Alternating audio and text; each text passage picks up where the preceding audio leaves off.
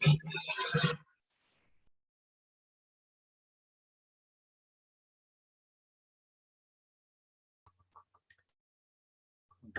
morning, everyone. Welcome to California Realty Training. This month we'll be covering principles. My name is Mac Nomura, and I am your instructor for good or bad. You guys are stuck with me. Just a little bit about myself. I am a licensed real estate agent. I hang my license or my brokerage is with Keller Williams downtown LA. Not only am I a licensed real estate agent, but I also have what I call a transaction coordinating company. So what a transaction coordinator does in a real estate transaction is that we help agents collect all 52 to 62 documents, reports, contracts that are required for a transaction. Some of the documents are mandated by the state of California. Some of them are mandated by the broker themselves. So that's my other business. I'm currently building a team of real estate agents. That's really exciting at this point in my career. Yeah, and you'll hear a little bit about my career throughout the course. Now, why is that? Well, in this course here, there's two conversation pathways that we will be venturing on. Number one, how do you pass the test, right? I can't teach you anything about real estate, nor will this course teach you anything about the day-to-day activities of real estate, because we can't do that unless you have your license. So the priority is, how do you get your license, right? And throughout the course, we will be talking about items that you're going to need to know, and I'll give you tips, and I'll share stories and all of that good stuff. The second is to introduce you into real estate, right? So when I started in real estate, I didn't know jack squat about real estate. I mean, you tell me what an open house was, I would have looked at you with like deer in headlights. I was like, what is an open house? I wouldn't work in my first year in real estate as an office manager and for a top producing agent in real estate. The mandate to me, in order for me to keep my job, was this: you have to learn real estate and continue to grow my business. If I don't see my business growing, you don't have a job. So my first year in real estate were 15-hour days of learning what real estate was, as well as growing real estate. I would not want my worst enemy to go through what I did. So I will be introducing you into the world of real estate, such that when you get your license, you're not going to be shell-shocked. Yeah. So just a few logistical items throughout the class. Number one, I ask that you be on time. Now, why? Because who you are in here is ultimately who you're going to be in real estate. There is no difference. There is no cutting corners and saying, oh, I'm going to be late for class, but once I get my license, I'm going to be right on time. That doesn't happen. I've been teaching real estate courses. I mentor about 15 to 16 new agents. I know what it takes to make it in this industry. I ask that you be on time for your sake, not mine, for your sake.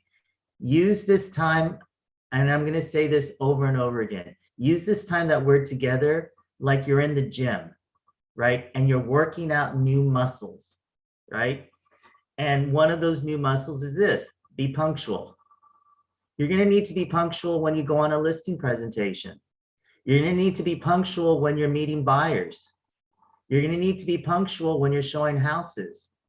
You're going to need to be punctual when you go to your meetings at your brokerages, because I will say this to you: You being late, there is an agent that's hungrier than you are that'll swoop right in front of you and grab your business. And that's legal. So for your sake, be on time. Now, number two, make sure you're on time with your homework. Now, what is that? Well, your homework is going to be this. There's 15 units in one book. And for those of you who have not registered and are planning to register, I highly recommend that you order the hardback books. Okay, it's just going to make life a lot easier for you. So there's usually 15 units in a book. I recommend that you read one unit a day, Monday through Friday, and then you take the quiz at the end. It's a 10-question quiz. Don't, for those of you that are overachievers, stop it. Just read one unit and take the quiz. Take one unit and take the quiz. At the end of the third week, that would be our last class for the month. You should have read the entire unit, such that on the fourth Saturday, you're prepared to take the final. The final is 100 questions. You've got 2 hours to take it.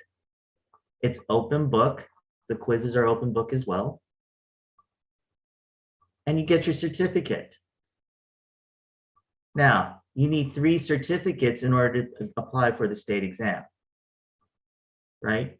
So, do your homework. Number 3, depending on the load of the course that I have to teach, I may not take breaks. So I encourage you to manage your body and just take bio breaks as accordingly and so forth. All right, we're all adults. How are you going to pass the test? Well, this is the thing. As many of you know who are in your second and third month, this material is extremely dry. Like you open the book, you cough and dust comes out of your mouth. That's how dry it is. And most of you have experienced this as I have and many students have. You're reading this material and nothing is sticking to your brain. Like I just read this unit and I don't remember anything I just read. And I don't even know how I passed the quiz, but I passed the quiz. Guess what?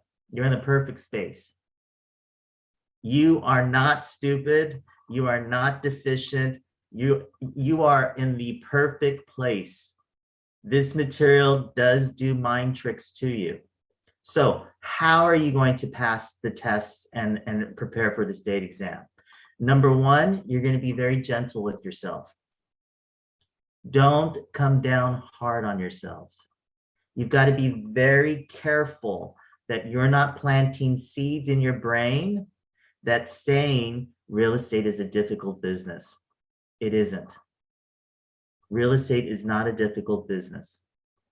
We make it difficult by what we put in our heads. So be gentle with yourself, right? Number 2, you're going to be writing flashcards like a maniac. So when I took the course and after I passed my exam, I counted all the flashcards I had, and I had approximately 550 flashcards. Now, do you need to create 550? No, but you should have a ton. You should be writing flashcards out for everything and carrying those flashcards with you, and every moment you have going through those flashcards. Now, on the portal, once you registered for California Realty Training, on the portal, there are flashcards that you can download onto your phone as well, right? But in addition to those, I would encourage you to write more flashcards out. Number 3, I would say to you, come to class, because I don't talk about everything you're going to be reading in the units. I only talk about what California Realty Training feels is going to be on the test. So this is what you're going to be doing. You're going to be reading and you're going to be highlighting things that you feel are important. You're going to highlight perhaps some of the answers to the questions on the quizzes in the final. When you're in my class, you'll have a different color highlighter, and you'll start to highlight what I'm talking about in a different colored highlighter. Now, what you're going to start to see is this. You're going to start to see sections in your book that are with muddied color, right? Two colors. Those sections are more than likely going to be on the test. And if I hadn't written a flashcard out for that section, I would do so. That's why it's important for you to read ahead before you come to class. So for the first class, for those of you who've taken my class, you should be at this point right now, Unit 5, Chapter 5 in your books, because we're going to go over Units 1. I'm sorry. Yeah. No. Yes. We're going to go over Units 1 through 5 today. And when I am talking, you guys should be going to that section in your book, highlighting it, right? No one is saying to you that the books you receive, you have to memorize. That would be an inefficient way of studying.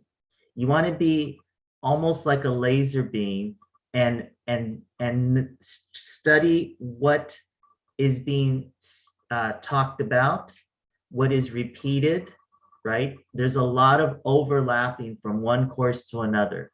So you're going to want to, you want to take note of it, and I'll bring to light some of that, right? And again, monitor the repetition. If I've said something 3, 4, 5, 8 times in the course, it's going to be on the test, right? It's going to be on the test. So that is pretty much the course dynamics and my suggestions. Now, throughout the course, I'm going to be sharing with you stories, and I'll repeat those stories. Now, it's not that I have dementia, even though I'm dreading turning 50. I'm turning 50 this month, and I'm dreading and I'm kicking and screaming. I'm going through midlife crisis right now, right? No, I don't have dementia. I'm sharing those stories with you over and over again in the hopes that when you see or hear a word, that story will jog your memory. So if I say the word collateral, hopefully the story of my dad's gold watch will pop into your head, and you'll remember, oh yeah, I remember that story he kept saying over and over again, right? If I say grant deed, you'll think pink slip to my car, right? So these stories should help jog your memory as we're preparing to take the test. Now, what is the state exam? The state exam is 150 questions. You've got to get 70%, which would be 105. Correct. Pass or fail. You don't get any star points or kudo points. You're not a better agent if you get 150 right. You will know when you take the state exam whether you passed or failed on the spot, right? And if you fail, no big deal. You just register for the next test and you take the test again. From start to beginning, end. So today would be your start date to when you get your real estate license. It's about 6 months. 3 months for the course. State is taking about 6 to 8 weeks to assign a testing date. And then once you have the testing date, it's about 30 days out. So it's about 6 months before you get your test. So what does that mean? If you start in April, May, June, July, August, September. End of September is when you should be getting your test, getting your license, if you're on time with your course. Know this, as real estate agents, we are our own business, right? So you being in this room right now, you are an entrepreneur. So what does that mean? What that means is this: whatever broker you belong to, and you have to belong to a brokerage. So what is a brokerage? A brokerage could be Keller Williams, could be Compass, could be Century 21, could be some of these smaller brokerages. You have to belong to a brokerage in order to be a real estate agent, to practice real estate. Your brokerage will give you the tools you need in order to build your business, but will not build your business. That is going to be up to you, right? So I always say to the agents that I'm mentoring, you all are relationship building machines. You are not salespeople.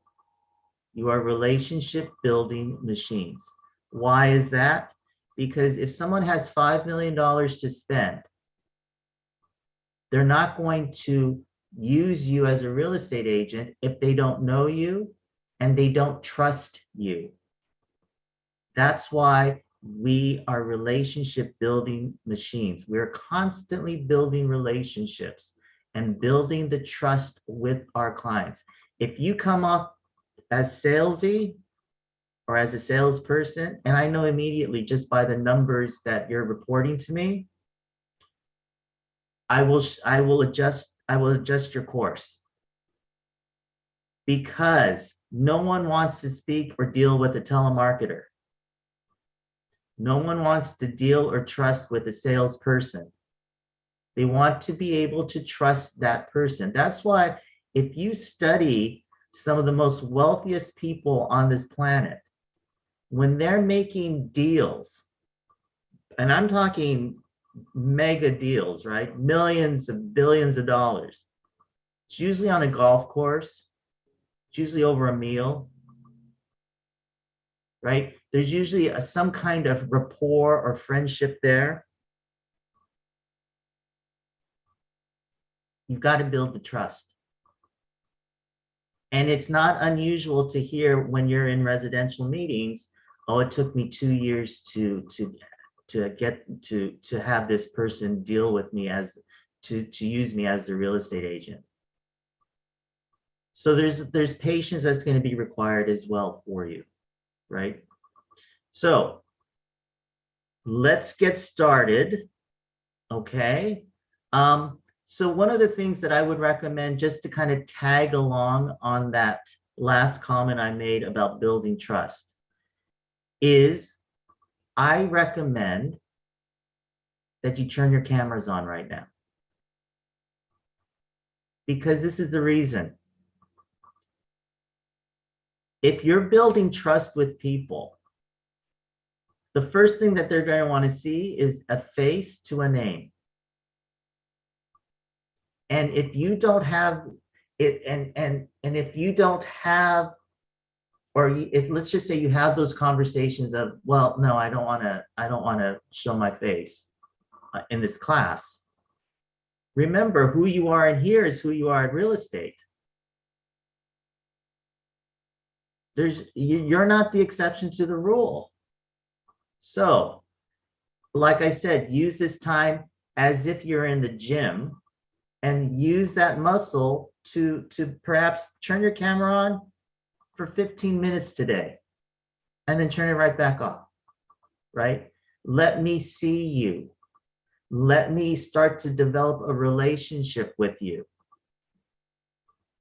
right? Let your clients see you. Let your clients start to develop a relationship with you. Listen, over my lifetime, I've started several companies which have been successful.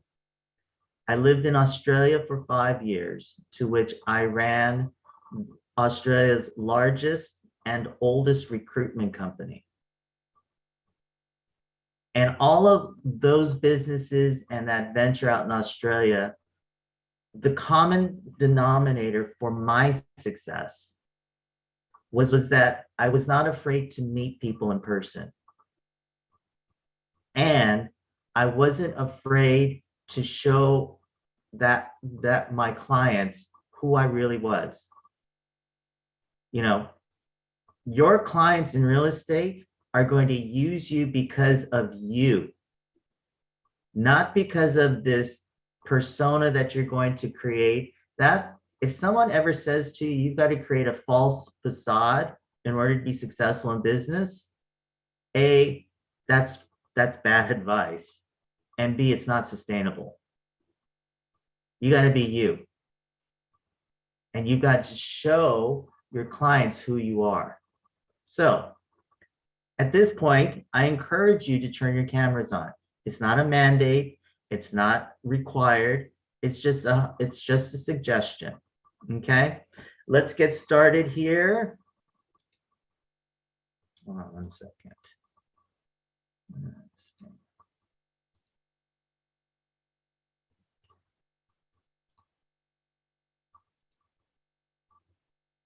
Now, for those of you where this is your first class, I'm warning you right now, this might sound like French to you. All right, hang on, just buckle yourself up for this ride. You will get this. So the common course trajectory, and even in real estate, is this. People are talking to you, people are talking to you about real estate. And they're going to, they'll throw like acronyms out and they'll start to use this jargon that you're like, what? And you'll be exposed to it for about 2 to 3 weeks. Then all of a sudden, one day, it just clicks in, like boom. That's what's going to happen to you here. Today, and maybe the first half of next week, you're going to be like, what the hell is this Asian guy talking about? He makes absolute no sense to me. All right. And then middle of next class, all of a sudden, boom, it just kicks in. Just like that. Right? Why is that? Because in real estate and any business you create, what you're doing is you're creating momentum, right? So right now, your momentum for class 1 people is at 0. You're at a standstill. So you're that hamster in that wheel that's at a standstill right now. Now we're going to start to walk. For month 2 and 3, you should be at a jog or a sprint, right? And you should be getting this quickly. For the first month, people, I just want you to hang in there. And again, do not think that you are unable to do real estate because you're not getting this. This is a new language for you guys. So again, I come back to the statement that I made earlier. You got to be gentle with yourself. You got to be gentle with yourself, and you got to watch what you put in your head. If you think real estate's going to be difficult, guess what's going to show up? Difficulties. If you think real estate is simple and easy and fun, guess what's going to show up? That. Just a little side note, average commission in Los Angeles, if you're representing either a buyer or seller, average commission is $16,000 per transaction based on $675,000 purchase price. And you are allowed to represent both buyer and seller. So in that respects there, you can earn double commission, $32,000 for a transaction. Now, what does that mean? If you surrender to real estate and you do exactly what real estate's commanding you to do, the issue will not be, oh, am I going to be able to pay my mortgage or rent this month? The issue is going to be this: how am I going to be able to manage the money I'm making? Listen, if you've got 2 to 3 escrows in a month, I've got a broker, I've got an agent who has 5 escrows in. 5. Average commission for that, about $20,000. He's going to make about $100,000 the next month.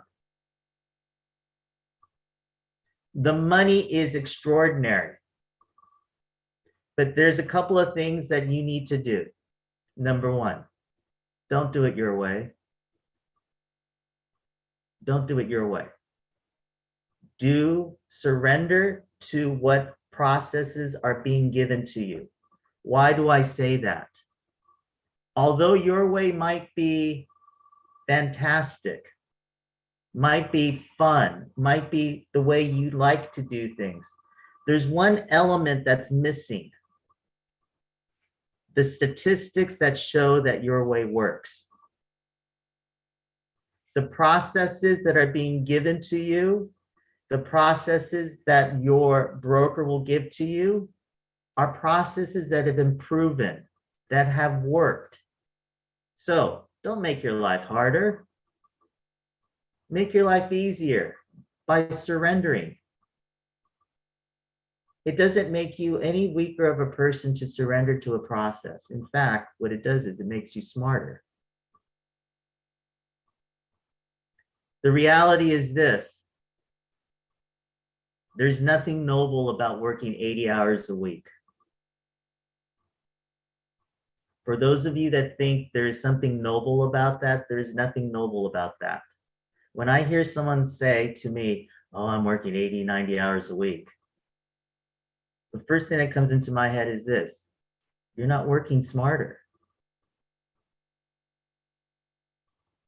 You're not thinking outside of the box or you're not surrendering to whatever processes are being given to you.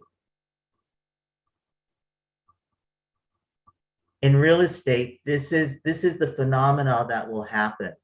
The larger your business becomes, the less hours you need to work.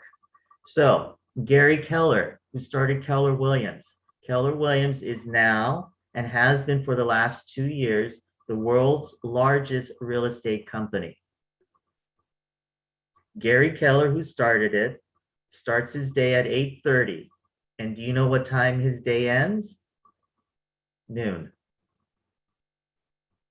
Because he has the systems and processes in place.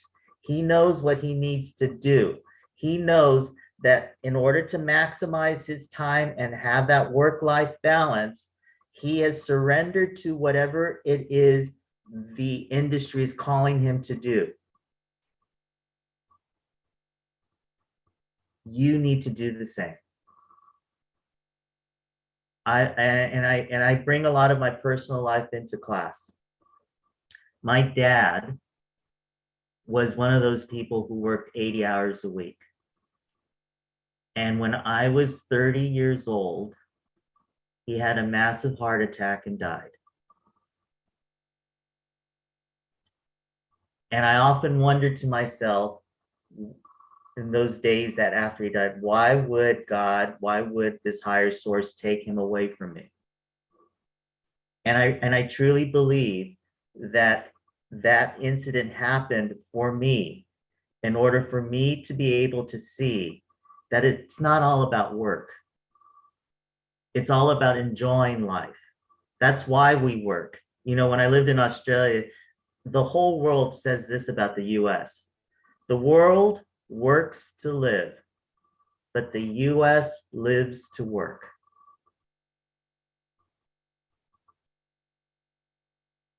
Now, this is the deal. I just had a real estate agent client of mine had a heart attack at 50. He's down for the count for about 6 months. 50. I'm going to be 50 this month. You need to be able to create that work-life balance. So important. And hopefully this real estate venture will create that for you, right? All right, here we go. We are going to be talking about principles. Principles, so there's 3 courses that are mandated by the state of California: practice, principles, and an elective. The elective that most schools choose is finance. This month, we're going to be doing principles. Principles is more theoretical. It's more about the laws. It's more about the actual analysis in real estate. Practice is the day-to-day. Finance is more about loans, it's more about taxes and all of that good stuff. Principles this month, we're going to be dealing with a lot of theories, laws, right? and so forth. So here we go. Oops. All right. When you join California Realty Training, you will be given access to our portal. In our portal, you'll log in and you'll be able to either read your courses online and or take your quizzes. Now, you have to take your quizzes in sequential order, right? You can't be jumping around from chapter 5 to chapter 9 to chapter 4 to chapter 3. Doesn't work that way. You have to take the quizzes in sequential order, complete the quizzes in order for you to be able to take the final, right? All quizzes and finals are open book. Once you pass the final, you will get a certificate. You need 3 certificates in order to pass the state exam. If you fail so a couple of things. If you fail the exam, the final, you have 2 chances to take it. If you fail it, you got to retake the course. Now, I want to talk about the word failure. Everybody thinks, oh God, I don't want Mac to know I failed. Listen, in real estate, no one knows how many times you failed. In real estate, we all know each other's accomplishments. So if I wanted to know something about a real estate agent, like say that I'm recruiting, right? There's specific software that I can go into and it'll tell me exactly how many units that agent sold, what the volume of sales that person did, right? It never shows me, oh, it took him 5 times to pass the exam. Oh, it took, he had 19 canceled contracts. It doesn't give me any of his failures. It only gives me the person's successes. So what I want you to do, and this is going to be counter to what society may have put in your head, I want you to take the negative connotations out of failing. It's just what happens in life. If you fail an exam, so what? Pick yourself up, dust your shoulders off, retake the exam. It is not a sign that you are not made for this industry. Listen, I've done over 2,000 files in my career as a transaction coordinator. I've dealt with every type of agent possible, and some of these agents, a fly has a bigger brain than they do, and they are so successful. Anyone can do real estate. Anyone. You just have to be confident. You have to know that you are made for this industry. You have to be able to show yourself. And you have to be able to surrender to the processes. I've given you the keys to Pandora's box just now on how to be successful in real estate. Thank you very much. I'll see you at the end of 3 months. I'm just kidding. But those are the ingredients, right? All right, let's watch a video, and we've got plenty of videos in this class. So,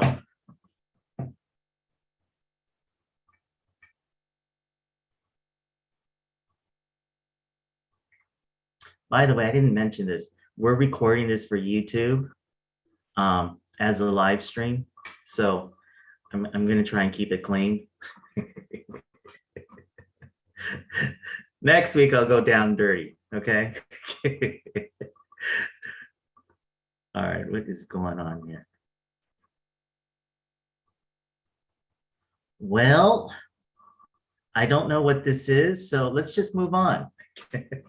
Okay, let's keep going. They're always adding videos, and I always try and go with the flow.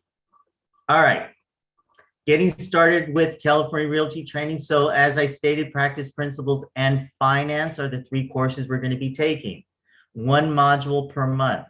The classes start at the beginning of each month, so first Saturday of each month. And we have 3 classes. The 4th Saturday is what I call dark, and that is when you will be taking your final. Okay? Again, be on time with that so that you can get your license. Now, the difference between, say, a school and real estate is this. We can encourage you, and I can encourage you to be on time, but this is your choice, as this is your own business. So if you are going to be late, that is fine as well.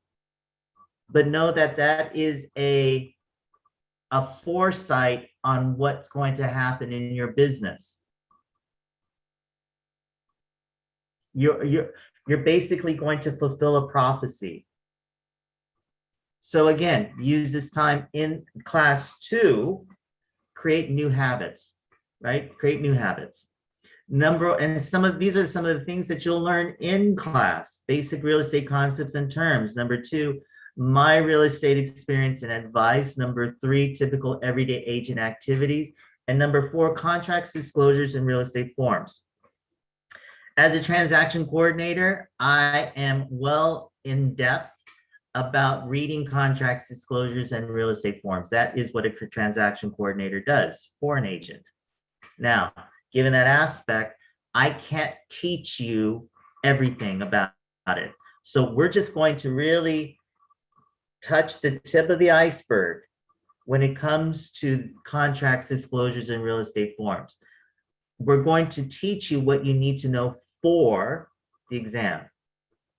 Everything else is going to be taught to you once you get your license. Now, when you come into a screen like this, I recommend that you either take a picture of it or you refer back to the slides after my talk, and you write flashcards out for each of these terms, right? So what is a buyer? A buyer buys, buyers want to purchase real estate, homes, land, and business. They can get a loan or pay cash. Yes, as a real estate agent, you're able to sell a business. So when would you, and I say this, the caveat is this: don't intentionally go out to look for businesses you can sell, right?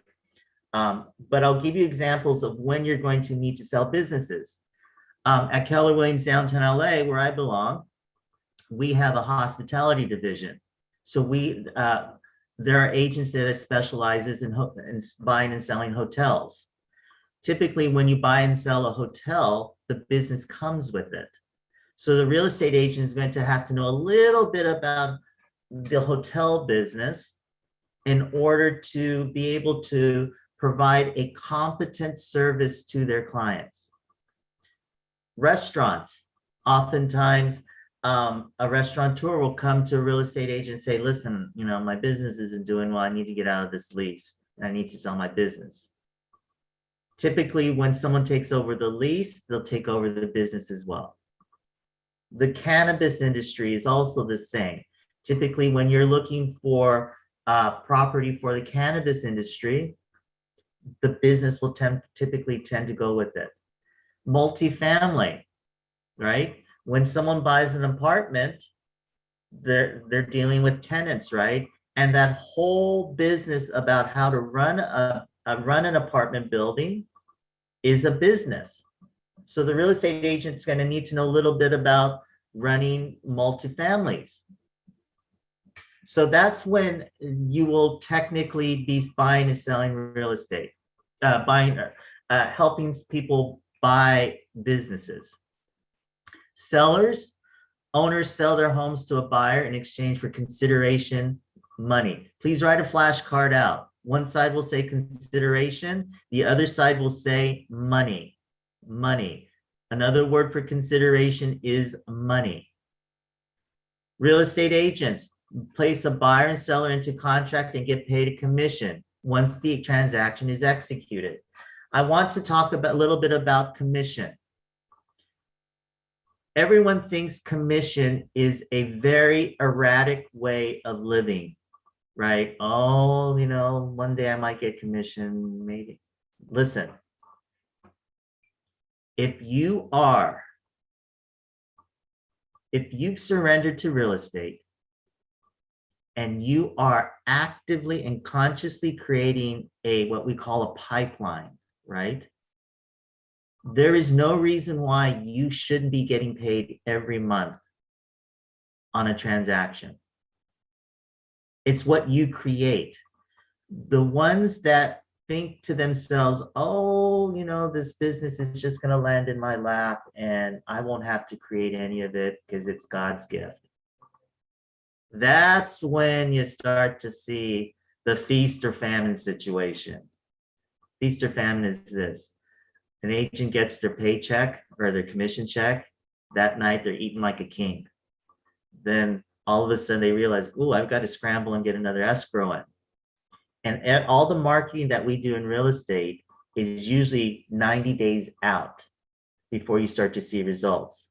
So they all of a sudden starting to market, realizing, oh my God, 90 days, and then another 30 days for escrow. So that's 120 days that they haven't seen a commission check come in. And that last day before they pick their commission check up, they're eating cup of noodles. Feast or famine, right? Be smart. Intentionally and consciously create a pipeline such that you're getting paid every month. That's the beauty about real estate, is that you're creating your life and you're creating as much money as you want to create for yourself, right? Escrow, a hired neutral third party that manages the transaction once the buyer and seller are in contract. Lender, assists in acquiring home loans for buyers to purchase property. And then prospecting, the need to acquire new clients and maintain existing relationships. No clients, no business. This here, the very last one, is what you will be doing every day. You will constantly be looking for new clients and maintaining a relationship. So there's a book that I want to recommend to all of you, even if you're not going to join Keller Williams. It's called The Millionaire Real Estate Agent by Gary Keller. It is a book that, in all intents and purposes, basically narrows down for you what you need to do as a real estate agent. The book is based on how a real estate agent can make $1 million in commission each year. Inside of that book, he talks about prospecting as being the number one action that a real estate agent does. Rain or shine, sleet or hail, they are prospecting. They do not allow themselves not to prospect every day. And he states in that book, so the premise of the book is this, that he interviewed 200 of the top agents in the United States, and they weren't necessarily from Keller Williams. And he wanted to know, how is it that your business was growing when there was a recession, when people were leaving the industry because the business was really bad, to a downturn in real estate? How is it that your businesses were still continuing to grow? And he gives you what these agents did, because he started to see a thread of commonality. One of them was this: in their database, they had he saw an average of 1,986 active clients in that real estate, in that person's database. That real estate agent had relationships, sound relationships, with 1,986 clients that earned them $1 million in commission each year. And that's net. So in gross, we're probably looking at about 1.8 to 2 million in commission a year. If you think about it, 1,090 1,986 relationships is not a lot of relationships to maintain. If you think about it, it's not like 500,000 people in your database. It's not like 200,000 postcards you have to send out. 1,986 relationships with clients. Not bad. It's not bad. And if you think about it, what is it about building a relationship? Take them to coffee, have conversations with them. Maybe take them to lunch, maybe entertain them, take them to dinner.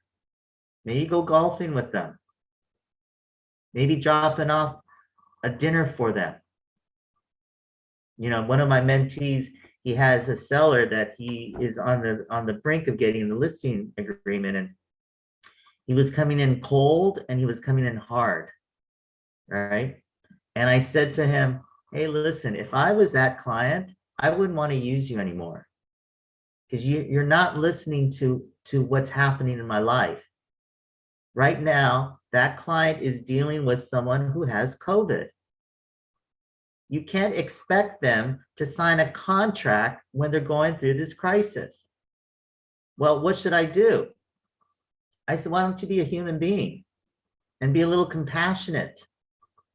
Maybe go to El Pollo Loco and buy them a dinner for $20 and drop the dinner off. Say to the client, listen, I know you guys are going through some hard times right now. I hope this is enough food for your family. Maybe ask if you can run an errand for her. Maybe you can just say to her, I support you and know that you can call me whenever you need to. That's what I mean about building relationships. It's not about being this slick salesperson and saying, oh, well, you know, I've got a $5 million home in Hollywood Hills. When can I show it to you? Well, you know, my mom just died. Okay, well, you know, I'll give you a couple days and let's go see it on Saturday. That's not going to happen. That's not going to make you successful in real estate. What that's going to do is going to make you look like a moron. Someone that's insensitive. Someone that doesn't care about that person. If I had $5 million to spend, I'm going to give it to a friend, not a stranger. Right? So be mindful as to how you're building your relationships, and it should be fun.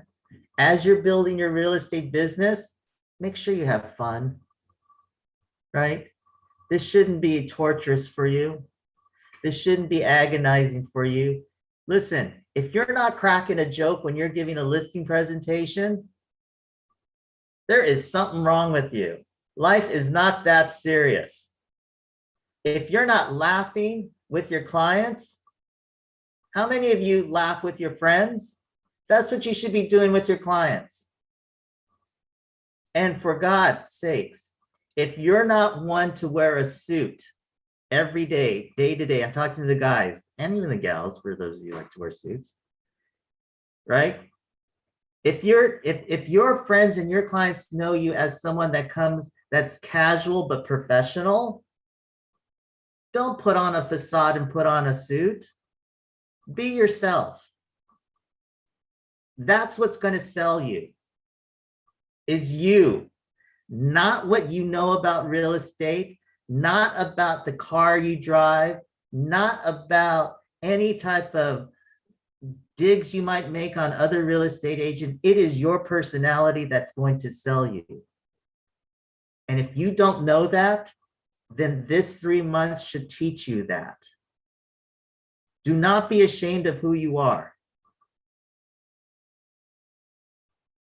That is what's going to sell you. That is your moneymaker. Is your personality, you being authentic.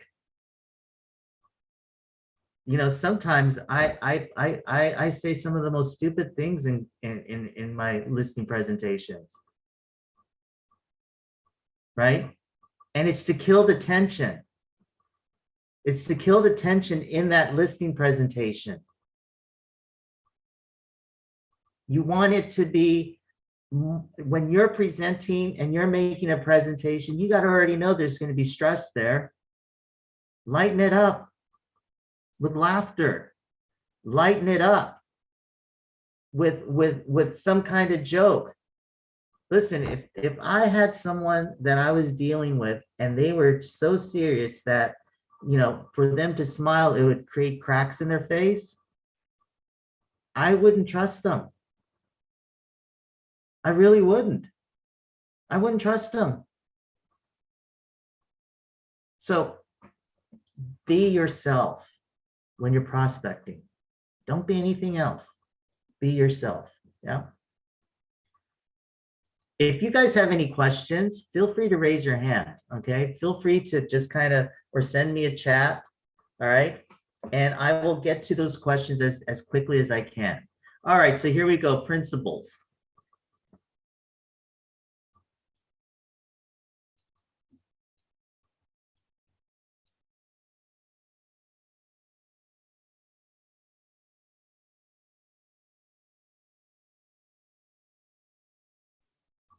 Department of Real Estate, the DRE, a division of the California Department of Consumer Affairs, administers and manages real estate law. The Real Estate Commissioner, the chief officer of the Department of Real Estate, appointed by the governor, enforces the law. Their mission is to safeguard and promote the public interest in real estate matters through licensure, regulation, education, enforcement by the DRE. Note that the DRE is an active agency. In so much as this, they monitor everything we do in real estate, from what we have on our business cards to what we have on our signs to how we are to approach clients and so forth. They administer investigations on agents that have been reported, right? And in certain circumstances, if the allegations are severe enough, they will refer the charges to the district attorney. Now, know this, the Department of Real Estate can only fine, and I want you to write this down, the Department of Real Estate can only fine agents and suspend and revoke licenses. They cannot send an agent to jail. Only the district attorney can send an agent to jail. Again, Department of Real Estate can only fine or suspend or revoke licenses. They cannot send a real estate agent to jail. Okay?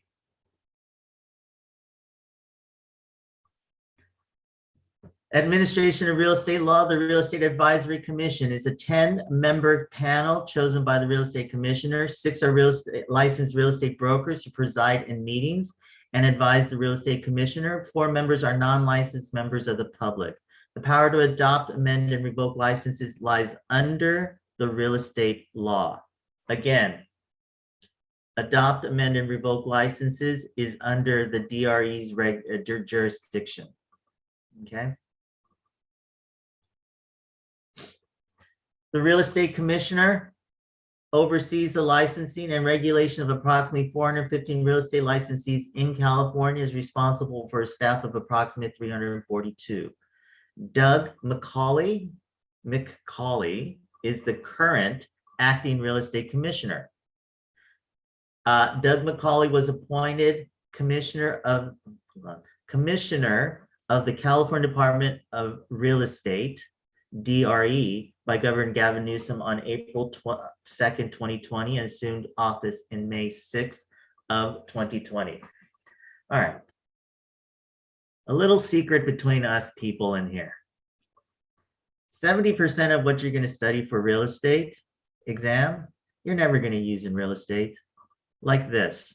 None of your clients are ever going to ask you, hey, Jack, who is the commissioner of real estate? And you're never going to have to say to your clients, oh, it's Doug McCauley.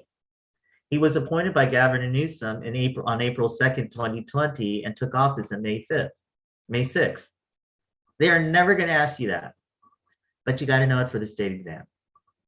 Okay? You got to know it for the state exam. All right. Trainers outlook: with over 400 licensees in California, there seems to be a lot of competition within real estate field. Thoughts when it comes to competition? Is there enough business for everyone? All right. So I want you guys to take note of something right now. We've got 47 people in this class today, right?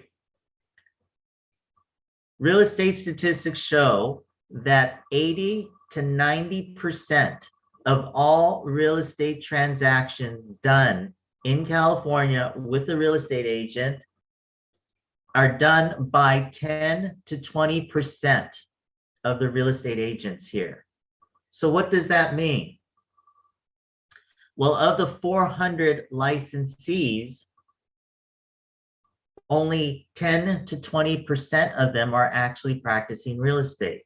So that's between 40 to 90,000 agents throughout California are actively practicing real estate.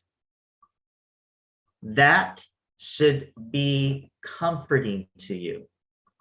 Think about the whole of California, and you only got 40 to 90,000 real estate agents actually practicing real estate. Those numbers are really good for you guys. Really good. So what are my thoughts? There's plenty of business out there. And this is the other thing. Like I said to you, mindset in real estate is very important. If you think there's not enough business out there, what's going to show up for you? Very little business. If you think there's more than enough business out there, what's going to show up for you? A ton of business. It's mindset. It's mindset. And this is the thing. You provide great service to someone, they're going to use you over and over again. So statistics are this about a client buying a home. If a client buys a home in their mid-30s, statistics show that they will buy 3 more homes in their lifetime.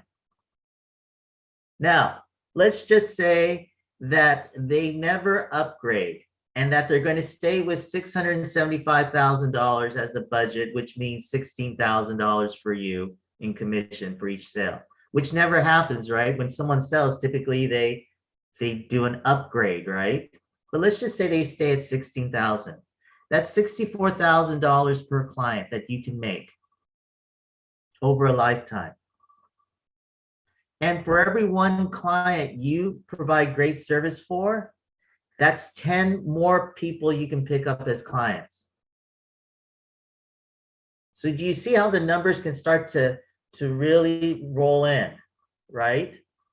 Now, the converse is this. You provide lousy service. You provide a service in which it was unacceptable to your agent, to your clients. That's 10. That one client will spread the word to 10 other clients. So it works the opposite as well. So this is where you're constantly trying to improve your services, streamline your services, checking your attitude at the door, and being of service to your client, right? Being of service. Now, I shared with you who you are in class here is who you are in real estate. The numbers will show this as well. We have 47 people in class today. Next week, I reckon it's going to be half of that. And as the course goes on, you'll see that the numbers shrink even more. It's not because I'm a lousy instructor. Well, maybe it's because I'm a lousy instructor, but for the most part, it is what real estate in the industry is. This is the real estate industry, right? So be excited. The competition out there is not that fierce. You just got to realize the competition out there has big personalities. They're not afraid to putting themselves out there. They are confident in what they can do, even if they are brand spanking new. I'll give you an example. I have an agent that I work with in San Clemente, Keller Williams OCC. He's only been in the industry for about 3 years. Last year, he grossed $1 million in commission. Didn't know one darn thing about real estate. And now he's developing a team. He's on track, even in this pandemic, to exceeding the $1 million. And the one thing that I see about him, and I see about most successful new agents, is this: they're not a victim to their status. They're not a victim to the fact that they're new in the industry. And you're going to see a lot of new agents be that. Oh, I'm new. That's why they don't want to use me. Oh, I'm new because they don't. Listen, Jack, if that's what you're putting out there, if that's what you're putting out there, what do you want your clients to do? Do you want your clients to say, "Oh no, Jason, you're fine"? No, of course they're going to run away. You have to put a strong, confident front up. And you've got to have a little humility and be a little humble to surrender to real estate and what the process and what the real estate industry requires you to do. I keep saying to surrender to real estate. So I'll give you an example of what the types of things you need to surrender to. I mentioned to you before that it's all about building relationships. Well, you need to initiate that conversation, right? So what most agents do is they make phone calls as far as their prospecting process, right? And sometimes some of them are cold, sometimes some of them are warm. But it's the number of calls that you make that are the most important. It's the number of people you speak to that is important. So as a top producing agent, you're always going to want to not market to buyers. You're going to want to market to sellers. Why? Because when you market to a seller, you have 4 ways of making commission. Number 1, you sell the house that you're listing. Number 2, you got to find the seller another home, right? Where are they going to move to?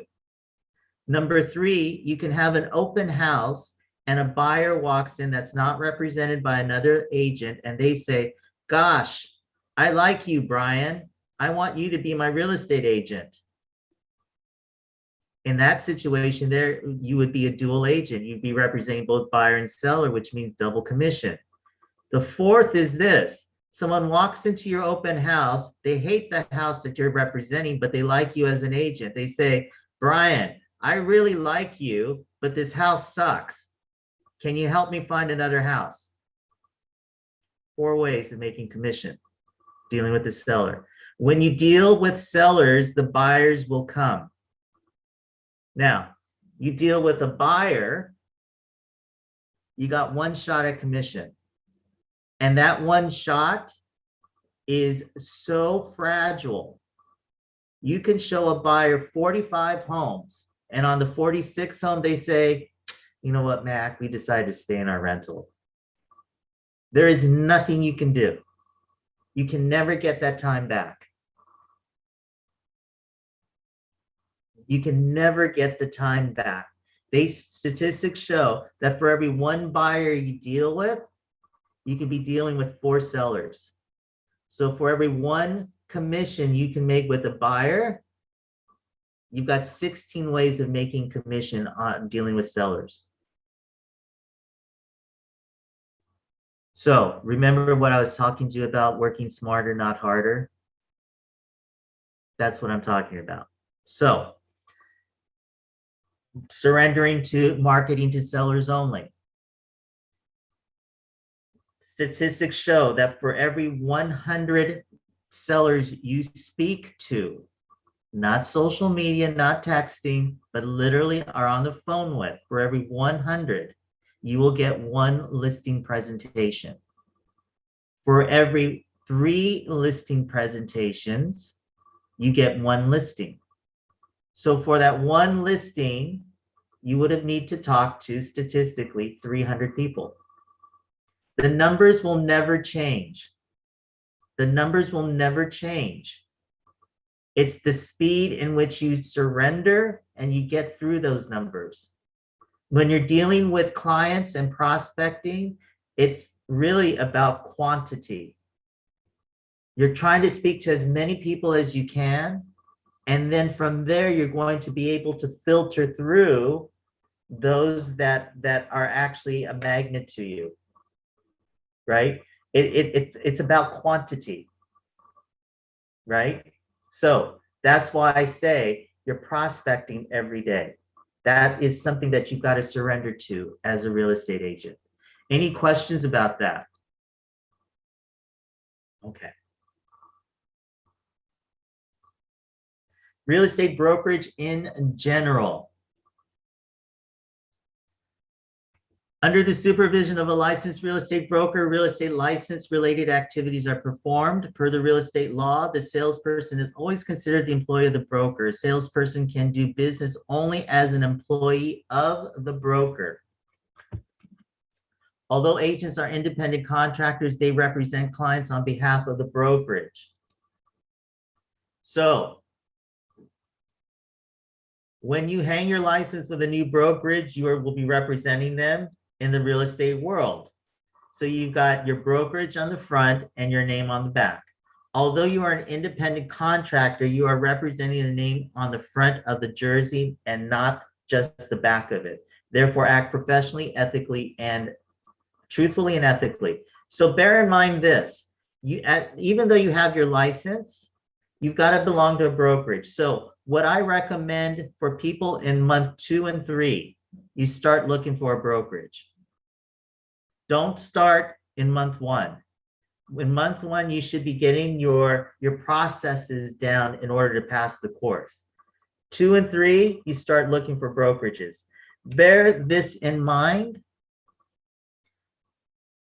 A brokerage, even though you belong to them, if you are not performing ethically, professionally, and truthfully, doesn't mean that you have to open escrows. It just means professionally, ethically, and truthfully, a brokerage can let you go, essentially fire you, right?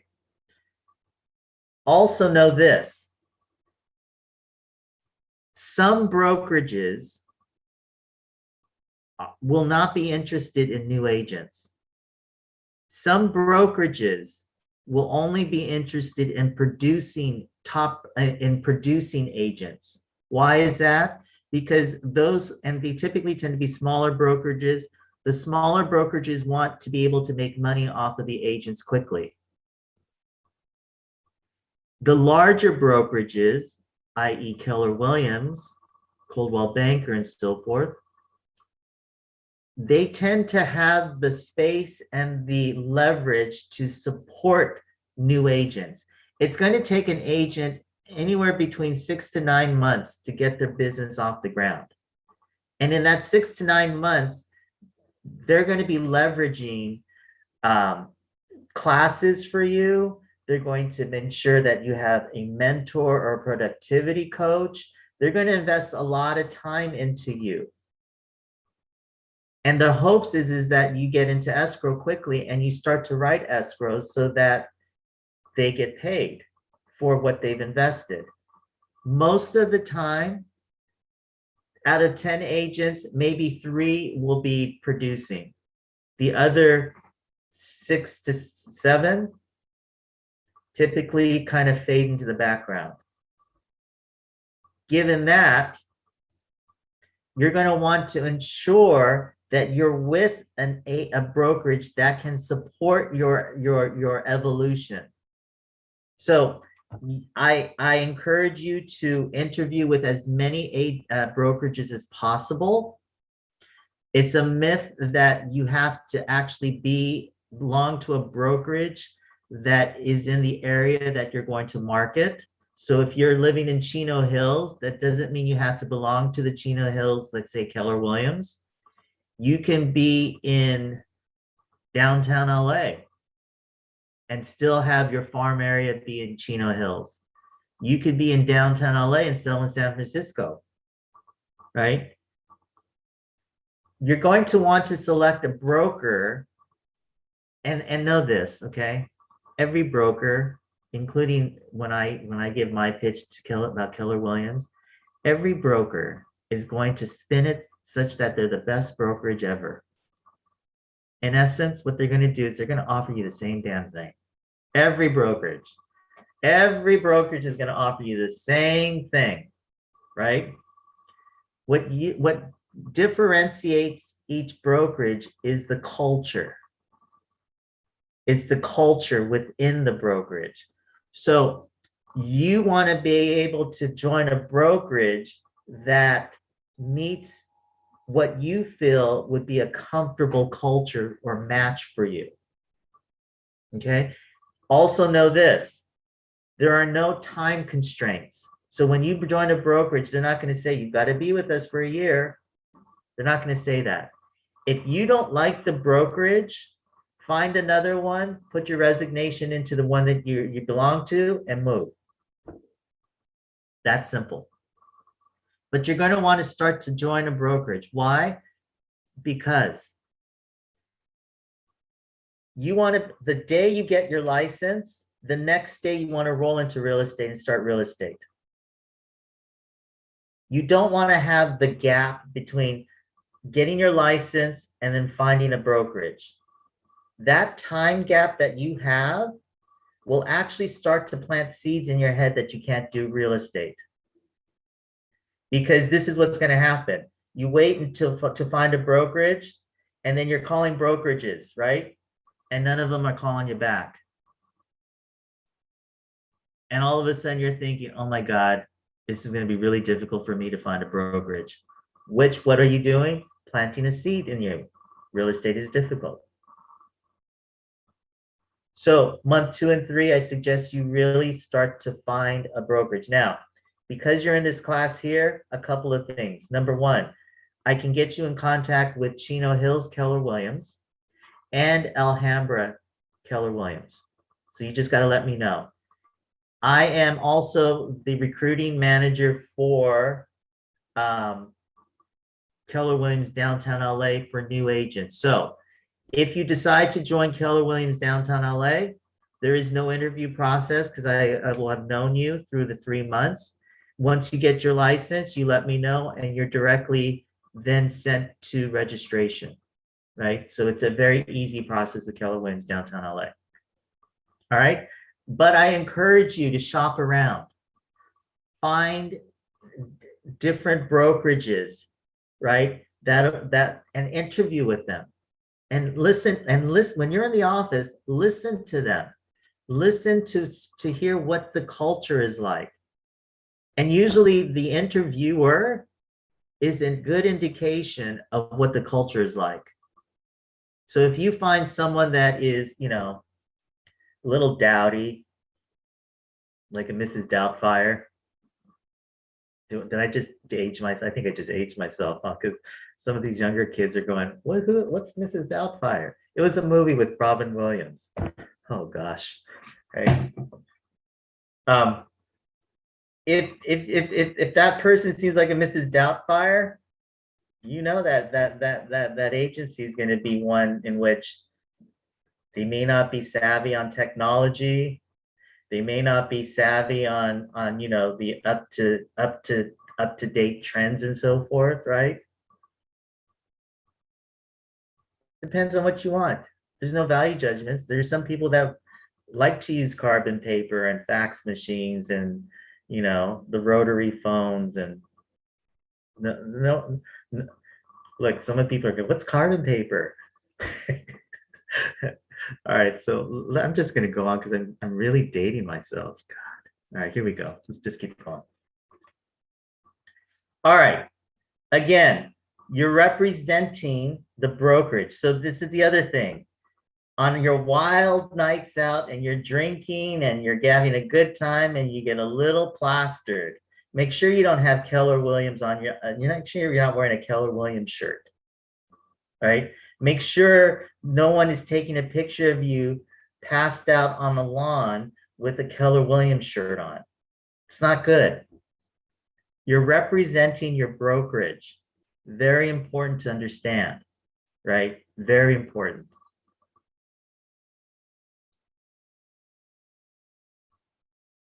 Real estate brokerage office activities.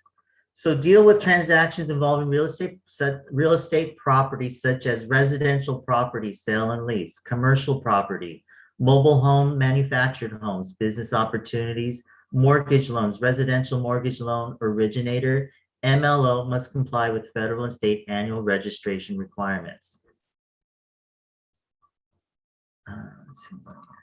The real estate area that is typically chosen by new licensees is real property, such as residential homes. Why? Why do most people get into residential homes? Because it's the easiest way of getting into escrow. Everyone needs a home, unless they live in a tent. And you know, people that live in tents, they don't have a home, homeless, right? Everyone needs a home. Trainer's outlook. Can a new licensee who is interested in commercial sales begin his career in commercial division? Yes. Does it require a commercial sales license or a specific license? No. But remember this, a brokerage will typically not allow an agent to do both. You have to choose either between residential or commercial. Why? Because a specific mentor has to be, or a productivity coach has to be assigned to you for a couple of reasons. Number one, the DRE. So if the agent is ever investigated by the DRE is going to ask the broker, how is this agent been supervised? And they're going to want a course syllabus. Number two, insurances. So typically for every escrow you open, there is an insurance policy pulled out on it. Make no mistake about something. Real estate agents get sued. And when they get sued, we're not talking about $1,000 or $5,000.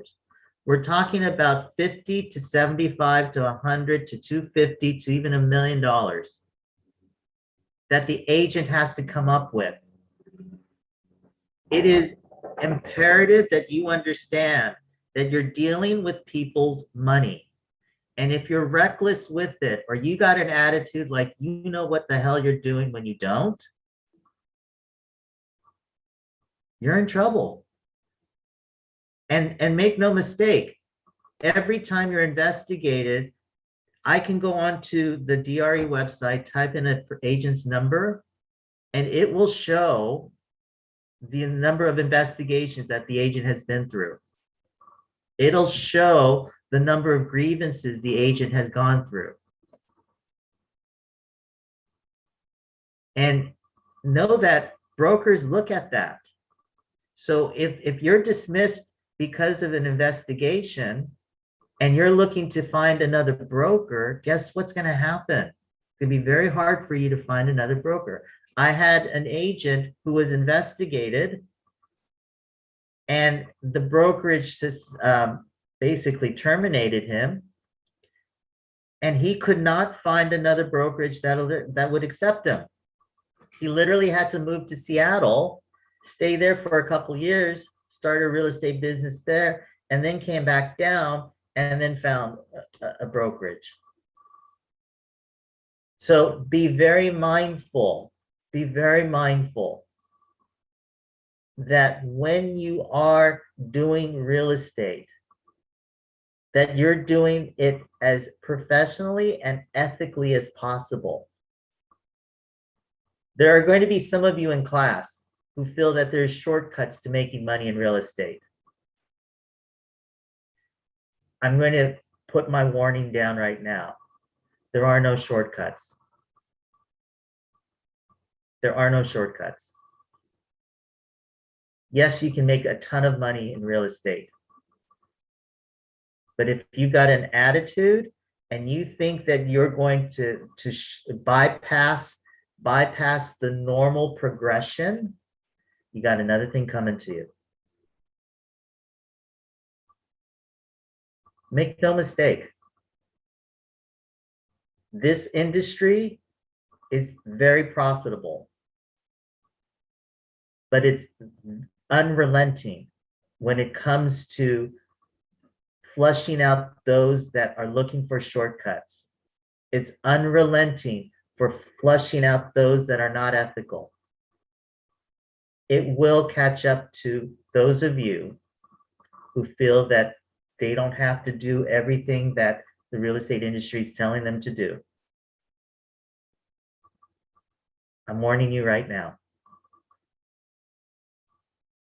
I've had few friends who have lost their real estate career because of that. And they're good people. Lazy, but good. Right? Had they just stuck to the course and just followed what they needed to do, man, they'd be rolling in money right now in success.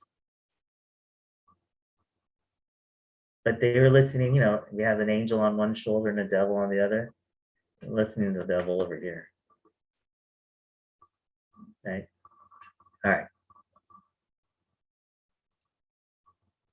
Broker's responsibility: maintain valid real estate licenses. All licensees must have a valid and active real estate license. The broker should monitor the expiration dates of their salespeople.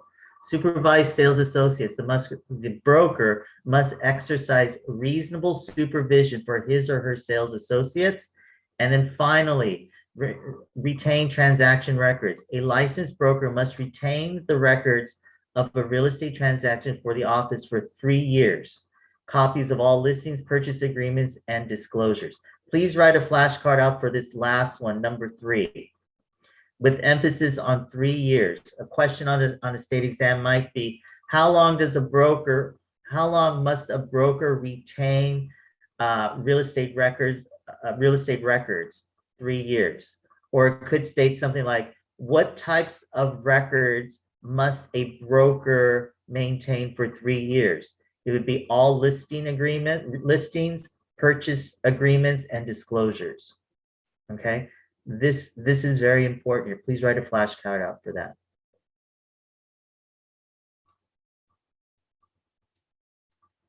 Real estate salesperson: someone who holds a salesperson license issued by the Department of Real Estate. The salesperson is hired by a real estate broker in order to perform any of the real estate activities that require a license. The license allows real estate activities only if the person is controlled and supervised by a broker. The salesperson receives compensation only from the broker. So it is illegal for a real estate agent to receive any money directly from the client or directly from escrow. All money that is dispersed to the agent must be dispersed through the broker. Okay? Remember, any contracts that you write, including a sales contract or even a listing contract is a contract between you and a seller, stating that you can sell the home or the condo or that property on behalf of the seller. You're representing the seller. That is a listing, right? Remember, any contracts or purchase agreements and commissions are not the agents. It's the brokerages. The broker owns your listings, your purchase agreements, and your commission. And it's the broker who then funnels your money to you, right? It's the broker that will monitor the transaction. Okay, very important. Many agents feel that, oh, it's my commission, oh, it's my contract. No, it's the brokers. It's the brokers. Okay. When you get your license, you will have this card here. You're going to treat this card as like your driver's license. You will need to keep this card with you in your wallet and keep it on you at all times. There are some HOA communities, especially out in the desert or even in like Chino Hills area, where if you're showing a house, they won't allow you into the community unless you show your real estate license. So you're going to want to keep that there. You could hang your certificate on the wall if you'd like. Not required, right? If you want to hang it next to your diplomas, you know, all that, your preference. All right. The following is the difference between becoming a real estate agent and becoming a broker. So all of you can become brokers if you choose to do so. And what we're going to do is we're going to basically highlight the cooperating characteristics, because it's the cooperating characteristics that are the most important, right?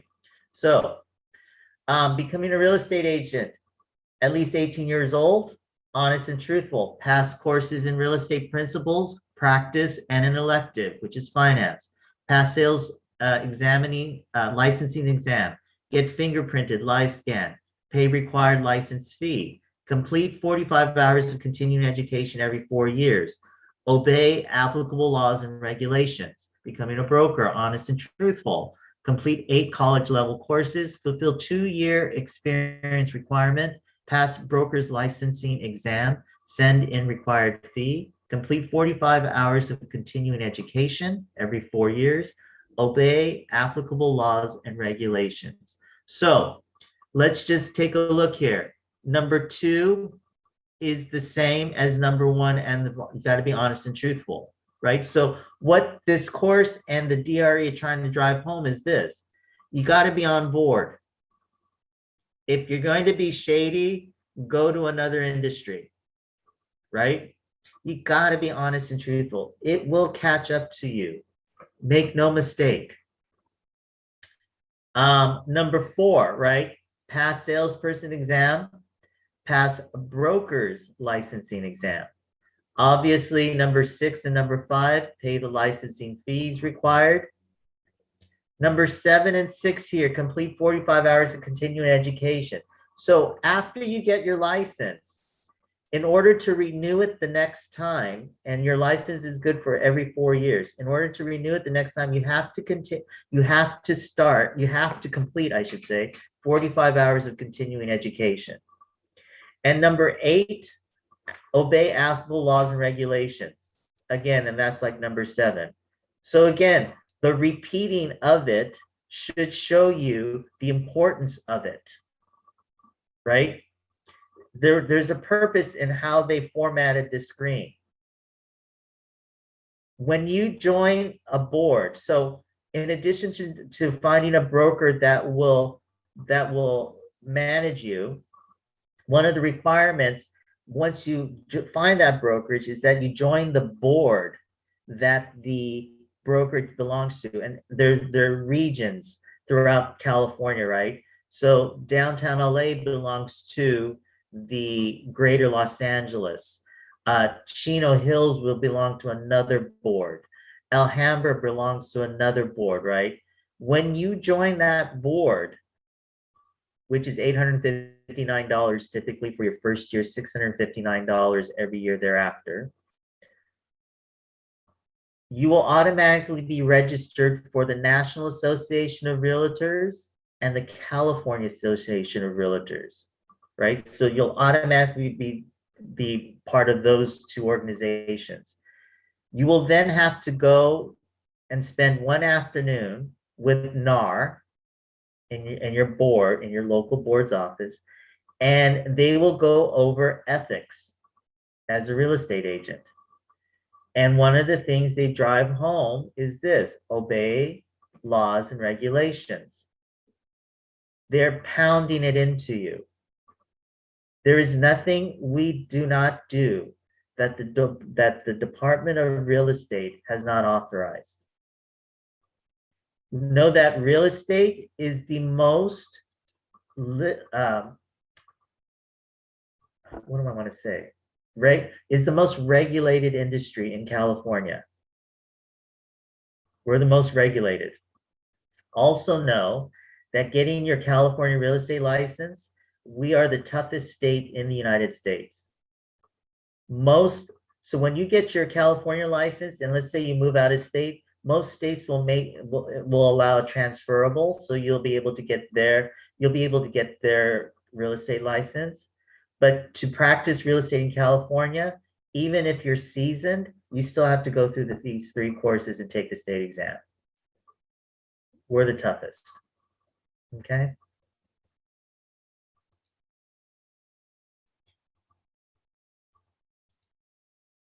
Real estate license requirements, again. So we've seen this how many times now? 3 times. Courses for salesperson, sales license, real estate practice, real estate principal, elective course, California Realty offers finance. We've seen this 2 to 3 times already. It's going to be on the test.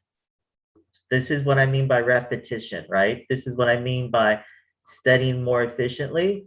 Write a flashcard out for that. Okay? This section here. Courses for a salesperson's license, real estate practice, real estate principal, and an elective. Fingerprints must use the live scan program, and an applicant must submit 1 set of fingerprints electronically to the Department of Justice. So I always get this question. If I'm not a documented person here in the United States, can I become a real estate agent? My answer to you is this. You need to call the Department of Real Estate. I cannot give you that answer, right? What I can say is this. When they do call, I see them in class the next week. Just saying. Just saying. Okay? But call the Department of Real Estate. Don't be afraid to call them. Just give them a call, right? Now, why do people do why is this required? So this is an electronic fingerprinting process. Your fingerprints are sent to the DOJ, the Department of Justice, just to make sure that there's nothing funny happening. You're not part of the mob. You're not part of a terrorist group. You're not part of any, they just want to make sure. Yeah. Enforcement of real estate law. To have a flourishing real estate career, it is important to stay out of legal trouble. Do not break any laws. If you do, the real estate commissioner investigates. Hearing may be required. Administrative law judge presides. Licensee may have an attorney. If charges are proven, license may be suspended or revoked. Licensee may be fined. Do it the right way and you'll go a long way. Again, we're driving it home, right? Just stay on top of it. Just make sure you follow the rules. Department of Real Estate, the DRE website is extremely helpful and clearly explains real estate exam processes. Let me just start this real quick. It's going to take a little bit of time to load. Sorry about this. It will answer many of your questions. Go to the DRE website, select the Examinees tab, and select the topic in which you will need assistance. We're going to go there because there's one tab that I want you to take note of. So this is the Examinees tab right here. Check that. Now, once you submit your license, your application for the state exam, rather than writing to me or texting me and saying, hey, Mac, when am I going to take my exam? You can go right here, current processing timeframes. Current processing timeframes.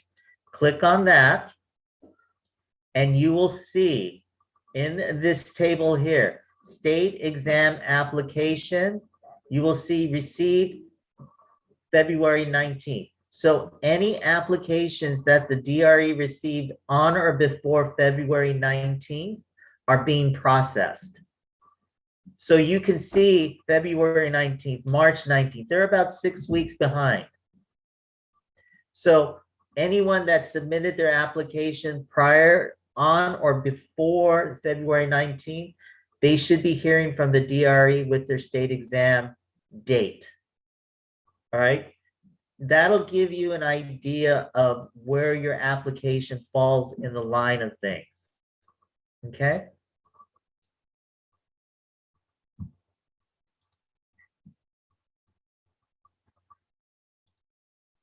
All right, brain game. So this is like Jeopardy, right? We have this at the end of each course. My suggestion to you is you take a picture of the screen and you write flashcards for each of them, or you go back to the slides in the portal and you write flashcards for each of these questions. Number one, a neutral third party that protects the integrity of the transaction, escrow. Number two, the former chief officer of the DRE, Wayne Bell, held this position. It was not in our slides. Real estate commissioner. So he was the real estate commissioner before who? Doug McCauley, right? Number three, a salesperson is considered an employee of the brokerage. The brokerage.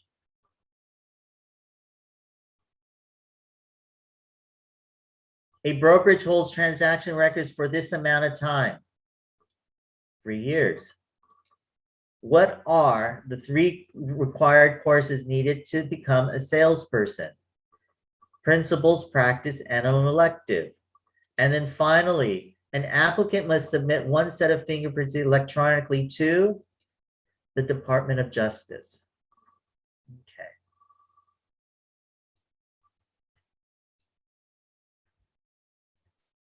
All right, let's keep going.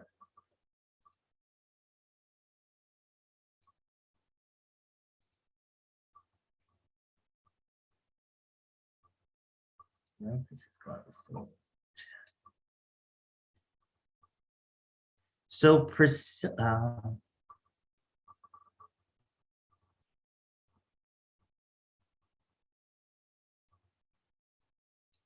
so Jack asked, oh wait, hold on. So Jack, can I share your chat? Where are you, Jack? Can I share your chat? Okay. So Jack asked, what are some of the most important questions to ask when interviewing with a brokerage?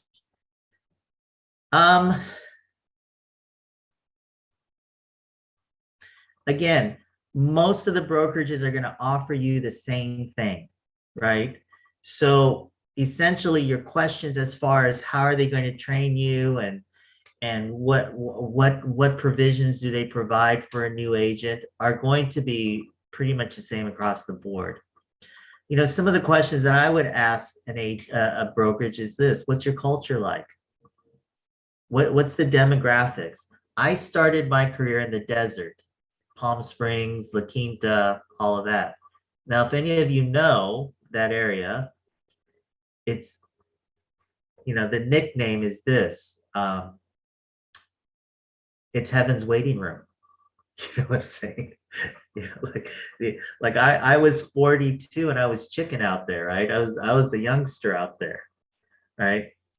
And so part of when I was interviewing for agents was, you know, and for brokerages was the culture. And there were some brokers I'd walk into and my God, it sounded like a mortuary. There was no one was talking. It was there wasn't even elevator music, right? The moment I walked into Keller Williams La Quinta, the first thing I heard when I was waiting for my interview was laughter.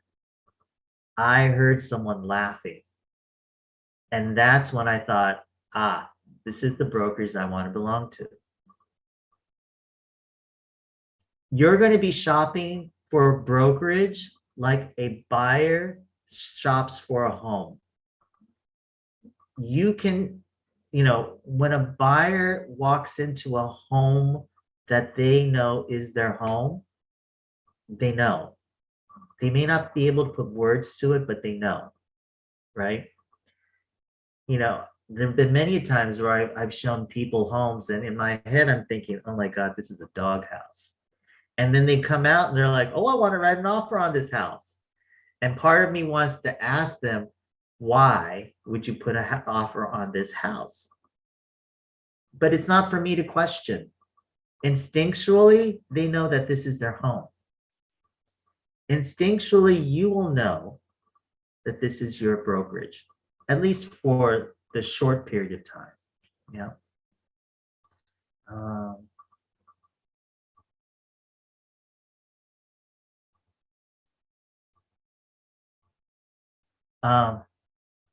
So Roya asks a question.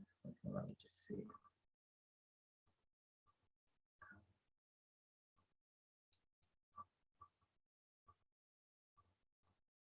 So Isabel, can I share this question with people? Where are you, Isabel? Where are you? Where are you? I'm here. Can I share this question? Yes, that's fine. Okay. So Isabel asks, to become a broker, you need to take college level courses. Will college degree fulfill that requirement? No. There are some courses that you're going to have to take as far as you being a broker. However, having a college degree will help the process speed up a little more. Okay. And then Roya asks, can you start a real estate practice if you have a full-time profession and looking to practice part-time? So where are you, Roya? There you are. All right. How are you, Roya? Let's unmute you. There you are. Hello. All right. So what do you do? 9 to 5? Yes, I'm in a dental hygienist profession. Great. And what are your hours? 8 to 5 every day. 8 to 5 every day. Okay. So this is what it's going to look like for you guys that are working a 9 to 5 job. You'll go 8 to 5, work, come home, have dinner quickly, Monday through Friday. And then from 6 to 8, you'll be marketing. It's going to be a long day. But this is the thing.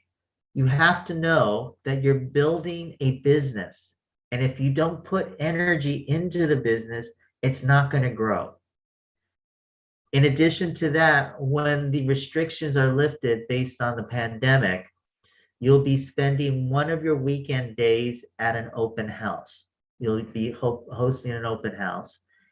Or if you're lucky enough, you'll be showing buyers homes. Like you'll be driving buyers around and showing them homes that they might prospectively want to buy. You're going to want to put in your calendar at least one day for you. So typically that's a Sunday, where you don't answer your phones. You just want to make sure that you take care of yourself. Statistics show that as an entrepreneur, it's going to take at least 3 to 5 years for your business as a full-time agent to take a life of its own. And that's with any business. You could be in the garment industry, you could be in the catering industry, but 3 to 5 years full-time for the business to take a life of its own.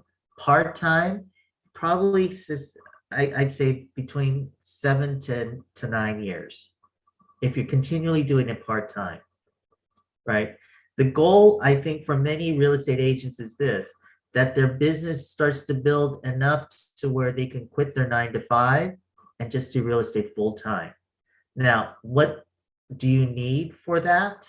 Well, typically speaking, I say you're going to want to have at least 9 months to about a year's worth of living expenses saved in order for you to be able to quit your 9 to 5 and do real estate full-time. Okay. And that's being conservative. Can most people do it earlier? Yeah, absolutely. But again, it's the level of surrender, it's the level of planning, and it's the level of commitment and consistency. that will determine how quickly you can quit your 9 to 5 and just do real estate permanently. Okay. All right, let's go on. Thank you. You're welcome.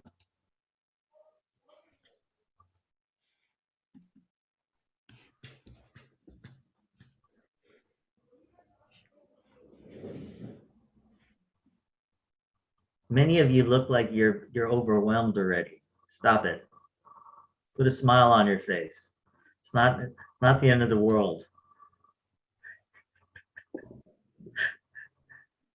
You don't need to look like you're constipated already. We were only in like our second hour. Stop it. We've got 3 more months of this. All right. Nature of real property. What is real property? It's real estate. So please write a flashcard. One side's going to say real estate. Next side's going to, the other side, real property. That's to differentiate the difference between real property and personal property, right? We do not sell personal property. We sell real property, which is real estate. Again, information you need to know for the test. Will you ever be quizzed by this, by your clients? No. California facts, the 3rd largest state in the land at 158,706 square miles behind Arkansas and Texas. Most populous in the United States with almost 40 million people. California has beaches, deserts, valleys, foothills, and mountains. How many of you have moved to California from another state? Just raise your hand. Let me see you. How many? Brian and Rachel. Rachel, right? Yeah. Who else? Raise your hand. Michael Cruz. Anyone else? Jose Cordona. Good. Well, welcome. How many are from another country? Different country. Farad. Who else? Alice. Right? A lot of foreign money is coming into LA. A lot of foreign money. So for those of you that are from another country, make no mistake. Make sure you market to those people in your country. Listen, when I lived in Sydney, people used to ask me, why did you move to Sydney when Hollywood is there and all about the sunshine and the way they talked about it, I started to question. I started to ask myself, why the hell did I move? Like, the world looks at LA and wants to move here. So you guys are in a and this is where appreciation and gratitude need to come in. I'm a spiritual person, right? So you're gonna hear a lot of spiritual babble from me. So I believe that when you ask your soul, I want to be wealthier, I want to be more successful, I want to take my life to the next step. Your soul is not going to say to you, well, here's the most difficult route and good luck getting there. Your soul is going to say to you, this is the easiest route. And we're going to give you the easiest route right now. And as you were studying and as you're living your life, life with a capital L came in and said, why don't you check real estate out? Why don't you check real estate out? So life kind of then went through the website and you saw California Realty Training. You might have seen my reviews. You might have seen someone else's reviews and you're like, oh, I think I'll check this school out. Led you to this point and place in time. I told you LA, the average commission is $16,000 per side. That's not the standard in the United States. In Colorado, there was an interaction that I had with Colorado, Keller Williams, Boulder. Their average commission is $4,000 transaction. So for every 4 transactions they do, you guys only have to do 1. Now, tell me that that is not a coincidence. tell me that for some reason or another, your Geiger counter, your guide system brought you here and is giving you this opportunity. For every 4 transactions they do, it's 1 for us. That's massive. Because as you get into real estate, you'll realize how difficult it is to get into escrow, let alone 4 to make the equivalent of 1 of ours. So I say this to you, there should be a little gratitude, should be a little appreciation for being exposed to this, what we're talking about right now. Now, whether this is for you or not, that is your choice. But I will say this to you. Your soul is not going to give you the most difficult pathway. It's going to give you the easiest pathway. Yeah. All right. Many of your buyers will be new to California. Become familiar with your local and surrounding areas. So this is the deal. There will be a point in time where your productivity coach, your mentor is going to ask you, where are you going to farm? Farming is an area in which you are focused on marketing. It's about 100 addresses in a neighborhood that you enjoy spending time with, that you aspire to live in, perhaps. Now, part of that is to know their lifestyle. So this is the deal. Let's just say Michael Cruz wants to specialize in homes that are $5 to $7 million, right? And he's got clients in his database that can afford that amount. Michael is going to want to basically familiarize, if not be an expert in their lifestyle and not be shocked by it. What do I mean by that? Michael might have a client that says, hey, Michael, I need a chef to work for me. Do you know where I can get one? Michael, sure, I can get one for you. The one thing Michael does not want to do is this. Think to himself and project, really? You can't cook your own food? I've got to every day. Right? Michael can't say, if someone says so, I need another housekeeper. And he can't say internally, you've got 6 already. Can you not pick up your own socks? Right? He needs to be familiar with the lifestyle. You know, it could be to the extreme. Hey, Michael, I need a little work done on my face. Do you know of any doctors? Yeah, I actually do. I know a few. Here are their numbers. You need to be accustomed and not shocked by the lifestyles that people are living within the area that you're farming. You have to be familiar with it. Now, I just got a lot of chat, so something's going wrong. Hold on one second. Hold on.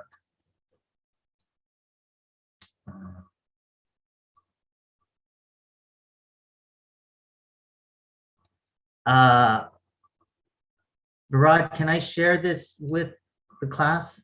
Okay. Would you say we are at an advantage practice real estate in California since the median price here is so much higher than other states? Absolutely. Absolutely. And know this, many of the homes you'll find here in LA or in Orange County or in Chino Hills in the San Bernardino area, you will not find in anywhere else in the United States. You know, California in itself is very unusual, especially if you live in LA. You can be I'm based in West Hollywood, right? 2 hours away, I could be in the desert. 2 hours away, I could be skiing in the mountains. 5 hours away, I could be in Vegas, right? 8 hours away, I could be in San Francisco. I could take the train down to San Diego, right? I could be at the beach in 20 minutes right now. There's not an area where you have so much diversity, as well as you could be in a different climate within hours. Not to mention the fact that in Los Angeles, Southern California, we are Hollywood. We are the epicenter of entertainment. People are going to be clamoring to move to LA, and they are, right? Hence the shortage of homes that we have to sell. You know, the problem right now, Bharat, is that we don't have enough homes to satisfy the demand. That's why real estate is so lucrative, is that we don't have enough supply. So it's like a Birkin bag. For all you gals, you know what Birkin bags are, right? $33,000 for a bag. Do you know why Hermes can charge $33,000? Because they only make a limited amount. And the more limited the supply, the higher the price can be, right? That's why hence $33,000, $58,000, $125,000 for a Birkin bag. The same thing. Yeah. So currently, would you say it's the seller's market? Absolutely. And the funny thing is this: when everyone was suffering during the pandemic, the real estate industry, we were slammed to the wall with business. Slammed. And they project this year in 2021 a 10% increase in business. 10%. 10% increase. No other industry has that. The problem is that we don't have enough supply or inventory. So you're just going to start to see prices go up. In fact, it's not uncommon. So the sweet spot, as we would call it in real estate, are properties that are between 650,000 to 800,000. That right now is the first time home buyer's sweet spot, right? So anytime you find a home that you can list and it's between those two price ranges, expect 25 to 30 offers. Right now, it's very common to be $50,000 to $60,000 over listing price because there's a bidding war to get the house. I've seen up to $125,000 over list price. In the Silicon Valley, sellers are not considering any offers unless the purchase price is well over $300,000 over the listing price. 300,000. And in that contract, the buyers are saying the sellers don't have to make repairs. We'll accept the house as is. We will release any and all contingencies. Even if we don't get the loan, we will take the house. We'll somehow figure out the financing. It's that competitive. It's that competitive. So yes, you're in a great state. You know, this is a thing. Thank your lucky stars that you're not in the middle of Missouri or Alabama, where a house, you know, people laugh at us in California because in Texas, you can get a 5-bedroom home on a 1-acre lot for like $250,000. Here, $2 million. But think about the commission. On a $2 million transaction at 2.5%, your commission on a $2 million piece of property is $50,000. If you're representing both buyer and seller, it's $100,000. Gratitude. There is a reason why you are here. Make no mistake about that. There is a reason why you are here. There is a reason why your soul said to you, check out real estate. It's going to be the easiest path for you. Yeah? Okay, let's keep going. Let's see. So Brianna asks, what exactly does escrow do? So Brianna, escrow basically is like the neutral party that handles collecting all the documents, collecting all the funds, they're not impartial. So they're impartial, so they don't side between buyer or seller. They're neutral, right? And any type of conflict that might come during the transaction escrow typically has the final word. So it's like Switzerland. It's like a neutral third party in which they're the ones that control escrow. They're the ones that request for funds. They're the ones that request for all the documents that the county, the state, the brokerage, everyone needs. Does that make sense? Yeah, I just personally thought it was like a bank or something like with you guys, so I wasn't like exactly sure like what it meant. Yeah, so they deal with the lenders, but they're not the lenders, Okay. right? They're the ones, if you want to think about what escrow does, they're the conductor in an orchestra. Okay. They're leading the band as far as how to get the transaction closed. Does that make sense? Yeah, I could see it that way, yeah. Yeah. And all the while, though, they're not taking sides. That's the most important thing you need to know about escrow. Escrow is a third neutral party, neutral being underlined. They're not to take sides. Okay? Okay, thank you. Welcome.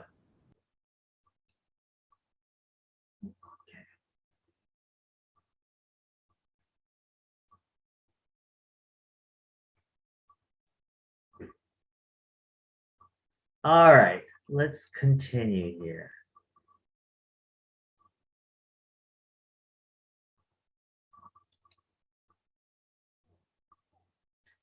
History of California. Mexican-American War began in May of 1846. The Treaty of Guadalupe Hidalgo was signed in 1848, ending the war with Mexico. California became a state and part of the US in 1850.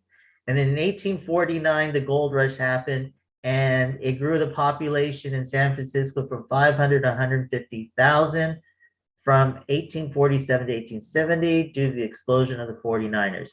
If you don't know this, you're a really bad real estate agent. No, write a flashcard for this stuff. You really gotta know this for the test. I'm not joking. So some of you are like, yeah. No, I'm not joking. You gotta know this for the test. So write a flashcard out.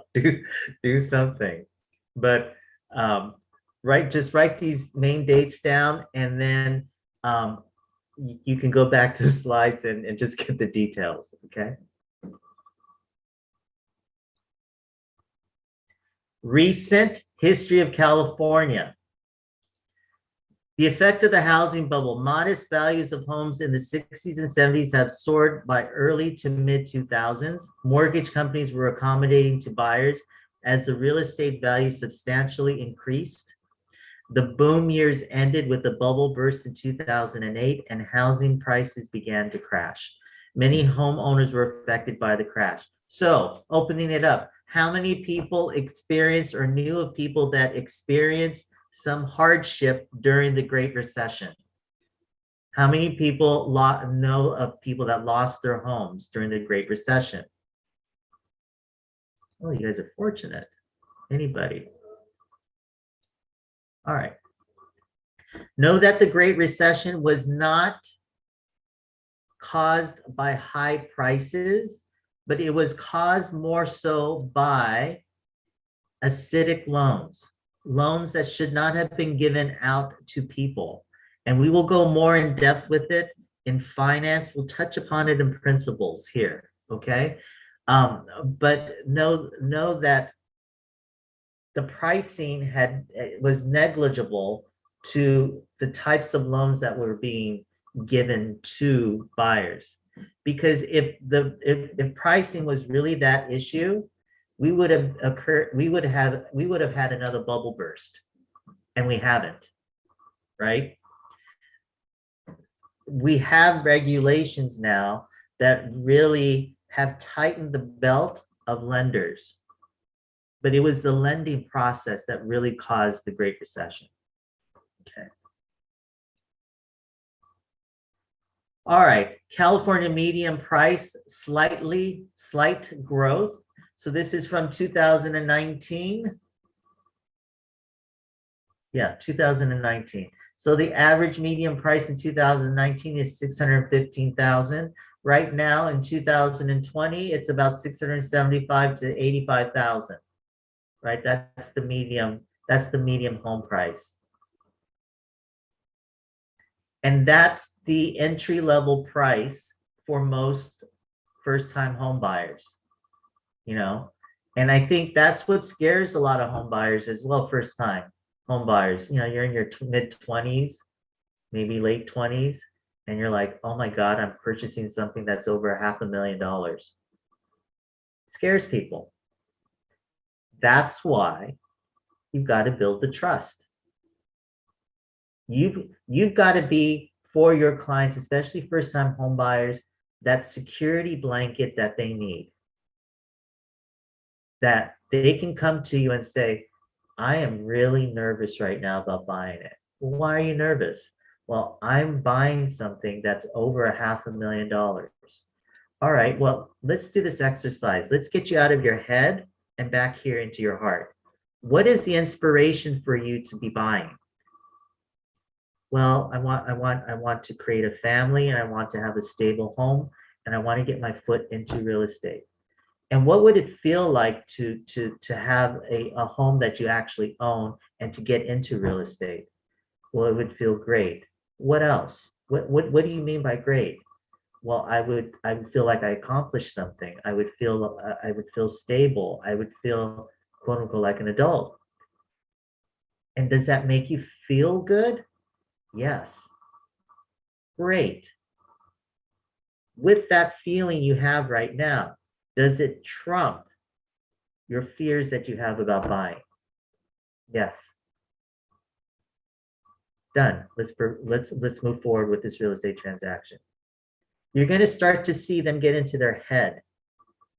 And the moment you start to see them get into their head, you got to bring them back down to the heart.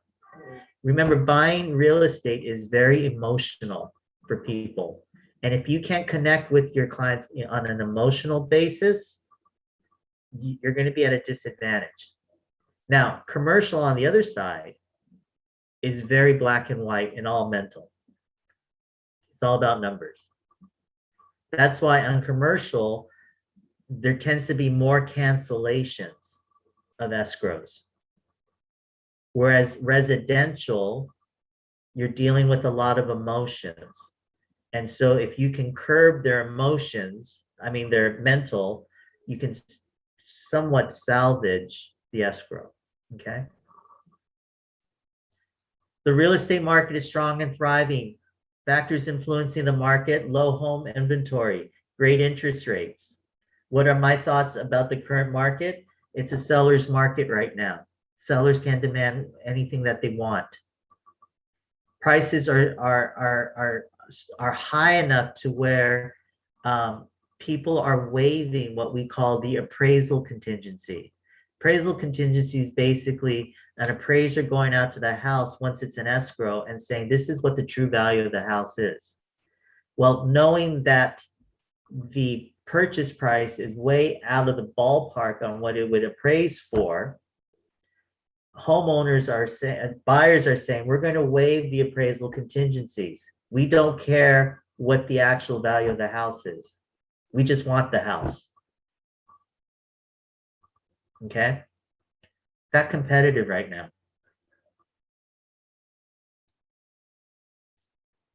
Now, remember I talked to you about the problem of making too much money and what to do with it and so forth?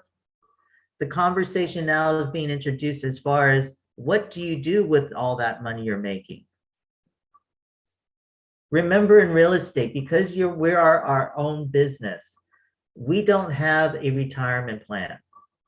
We don't have a 401k plan, right? We need to create something for our retirement such that we can live comfortably. The way we do it as real estate agents is we buy income property. And we use our commissions to buy income property. Now, I just want to, I'll share with you my goal, right? And then that'll give you some, hopefully a better idea of what I'm talking about. My goal is to own at least 20 units, 20 doors. Now, that's very easy to do here. I could buy 5 4-unit properties. I could buy 4 5-unit properties. I could buy 2 10-unit properties, right? Or any of those combinations. And let's just say I rent each unit out. Each of them is a 1-bedroom apartment for $2,000 a month. Now, you know, in LA, 2,000 is a deal. Right now, a studio where I live is 2,500. A 1-bedroom is about 3,100, and a 2-bedroom West Hollywood is about 4,700. So $2,000 a unit is a bargain.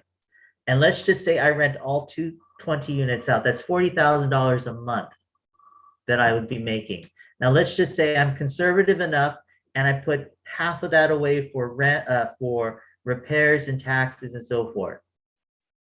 That's still $20,000 a month for me to live on. Not to mention the second stream of income, which is my equity, the appreciation of the property.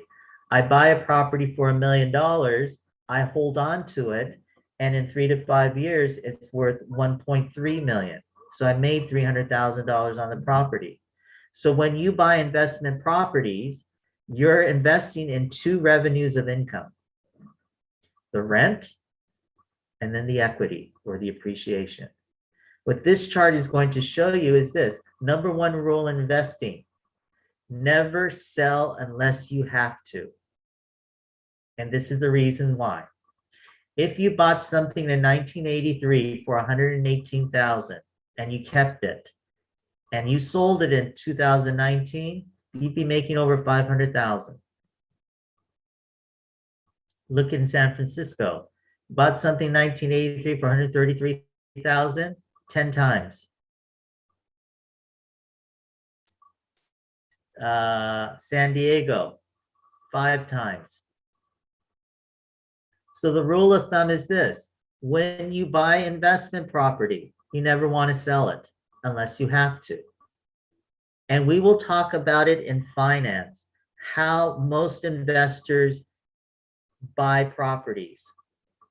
It's not that they have a lot of capital at hand. They leverage what they have in order to buy more property. Okay? Real estate seems to be a solid investment in the long run. Do you know of anyone who has owned in these areas? And yes. So I'll give you an example. Mr. and Mrs. Jones, African-American couple, very lovely. They're actually one of my favorite couples. Yeah. He was 96. She was 94. He was a postman. She was a school teacher, never had any children. Their hobby was to buy property. So their first property they bought was in 1977 for $110,000, and it was an apartment building in Crenshaw. And they bought a few more, 9 more, right? And held on to it. So a couple of years ago, Mr. Jones calls me and says, "Hey, Mac, I am getting up in my years. And if something happens to me, my wife won't know what to do. So I think we need to start selling." So we sold his first 2 properties. Initial investment was all of maybe under 300,000. We garnered him 4.2 million. His next 2, initial investment, all of 275,000, maybe 300,000 again. Garnered him 3.8 million, and he still had like 3 more properties that he was going to give to the church. I said to him when we closed the first property, "Mr. Jones, how do you want your money? Do you just want us to wire it to you?"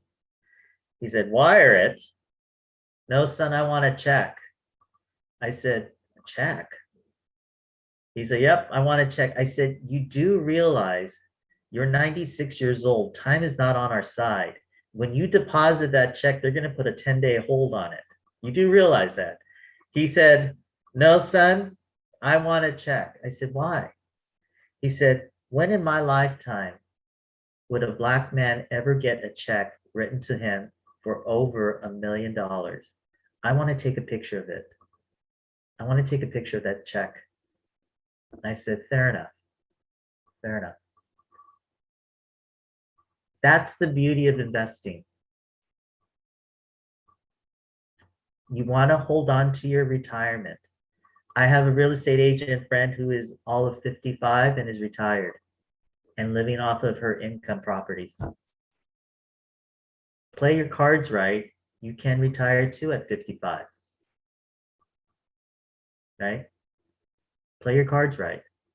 Remember, working smarter, not harder. So what does that mean when you make your first commission? Are you spending it on Gucci slippers for $1,500? No. Are you buying a Birkin bag for $33,000? No. Are you, for all you guys that like the strip clubs, are you making it rain at the strip clubs? No. You're saving it and you're putting it away for you to buy income property. That is the ultimate shopping spree. When someone says to you, oh, I bought a Birkin bag for $33,000, just say, and what did you do? Oh, I went shopping for real estate. I spent about $2 million today. That's the ultimate shopping spree for those of you that are in that whole mindset, right?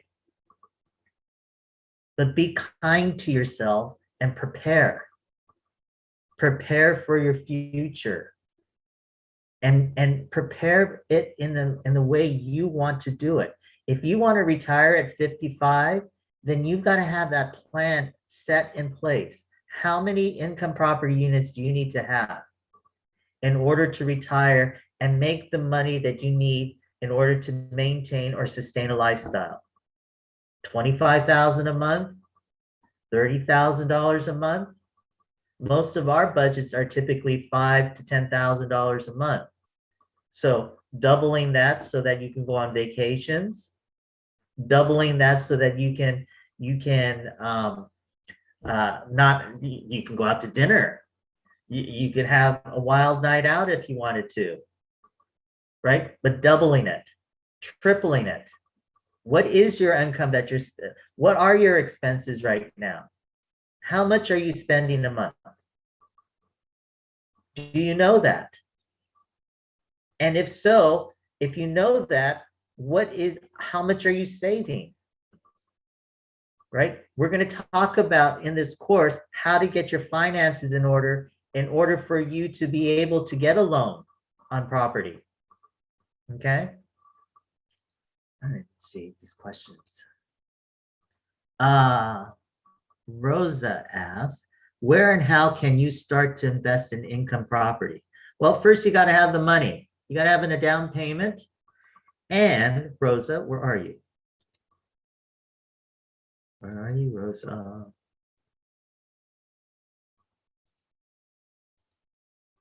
Where are you, Rosa? Talk to me. There you are. Rosa, can you hear me? Okay. First, you got to, are you there, Rosa? Okay. First of all, you got to get your finances in order. You got to have some cash and know this, your first transaction, your first real estate transaction is going to be your toughest. But once you establish a footprint, then you'll be able to then start to finance. Once you've purchased your property, you're going to wait 3 to 5 years. Once you wait 3 to 5 years, you're going to refinance that property. And whatever appreciation that property is made, you'll take that equity and you'll roll it into your next property. That's how investors do it. They're constantly refinancing, pulling the equity out of their existing properties, using that equity or appreciation to buy another piece of property. So if your property, you purchased your property at 100,000 and it appreciates to 125,000 in 2 or 3 years, 3 to 5 years, I should say, you'll take that 25,000 that it appreciated, and then you'll refinance it and take that money and roll it into your next property. That's how most real estate investors do it. They don't have a lot of cash at hand. They're just smart about refinancing the properties. Yeah. Okay. All right. Let's go on. The bundle of rights. This is a must. Tattoo it onto your forehead, write a flashcard out for it, but this is going to come up over and over again. UPT, the bundle of rights for owning a property. Use, the owner has the right to use the property as he wishes, and it's got to be legal though, legally.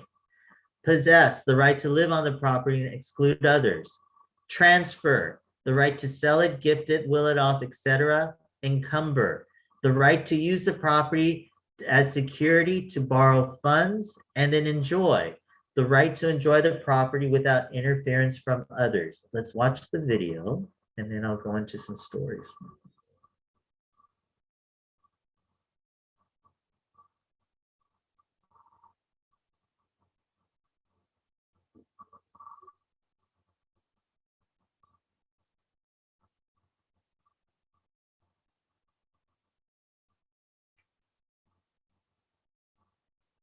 Oh, why did this take you so long?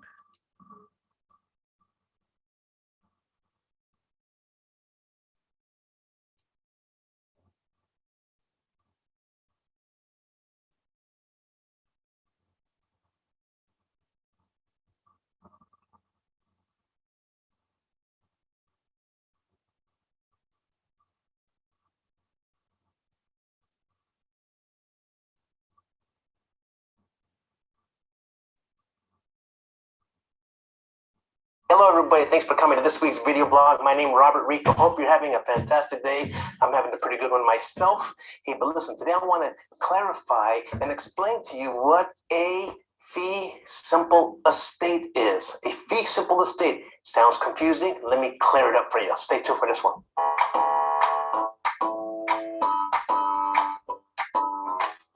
We got a question from one of our subscribers. His name is Marco Cavallo, and Mr. Marco Cavallo wants to know, what is fee simple ownership? Fee simple ownership. Ready? Here it comes.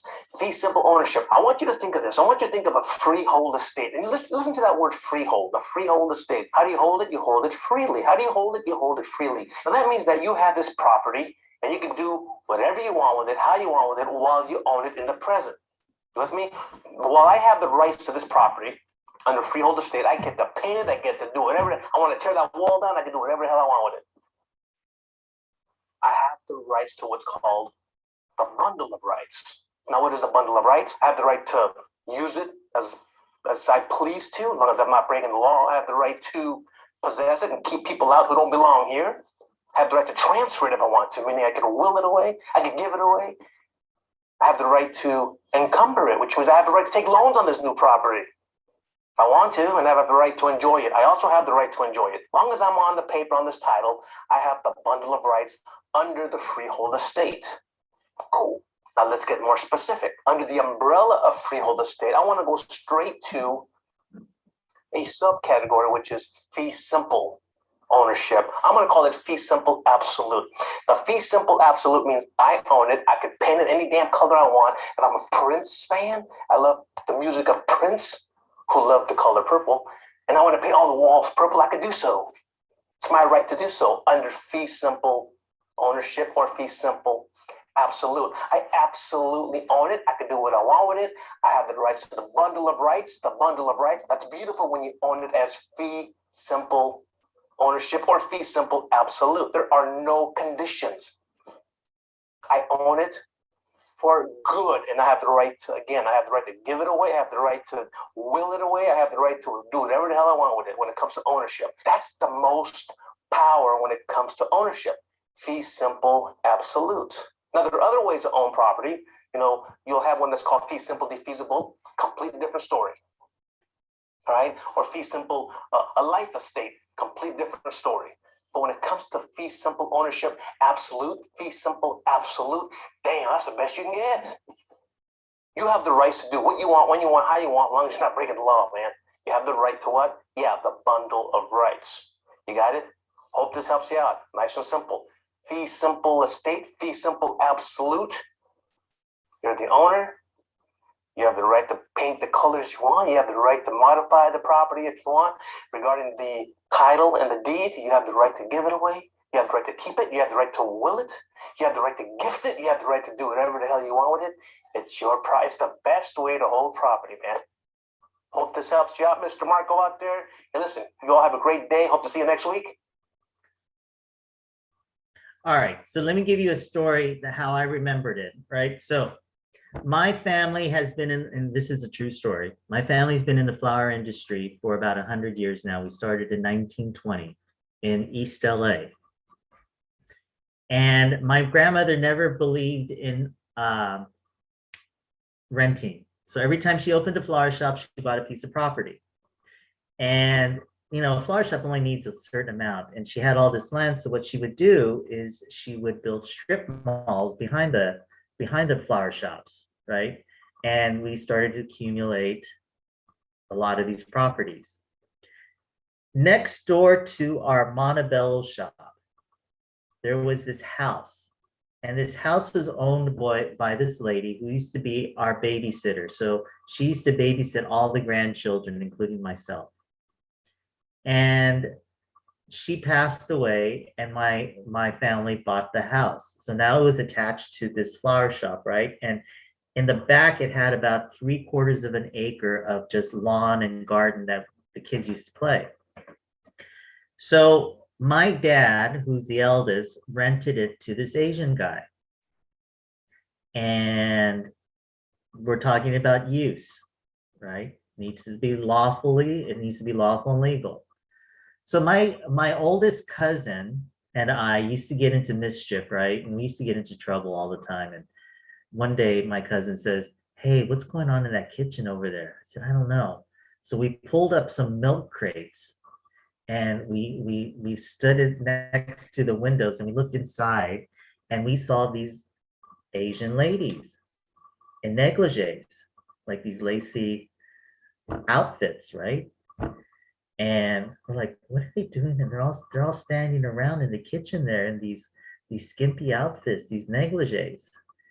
Just as we were like talking about it, my aunt catches us.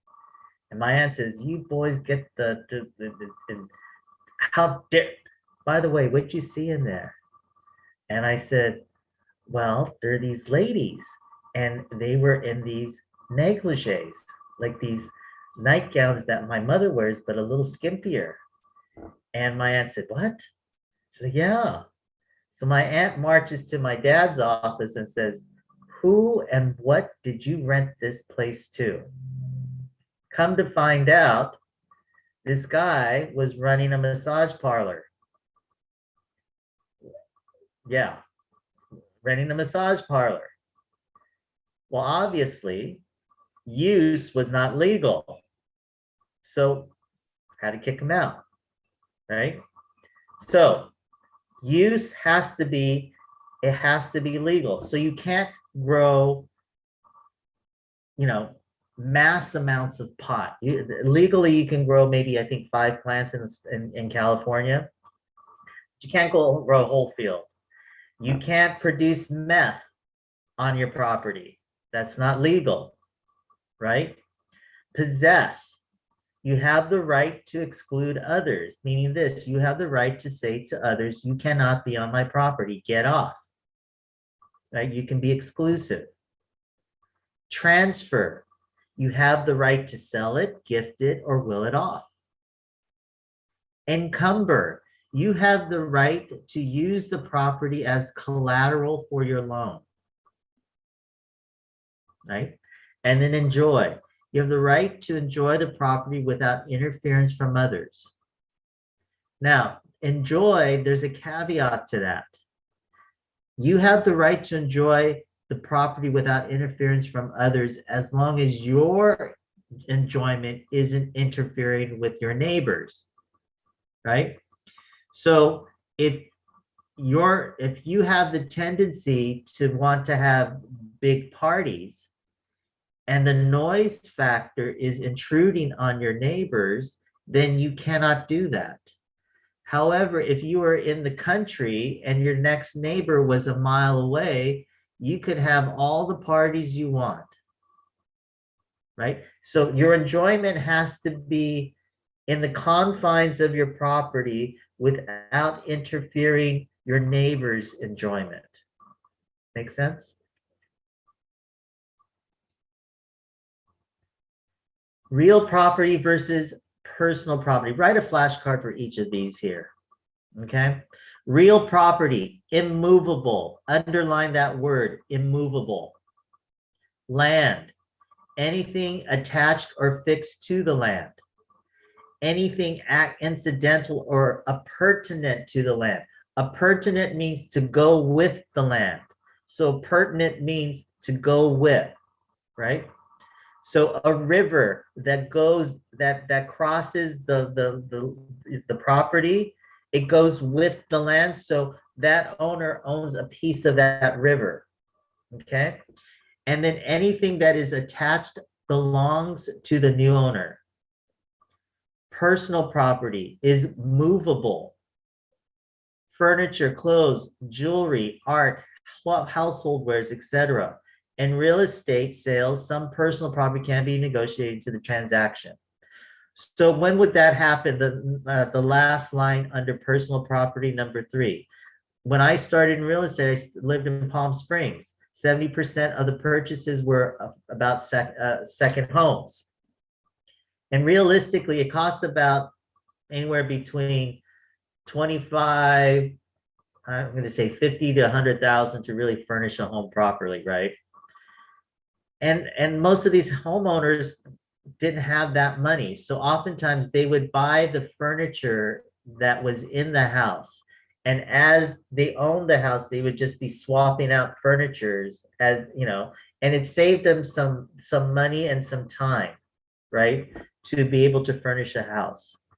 So there are, I want to give you some different, I want to give you an example of real and personal property. So let's just say you bought a piece of land and it had a vein of gold going through it. The gold, as it sits in the land there that you own, it is considered real property. The moment you excavate it and it's in your hands and you're moving it from one place to another, it then becomes personal property. Okay? Give you another example. Let's say you have a tree on the property and it's an apple tree. The apples on the tree, as it sits on the tree or hangs on the tree, is real property. The moment you pick the apple, it becomes what? Personal property, because you can move it from one location to another. All right, let's move forward. Fixture, something that is affixed to a building by a person. It is personal property that can become real property when it is attached to land, i.e. chandeliers and light fixtures. Annexation, when a personal property is added to real property, it becomes a fixture, real property. Severalty, removing the fixture from real property. So let me give you an example. A chandelier, okay. The chandelier is personal property as it sits in the box, because you can move that box from one location to another location. The moment you attach the chandelier to the ceiling, it becomes a fixture, which then becomes real property. It's now part of the property, okay? Annexation is when you take the chandelier out of the box and you affix it to the ceiling. That process is technically is you're transferring a personal property into real property. Severalty is when you're taking the chandelier down and putting it back in the box. It then becomes real property, from real property back to personal property. Anything custom in the house is considered a fixture. So custom blinds, right, is a fixture. Let's just say you have a flat screen TV and it's just on a mount on the wall. That would be considered personal property. Now, let's just say you got fancy and you created an inset, and now the screen of the TV is flush with the wall, right? That inset is specific to that TV, so that TV then becomes what? Real property. Real property. Anything custom, okay? I'd write a flashcard for annexation and severality. Fixture as well if you need to have a reminder. So remember, fixture is taking personal property, attaching it to the home, and then becomes real property. So fixture is real property. Annexation is when you're taking it out of the box, you're putting it onto the house. Severality, you're taking it down from the house, putting it back in the box. Okay. Now, Maria is another, what do you call it? One of these things where it'll remind you on how to test if it's real property or not. Method of attachment. The stronger it's attached, the greater what? The greater probability it's a fixture, right? So if it's scotch taped to the wall, it's not fixture. But if it's bolted to the wall, it could be a fixture. Adaptability of the item. The greater the degree of adaptation for the land's ordinary purpose, the greater likelihood that it is a fixture. Anything custom for a home, such as mini blinds, furnace, pool cover. Relationship of the parties. A tenant attaches something to the property, has a better chance of claiming it personal property. So who owns that item?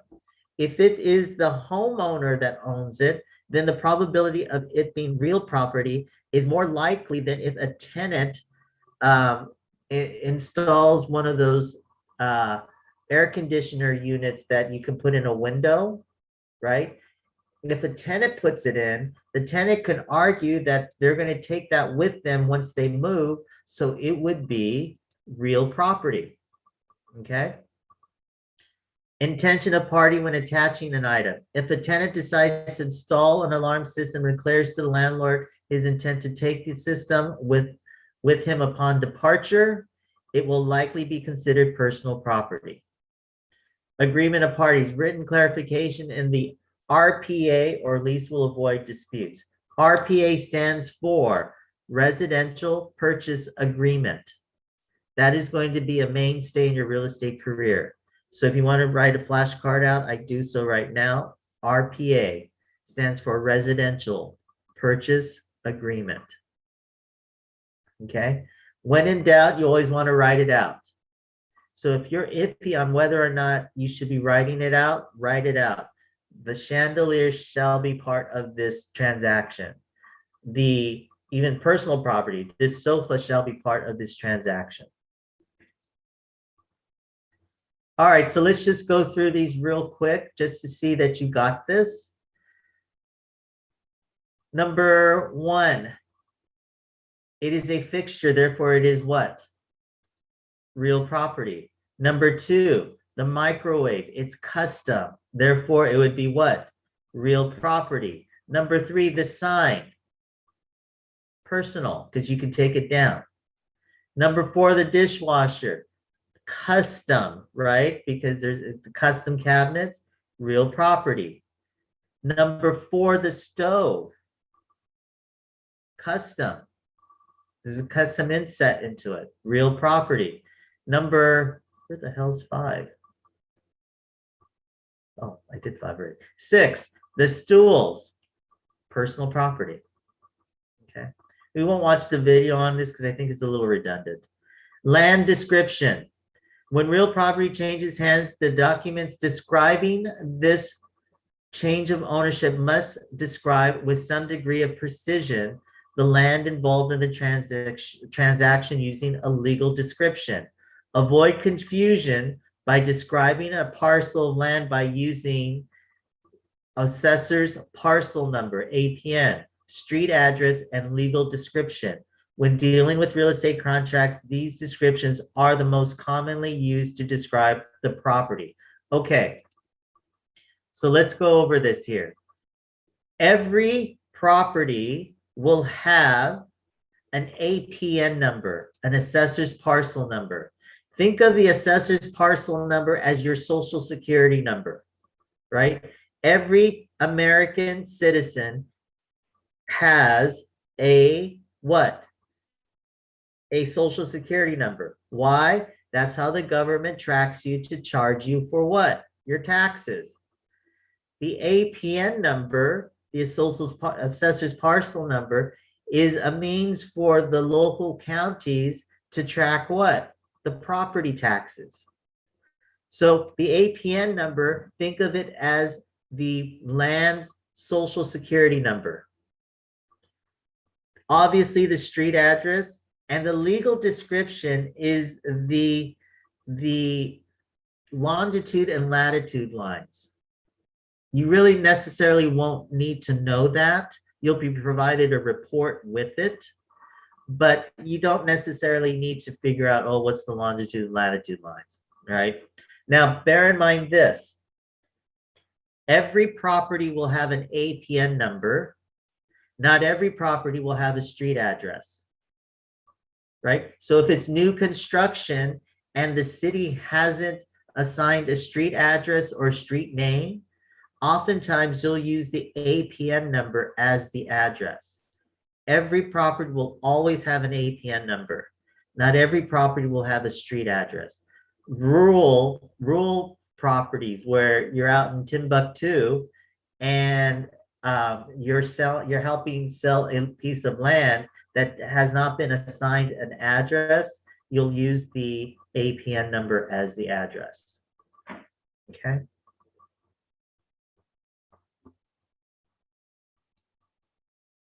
Land description and plat map.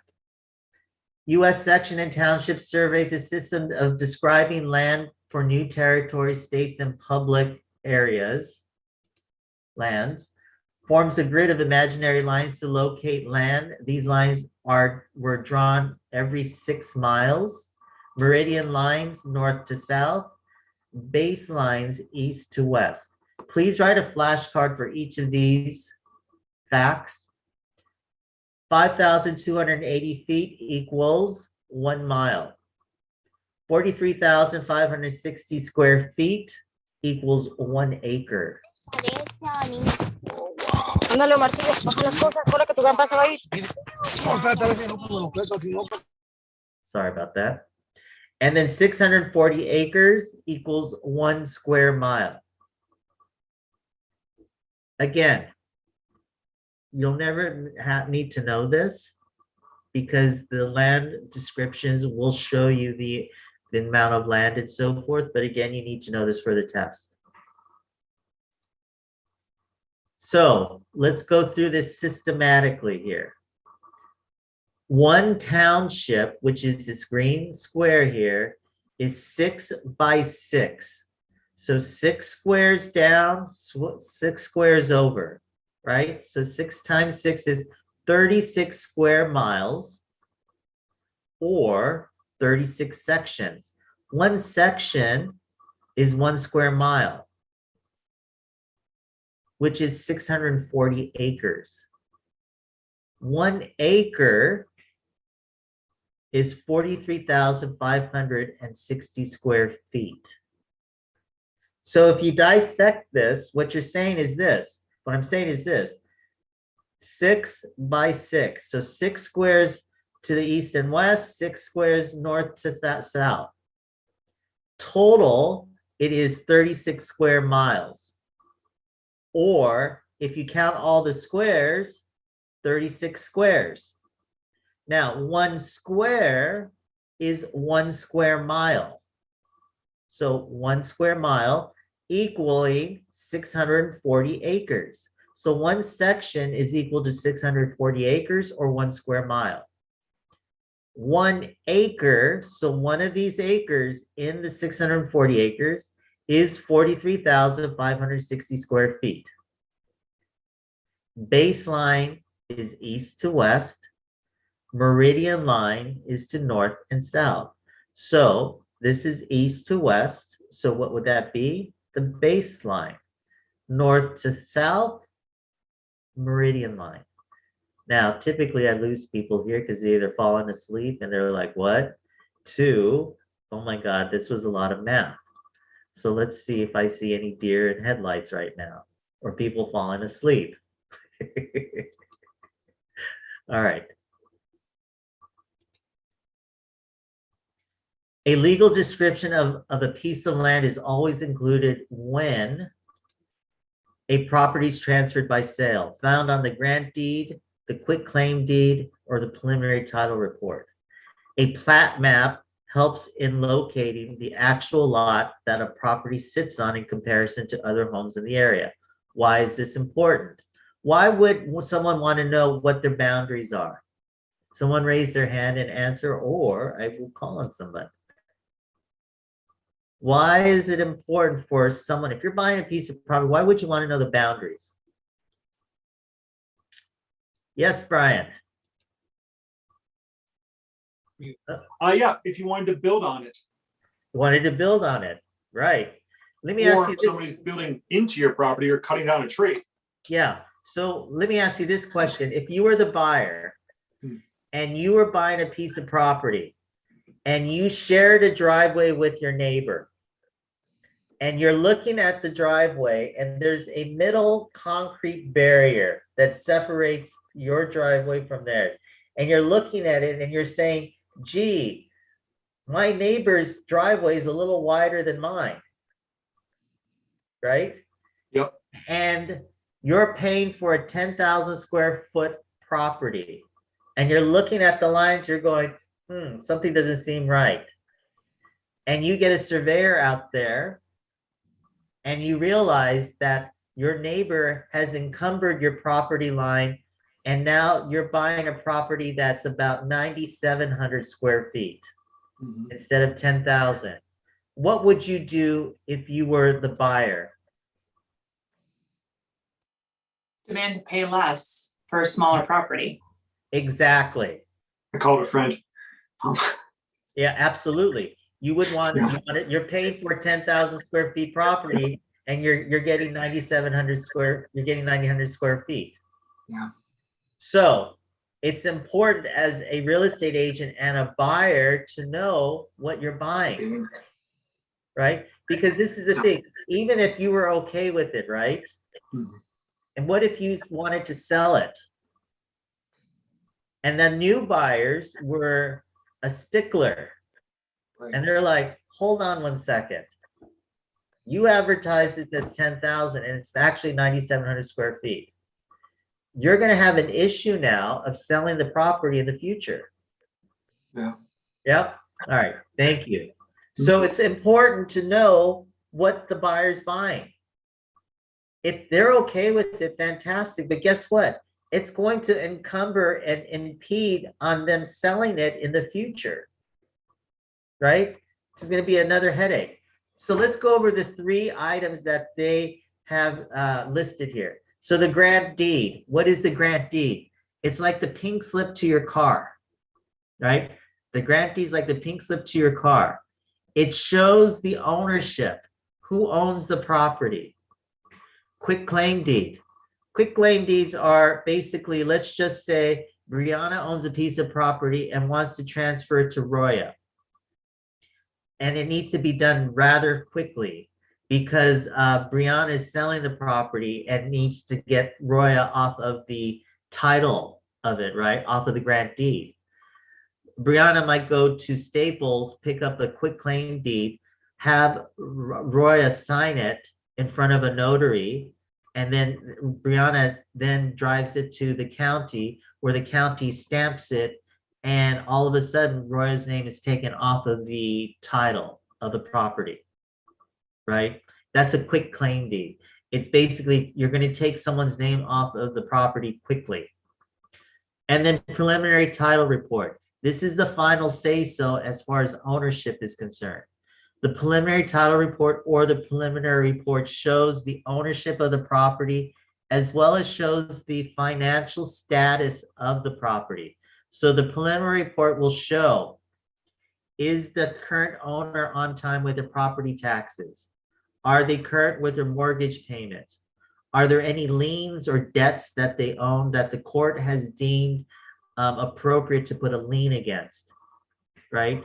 Oftentimes you'll see child support on there, right? So know that, let's just say, and basically what a preliminary title report does is it's basically these companies that have software that are able to collect any and all public information on the property. So when someone is late on the property taxes, it's public record. When someone is late on their mortgages and it's gone into foreclosure, it's public knowledge. When a court deems it necessary to place a lien on the seller's property, that is public knowledge. So any type of debt that you owe, you can even, I've recently seen credit card companies placing liens on the debtor. And it's going to take, some time for the lien to come off once the debtor has paid. So number one rule, be on time with your payments, right? I'm seeing more and more debt related issues become more public for some reason or another, right? Plat map is this map that you see here and basically gives the proper boundaries of a property. And this comes with the preliminary report, okay?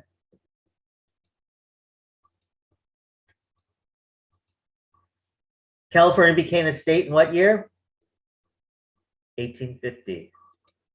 The bundle of rights consists of UPD. What is UPD? Use, possess, transfer, encumber, and enjoy. Remember, tattoo this onto your arm, right? Very important. When personal property is added to real property, it is called what? So you're taking it out of the box and affixing it to the ceiling. It is called annexation. Annexation. Write a flashcard if you didn't get that. Which acronym do we use to determine if an item is a fixture? What's her name? Maria. It is immovable. It can be land. It can be fixture. It is real property. Immovable and real property should be synonymous.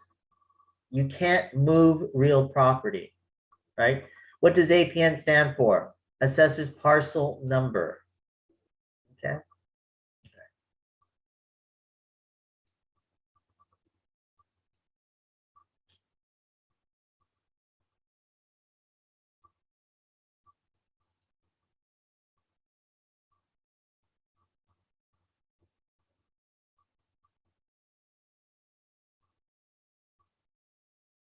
Ownership of real property. So there are different types of ownerships. You've got two types of estates: freehold estate, fee simple estate. An estate of ownership or indefinite duration, homeowners, can be sold, inherited, or encumbered, etc. Benefits from the bundle of rights. Fee simple absolute is the highest form of possession, no restrictions. Number two, leasehold estates, less than freehold. The owner of the estate has a limited duration, like a tenant, temporary and limited right of use in real property. All right. fee simple estate is the highest and is the highest form of ownership.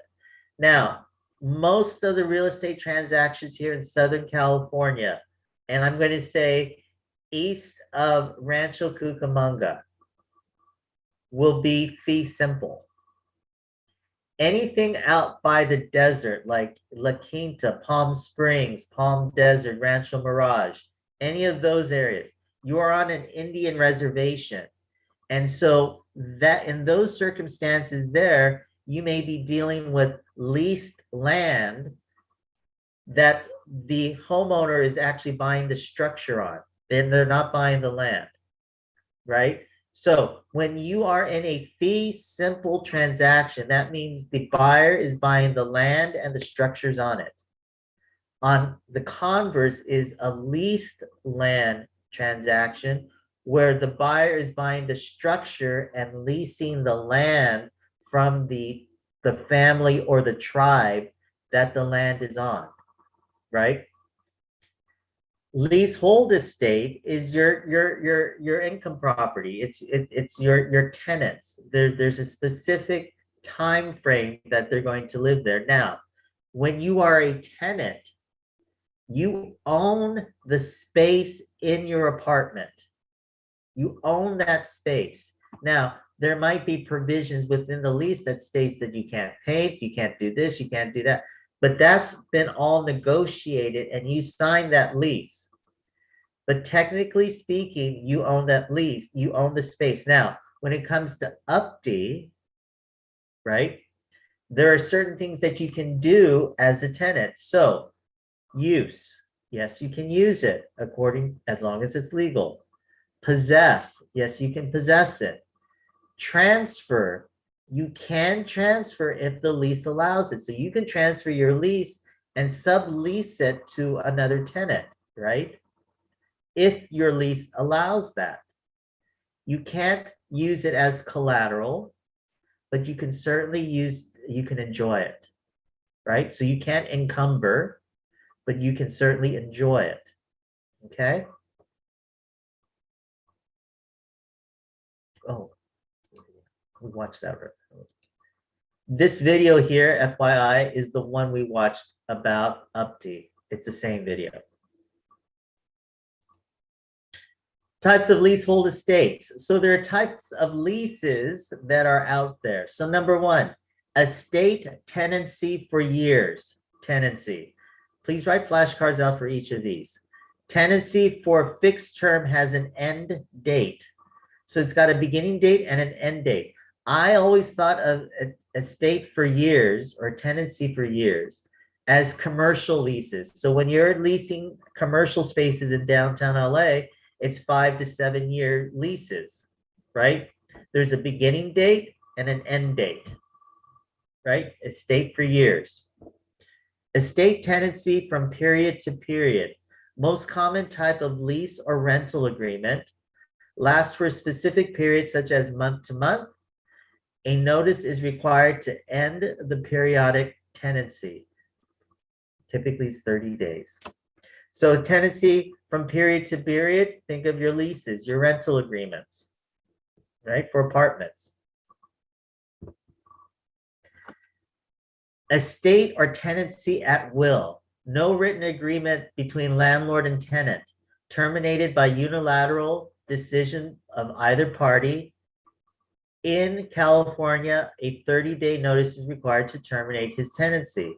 Example, Richie Rich is a millionaire, lives in a large house in Hollywood.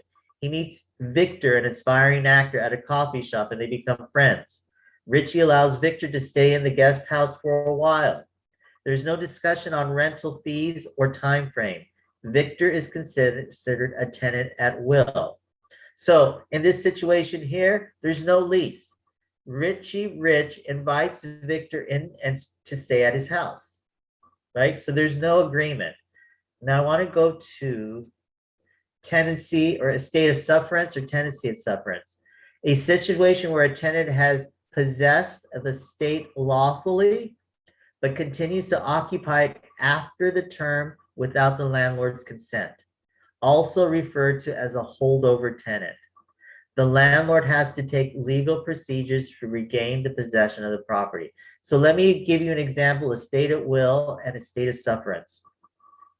So let's say Christina Reyes calls her cousin Melissa Sayers and says, Melissa, I like you so much. Why don't you spend Thanksgiving with me? And Melissa's like, really? Yeah, you can just stay in my guest room. No big deal. All right. So the day Melissa arrives and knock, knock, knock on Christina's door, Melissa says, hi, I'm here, cousin. And Christina says, come on in. Now, Christina's got to realize one thing. The moment Melissa steps over that threshold in her front door, Melissa has now become a tenant. It's what? A tenancy at will, right? Come stay at my house. Come stay at my house. Melissa starts unpacking her bags and they're having a good old time. And Melissa says, oh, you know, I love California, your weather and all of that. I'm from Minnesota. It's so cold, burr, right? And Melissa then says to Christina, can I stay for Christmas? And Melissa asks Christina, she's like, sure. Now Christina's going, now this wasn't the deal, but you know, I'm okay with it. No big deal. So Christmas comes by. Now New Year's happens. Christina's like, well, you know, I'm here for Christmas. I might as well stay for New Year's. Melissa says that, and Christina's like, sure. So New Year's goes by, and then all of a sudden, Melissa says to Christina, you know, my work really doesn't take off until the beginning of February. So I think I'm going to just stay through Martin Luther King, and then I will leave at the end of January. Christina's like, really? Yeah. So now Christina's like, okay. End of January comes, February comes, and Melissa's like, you know what? I love California. I think I'm going to move here. Christina's like, yeah, but you're not going to live here. She's like, no, I'm going to live here. Christina says, you can't, you got to move out. Melissa has done her homework and says, no, I don't. I can claim this my home now. And Christina says, what are you talking about? Melissa says, in the state of California, if I can prove that I've stayed in one place for 28 consecutive days, I can claim that my home, regardless of if I'm on the lease, on the mortgage, or what. This bedroom is my home now.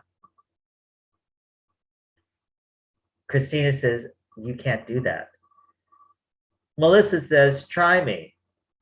So Christina starts to call, and sure enough finds out the law states that if a person staying in your house can prove that they've been there 28 consecutive days, they can claim that space their home.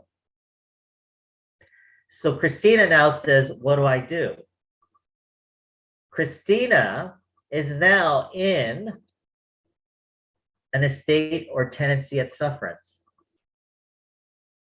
because Melissa was invited into her place as a tenant in an estate of will. Now Melissa has exceeded her stay and is not under any type of, Melissa knows her stuff. She says, I can stay here. So what Christina now has to do is she now has to hire an eviction attorney. And she now has to go through the courts in order to get an eviction notice to have Melissa kicked out by the sheriffs, which will take another 90 days. In that period of time, Christina cannot abandon the condo and must keep her electricity on, her water on, and the air on if it needs air conditioning, because she must make it habitable for Melissa to stay in. So that is an example of a tenant as an estate of will to an estate of sufferance. I usually get a lot of questions at this point, like why? Why would the state of California do that? I don't know. It's just the law, right? It's just the law. So, all right. We will go into more depth on these types of leases in the future as well. Forms of ownership. Forms of ownership. Ownership and severalty. Single, separate. Ownership by one person or one entity, called separate ownership or sole ownership. So it could be either owned by one person or a trust, an LLC, a corporation. So know that a trust, an LLC, a corporation is considered a person. It's considered an individual, right? That's why many investment properties are held in a corporation. And as long as that corporation is still alive, meaning it has someone running it, the tax advantages will always apply to that property. The difference between a corporation and an individual is that a corporation never dies, right? Concurrent ownership types, 2 or more owners. We have tenancy in common, joint tenancy, and community property. So let's go into number 2. Tenancy in common. More than one person takes title and not married. They may have unequal shares, have equal rights of possession, do not need consent of co-owner to indeed their trust, proportionally shared expenses, taxes, loan payments, repairs, etc. Joint tenancy. When 2 or more parties own real property as co-owners with the right of survivorship. They must have unity of time, title, interest, and possession. Right of survivorship means that if one of the joint tenants dies, the surviving joint tenant automatically becomes sole owner. Community property. It includes all property acquired by a husband and wife during a valid marriage. Includes property acquired before marriage, excludes, property acquired before marriage or during marriage by gift or inheritance. So let's go through each of these systematically. Let's do community property first. Obvious, right? Let's just say husband and wife, husband, wife and wife. Get married, they buy a house. They get a divorce. That house is community property. One side gets 50%, the other side gets 50%. The only time community property does not apply is if property was acquired before the union, then that property is not community property. Or during the marriage, let's say my mother passes and she leaves me her condo. My partner would not be able to get any of that because I inherited it. Or if, let's say, your wife or your husband is gifted a piece of property from his or her parents, right? That property is not considered community property, but would be placed in that individual's name as sole proprietor. Okay, so that's community property. Now, joint tenancy, the way I remember joint tenancy is, think of a gay couple buying property prior to gay marriage being legal. So prior to gay marriage being legal, when 2 people wanted to buy property and it was an LGBT situation, and they wanted their partner to be able to receive their shares if they pass or when they passed, right? They would put it in joint tenancy. So if you read it, you'll see when 2 or more parties own real property as co-owners with the right of survivorship, meaning this, When one person dies, that person's shares is automatically transferred to the surviving partner. Must have unity of time, title, interest, and possession. So basically, they must be put on title at the same time.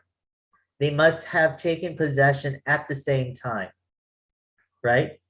So think of a gay couple for the joint tenancy. Think of a married couple as community property. Now, tenancy in common is when you have two strangers, right? Two people that are not joined by love or union, right? And it's unequal. So let's just say,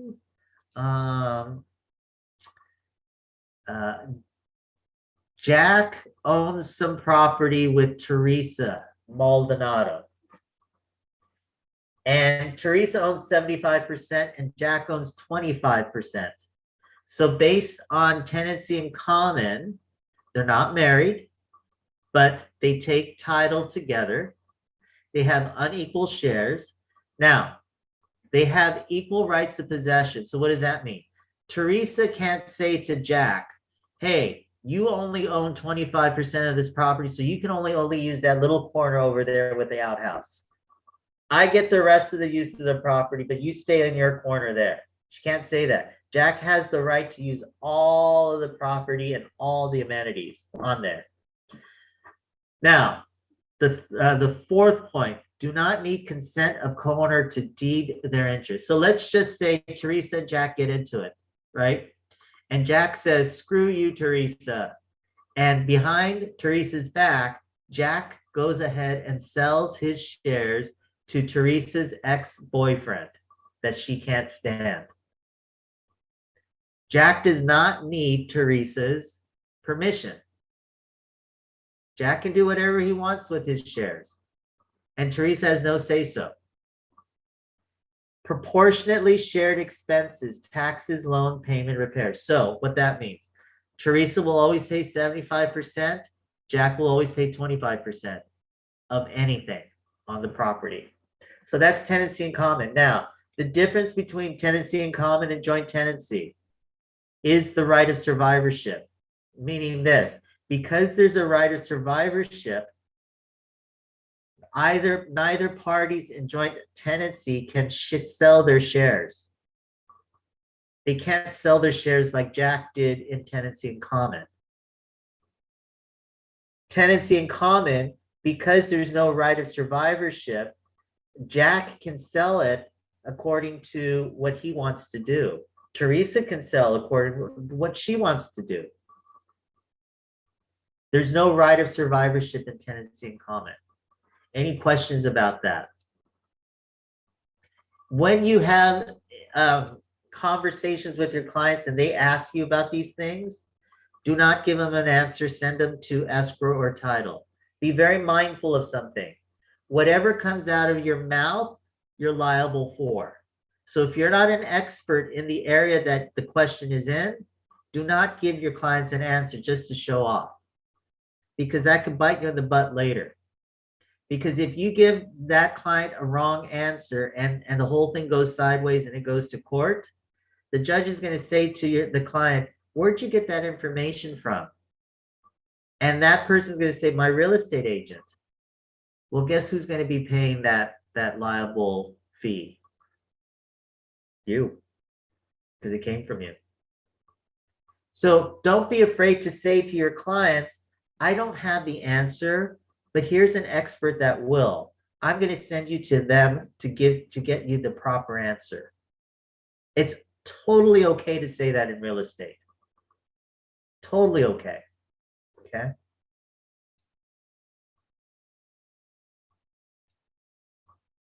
Buyers taking title to real estate. A buyer of real property will be given a vesting form. So another word for vesting is ownership. Write a flashcard out for that, please. One side will say vesting, another side will say ownership. It's one and the same words, right? So a buyer of real property will be given a vesting or ownership form from escrow and select one of these methods of taking title. Taking title means taking ownership. So another word for taking title is taking ownership, taking ownership. It will be included in the escrow instructions and package. Buyer grantee must fill out the form prior to closing.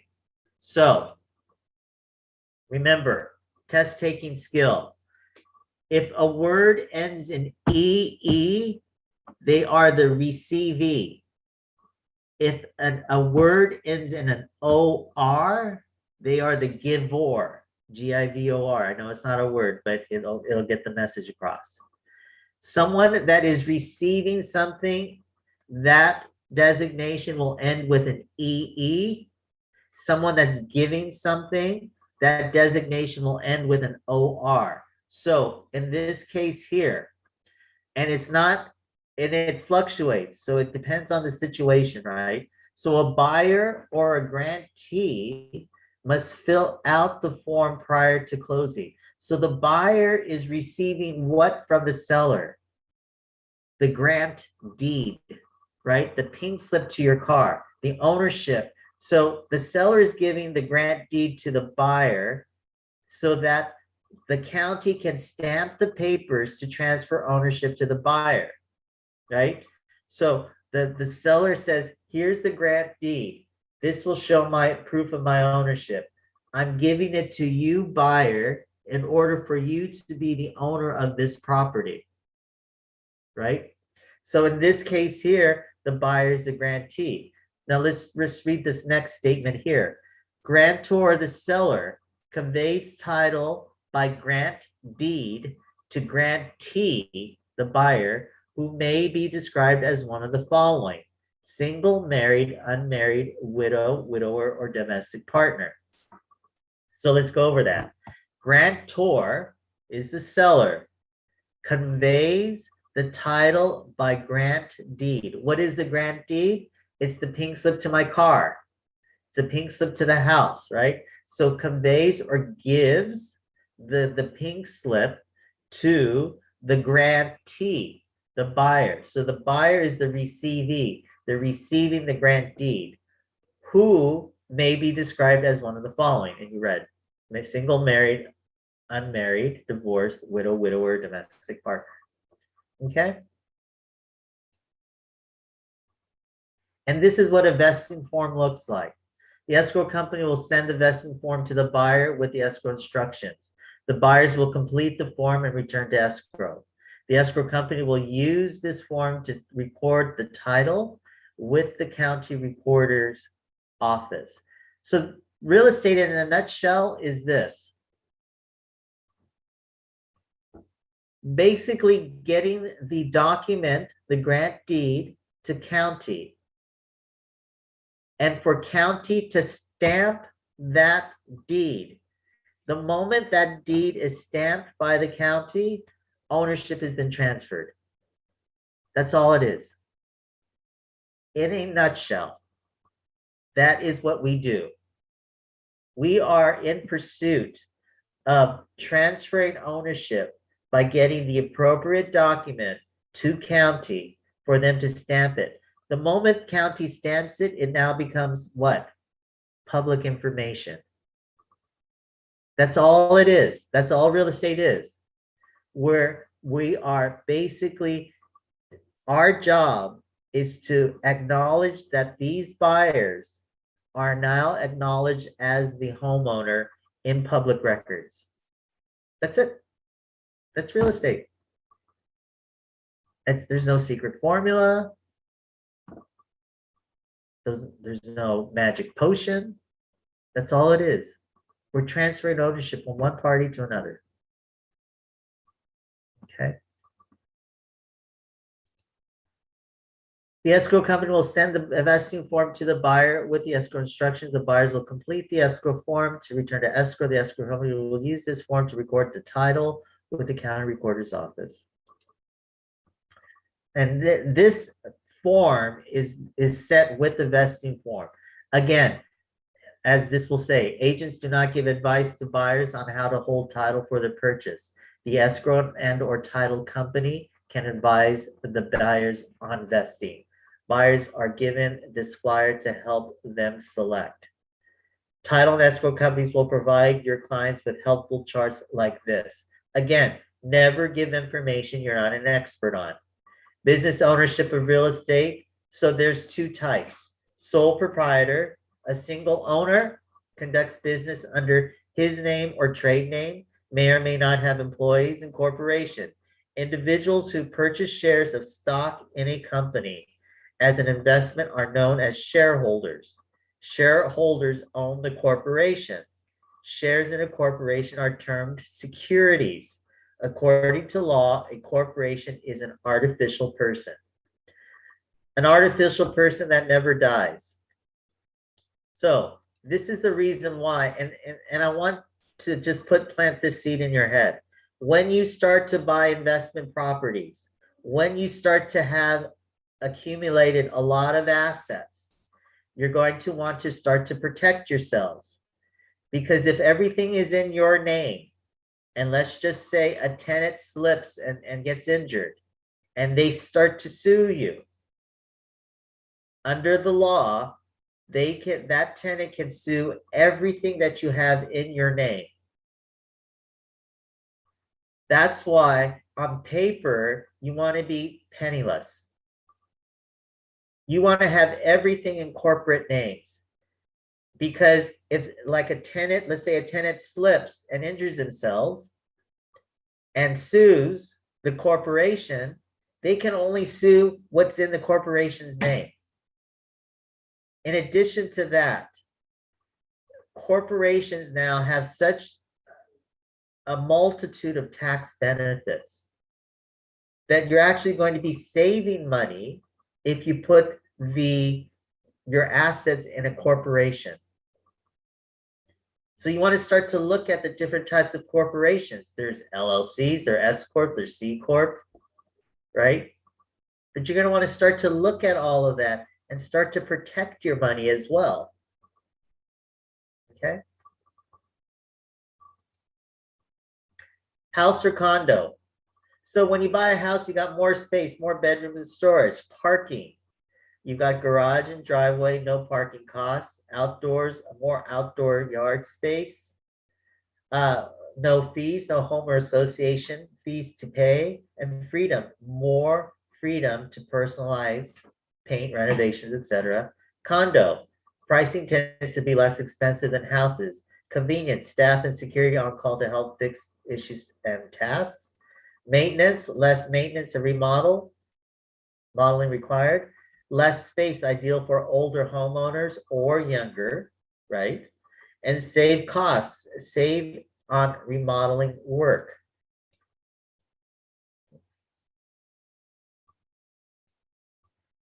Condo title, holding title on a condo, condominiums. Owner of a unit possesses the unit in severalty. We talked about that, right? Sole ownership, but shares common elements with other unit owners as a tenant in common. What is a tenant in common?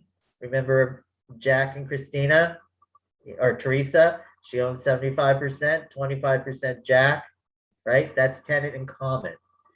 Conversion is the change of an apartment complex to condos by the owners of a complex. So I'm going to date myself right now.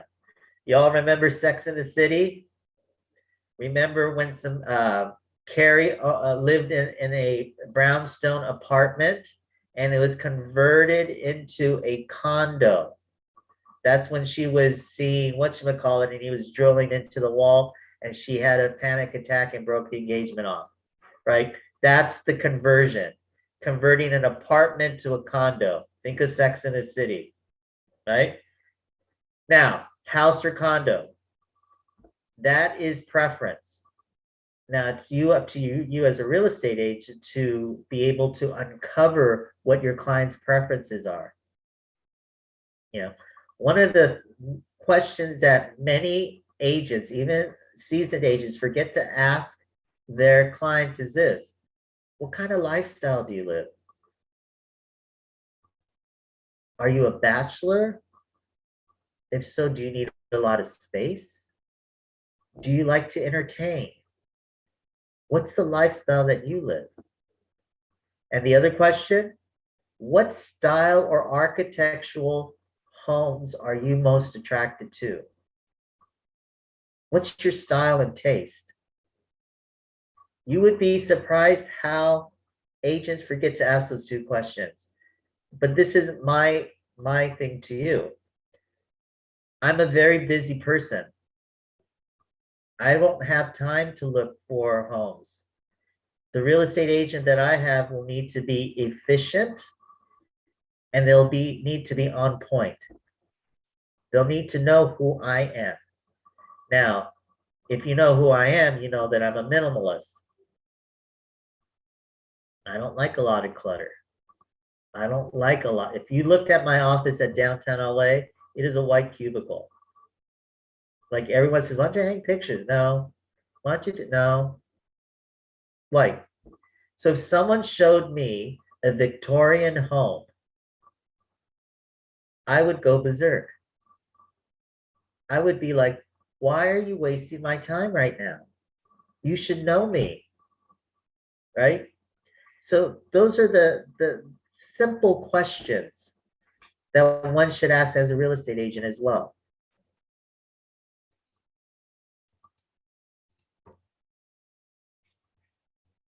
Type of estate, this type of estate can be sold, inherited, or encumbered. Freehold estate.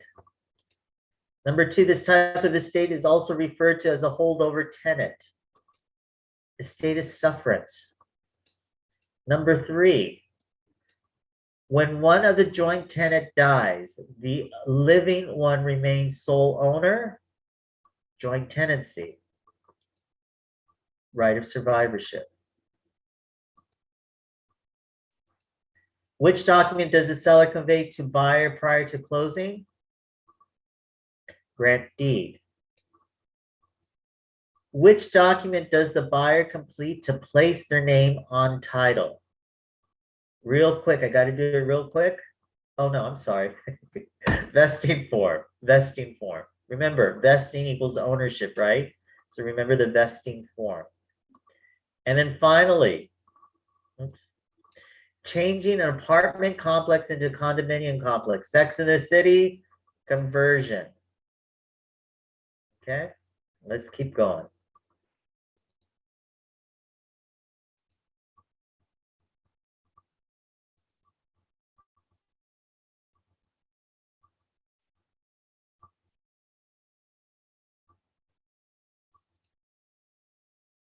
Transferring real estate.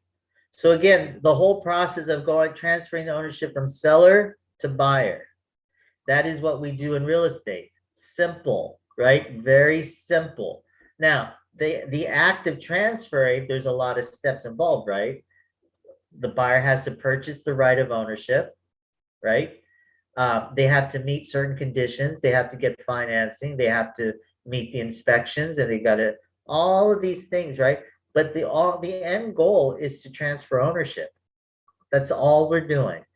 That's it. Okay. Voluntary alienation of title. Title, another word for ownership, right? The ownership a person has over a property. Alienation. Please write a flashcard out for this. Very important. Oops.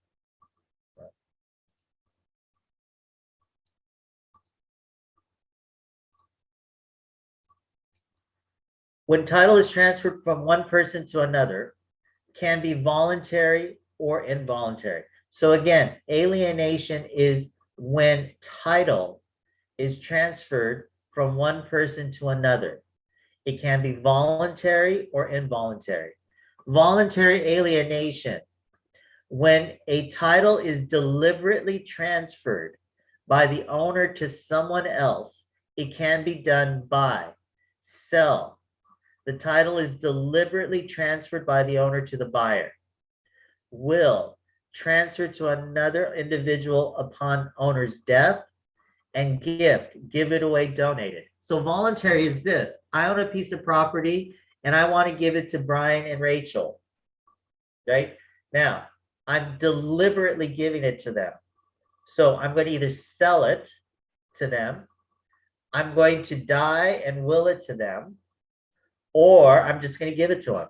Take my house. I don't want it anymore. I have a mobile home and I'm going to drive throughout the United States. Just take it. Make happy memories there, right? I'm voluntarily doing that. That is, no one has a gun against my head and saying, you need to do this for Brian and Rachel, right? So that's voluntary. So now let's go into involuntary. Involuntary alienation. Transfer real property due to the rule of law, not by choice of the title holder or owner. It can be done by quiet action to quiet title, court action to clear a title, or to clear a cloud on title, such as property taxes. So I want you to write a flashcard. One side is going to say lien or debt. The other side is going to say cloud. Cloud. When you hear there's a cloud on title, it means there's a debt or there's something that some kind of payment or some kind of issue with the ownership, right? So action to quiet title, court action to clear a cloud on title such as property taxes. Partition action, when there is a legal proceeding to sort out a dispute between co-owners of a property, the property or the money from the sale is divided. Foreclosure, a lender seizes the property through legal procedures due to the failure of payments by the owner. Real estate agents can represent homeowners in financial distress with the sale of their home. And then finally, bankruptcy. A debtor's real property may be sold to pay off claims of creditors or lenders through bankruptcy. Again, the homeowner in these situations here are not voluntarily giving up their home and saying, here, take my home to pay my debt, or take my home due to some legal proceedings. They are being forced by the court to put their home in alienation, in an involuntary alienation. Okay. Escheat. Please write a flashcard out for this. Escheat. The legal procedure in which private property reverts to the state government because the owner failed to leave a will and no heirs are located. The state must wait 5 years before making a claim on the property. Intestate. There is no will and heirs are found.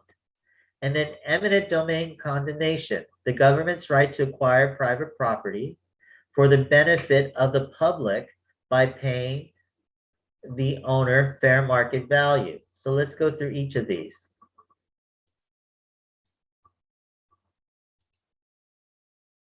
Escheat. This is when someone passes away. They have made no will or any provisions, right? And basically, there are no heirs. So the state has no way of transferring ownership to anybody. So what does the state do? They have to wait 5 years. If no one has claimed the property within 5 years, the state can take it over. Okay? Intestate. Intestate is when there is no will, but like say a third cousin or a fourth cousin is found. And all of a sudden that property then is transferred to them. That's called intestate. No R, right? There's no interstate, intestate. Eminent domain and condemnation is when the government takes property from private citizens for the goodwill or benefit. So 405 freeway, the expansion of that. Some private property was taken away in order for the expansion. Some street expansions. Airports. Disneyland. The city of Anaheim has taken property away for the good of Disneyland because of the employment. Now, eminent domain condemnation has been in the news within the last few days, right? Oftentimes, the government will use eminent domain and condemnation as a means of silencing or appeasing people, right? So, what have we heard in the last few days about eminent domain and a piece of beach property in Manhattan Beach? Bruce's Beach. Y'all hear about it? Bruce's Beach was bought by Mr. and Mrs. Bruce, and they were African American, and they built a resort specific to catering to the Black community. This was back in 1955-60. At that time, the Ku Klux Klan intimidated them. The public started to intimidate them. And essentially, the city took the property away from the Bruces and made it county property. So right now, the lifeguard training center is on this piece of property. So within the most recent days, there has been public appeals as well as a few county members stating we need to give this property back to this family. It was improperly taken away. Now, the way they took it away was through eminent domain. They said to the Bruces, we need to take your property away for the sake of the better good of the community, because we need to build this this lifeguard training center. So it's got to be authorized by the state, but that's what eminent domain can be used for. When my family went to the internment camps during World War II, we had 5 acres in Montebello, and under eminent domain, they took 3 of them, they kept 3 and gave us back 2, right? So the government will often use eminent domain as a way of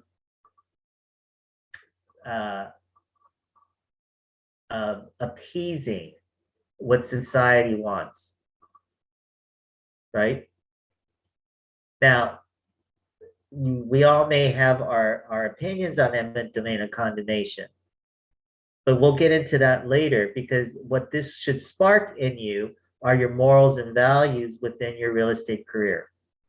What are your morals and values, right?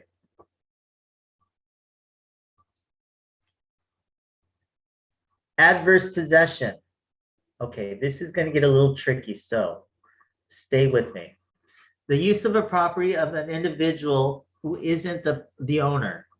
The property may revert into title for the non-owner. The non-owner must have occupied it openly and notoriously. Continuous uninterrupted possession for a 5-year period. Payment of real property taxes by non-owner for 5-year period. Occupant, non-owner, is in possession of property, owner's property, whether they know they are trespassing or not. Hostile. Real estate agent will typically not experience this activity during their real estate career. All right, so let me break this down for you. Let's just say there is a piece of property that Farmer Jones owns, okay? Now, we're going to break this property into 4 quadrants: north, south, east, and west, okay? In the southeast corner of the property, there is a gate that's left open, and Farmer Smith owns the property right adjacent to the southeast corner of Farmer Jones' property, right?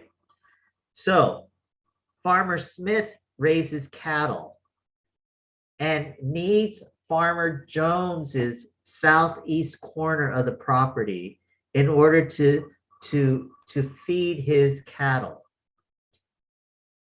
So let's go through this list, knowing that, okay? The use of the property by an individual who isn't the owner. So Farmer Smith does not own the southeast corner of Farmer Jones' property. The property may revert into title for the non-owner. So there's a possibility that Farmer Smith might be able to own Farmer Jones's southeast corner. Yeah, that's what this says. The non-owner, so that's Farmer Smith, must have occupied it openly and notoriously. So there is no hiding that Farmer Smith's cattle is grazing on Farmer Jones's property, right? Continuous and uninterrupted possession for 5 years. So for 5 years, this has been happening. Payment of real property taxes by non-owner for a 5-year period. So let's just say Farmer Smith gets a message from someone that says, hey, Farmer Jones hasn't been paying the property taxes. And Farmer Smith is like, I need this property. So Farmer Smith goes to county and says, hey, listen, the southeast corner has its own APN number.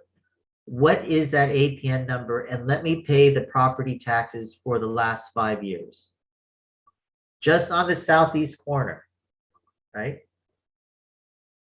Occupant, non-owner, is in possession of the owner's property, whether they know they are trespassing or not. It's hostile. So basically, Farmer Smith has been using the property openly and notoriously. Farmer Jones is aware of it, and whether he is or is not makes no difference. It's hostile, right? The key here is paying the property taxes. If Farmer Smith pays the property taxes for the last 5 years, essentially what he's doing is he's taking possession of the property. That is what we call adverse possession. So let me see what some of these questions here.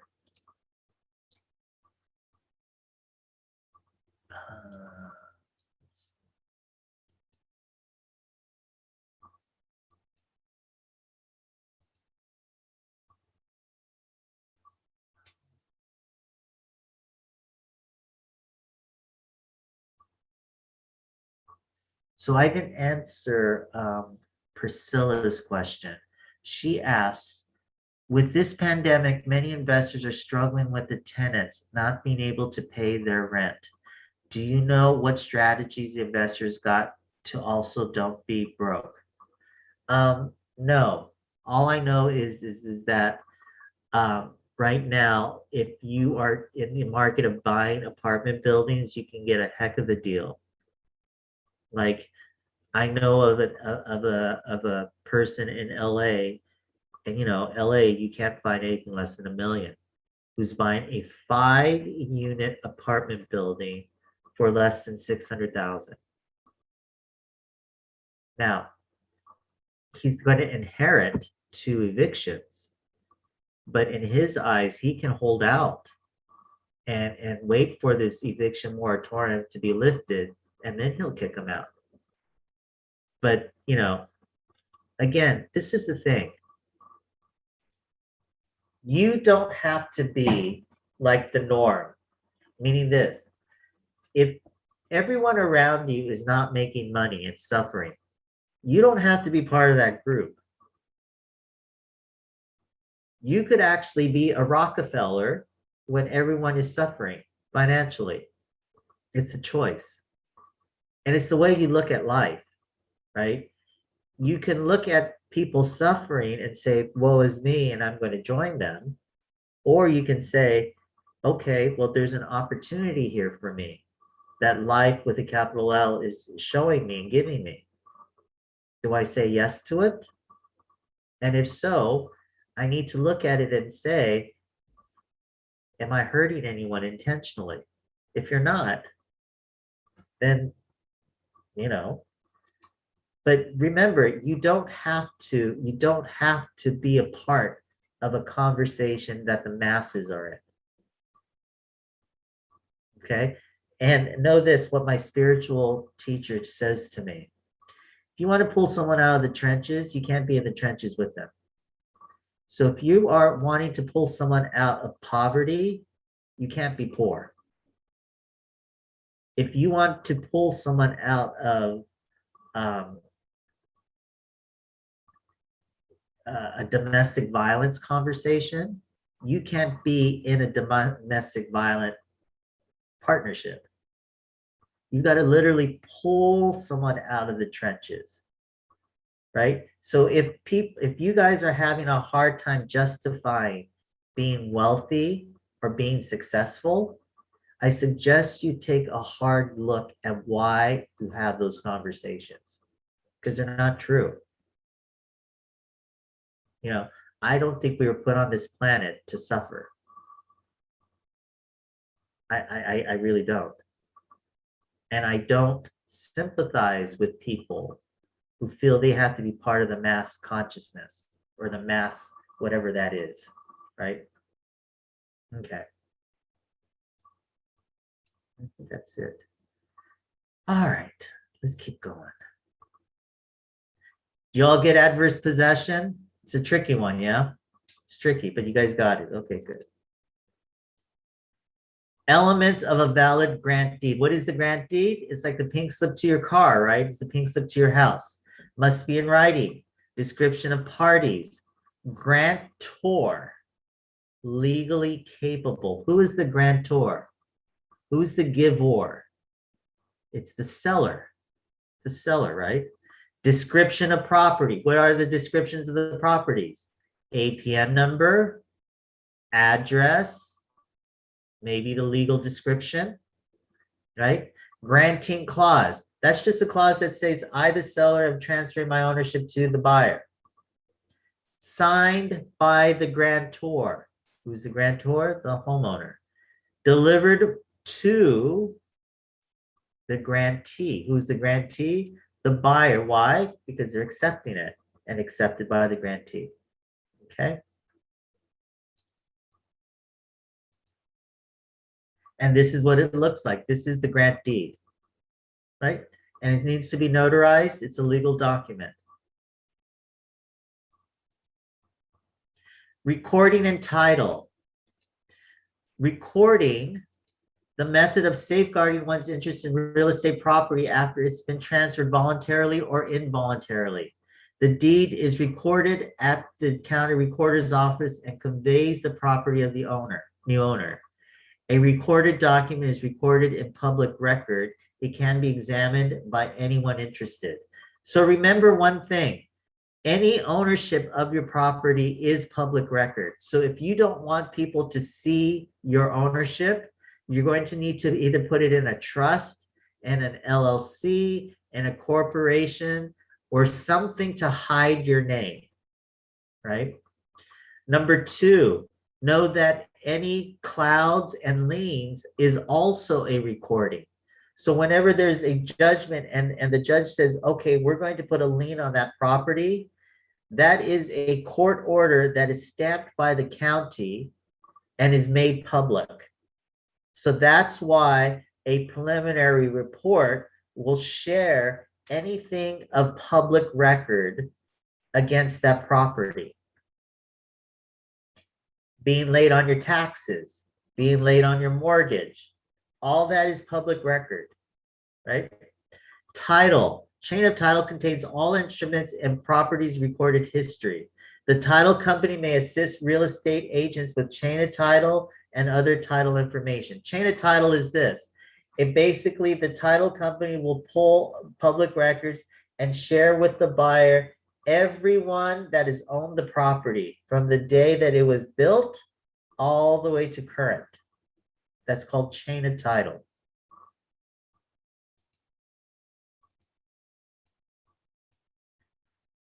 When title is transferred from one person to another, alienation. To sell, will, or gift property is an example of which type of alienation? Voluntary alienation, transfer. A lender seizes the property through legal procedures due to failure of payments by the owner. Foreclosure, foreclosure. Transfer of real property due to the rule of law, not by owner's choice. involuntary alienation or transfer. Owner fails to leave a will and the state claims the property 5 years after. Escheat. Escheat. And then finally, safeguarding one's interest in real property after it's been transferred, the official closing of a transaction. Recording. Recording basically is the title company takes all the documents that escrow's collected, presents it to county reviews it, stamps it. The moment it's stamped by county, ownership has been transferred. Okay? That's recording. I'm going to get through this last one.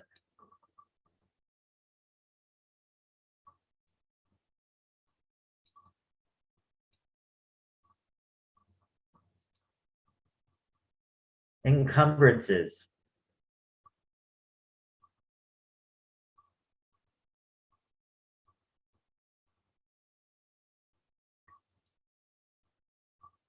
Liens and encumbrances. Financial encumbrance. Liens use real property as security for payment of the debt that can be voluntary or involuntary. So a financial encumbrance, liens use real property as security payment of debt that can be voluntary or involuntary. An encumbrance is like collateral. What is collateral? Collateral is like my dad's gold watch. I have a cousin, his name is Johnny. Johnny calls me 3 a.m. in the morning and says, Mac, I'm in jail. You got to get me out. So I throw my clothes on, I grab my car keys, I'm out the door because I got to go to a bail's bondsman. And I'm like, my dad's gold watch. I take it out of the safe and I take it with me. I go to Guido, the bail bondsman that's open 24 hours. I say to Guido, I need 5,000. He's like, okay.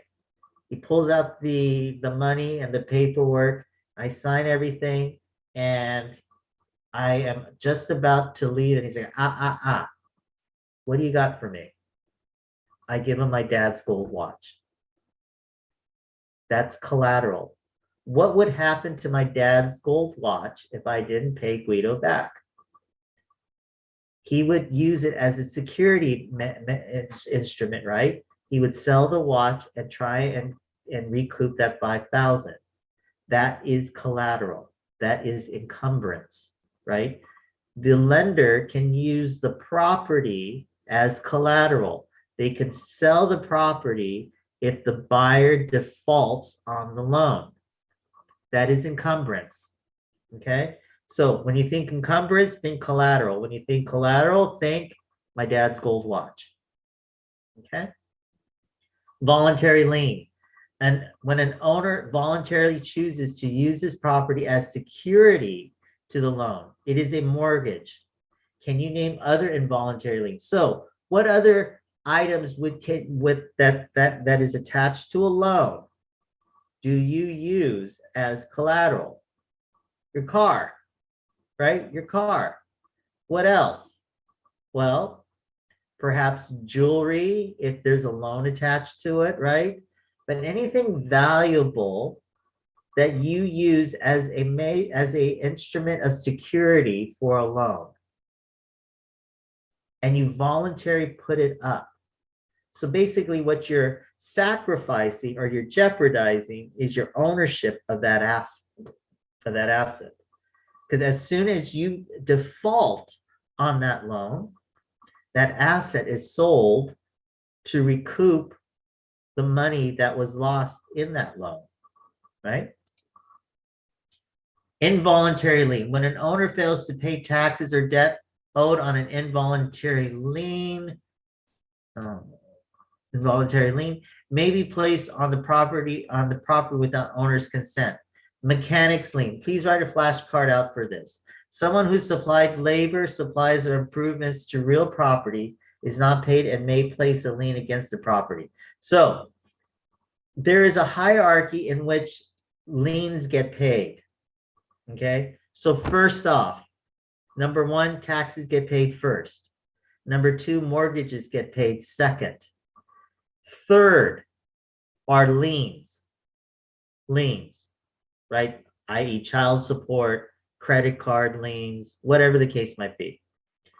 Of the liens, the first lien to get paid off is the mechanic's lien. So the mechanic's lien, it takes priority over child support, credit cards, or whatever other debt liens that are on the title report. Now, what is a mechanic's lien? A mechanic's lien is a lien that a general contractor or contractor can place on the house such that it guarantees payment. So if, like, say you hire someone to build a pool and they automatically put a lien on the house, no big deal. They automatically put a lien on the house. The pool gets built and you don't pay the contractor. The contractor will then wait for your house to sell, and then whatever proceeds you get, they're going to take their payment out of their proceeds, out of the proceeds. Okay.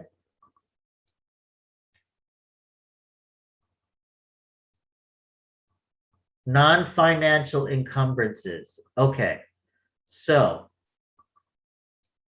easements. The right to enter or use someone's property for a specific purpose. Non-possessory interest, no ownership. So an easement is basically, think of like a telephone pole on your property, right? The telephone company is using that corner of your property to place the telephone pole on, because they need it in order for the wires, right? Now, the land that the telephone pole sits on is your land. It's not owned by the telephone company. It's non-possessory.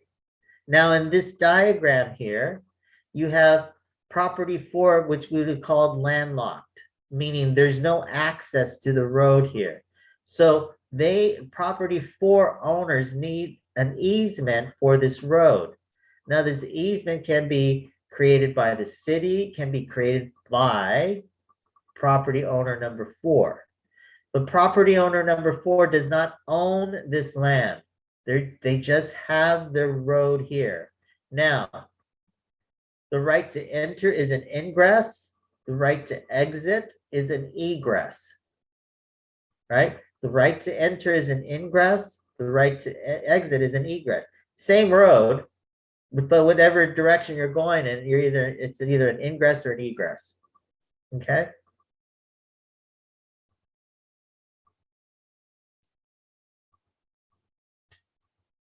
Servient tenement, the owner who provides the easement and whose land is being used.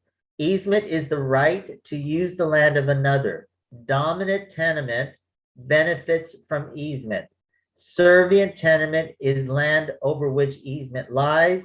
Easement appurtenant, the right to use, is said to run with the land. Easement engross is an easement right, not property ownership. Okay. Dominant servient tenement. So let's go back to this. Servient tenement is property number 2. They're serving the dominant tenement. The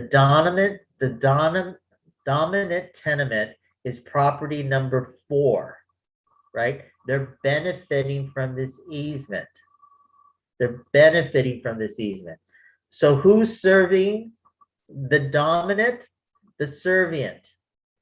The servient is giving up land to the dominant, right? The servient is serving the dominant. Now,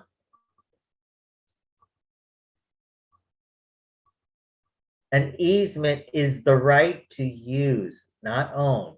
Use the land is the right to use the land. Easement appurtenant, the right to use, is said to run with the land. So remember, appurtenant is to go with the land, right? If there's a creek going through the land, you own that creek. It's appurtenant to the land. It goes with the land. An easement appurtenant has to go with the land. So what does that mean? Let's just say out in the hills there's an electrical tower, right? The electrical tower has to be placed in this area where let's just say the slope of the land goes like that. Well, in order for the electrical wires to be consistent in the route that they're going, it has to be placed in the backyard of this one estate, right? So the easement is going with the land. It's moving, it's going with the route in which the electrical lines are going. That's called easement appurtenant. It's going with the land. Easement and gross is an easement right? So basically it's saying the use of the land is a right for the betterment of society, but it does not mean that it owns the land. It just is a right to use the property, okay? What is encroachment? When a part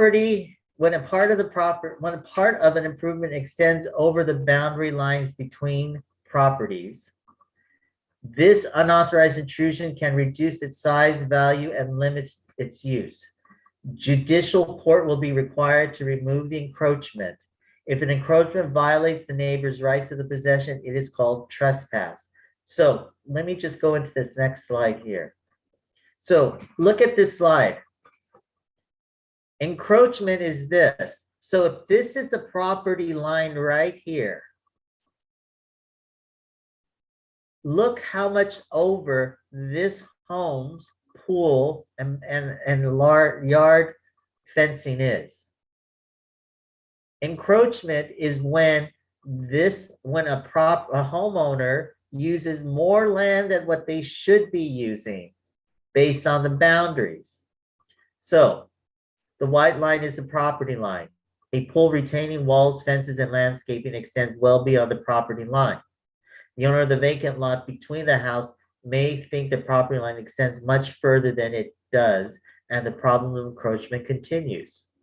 Real estate agents should not provide any legal advice, but rather delegate it to an attorney when issues like this arise. So at this point, if you ever get into a transaction like this, you're going to want to get your broker involved, and you're going to want to keep your mouth shut. Because now we're talking about a highly volatile conversation where both sides are extremely agitated, and now lawyers have to be called in.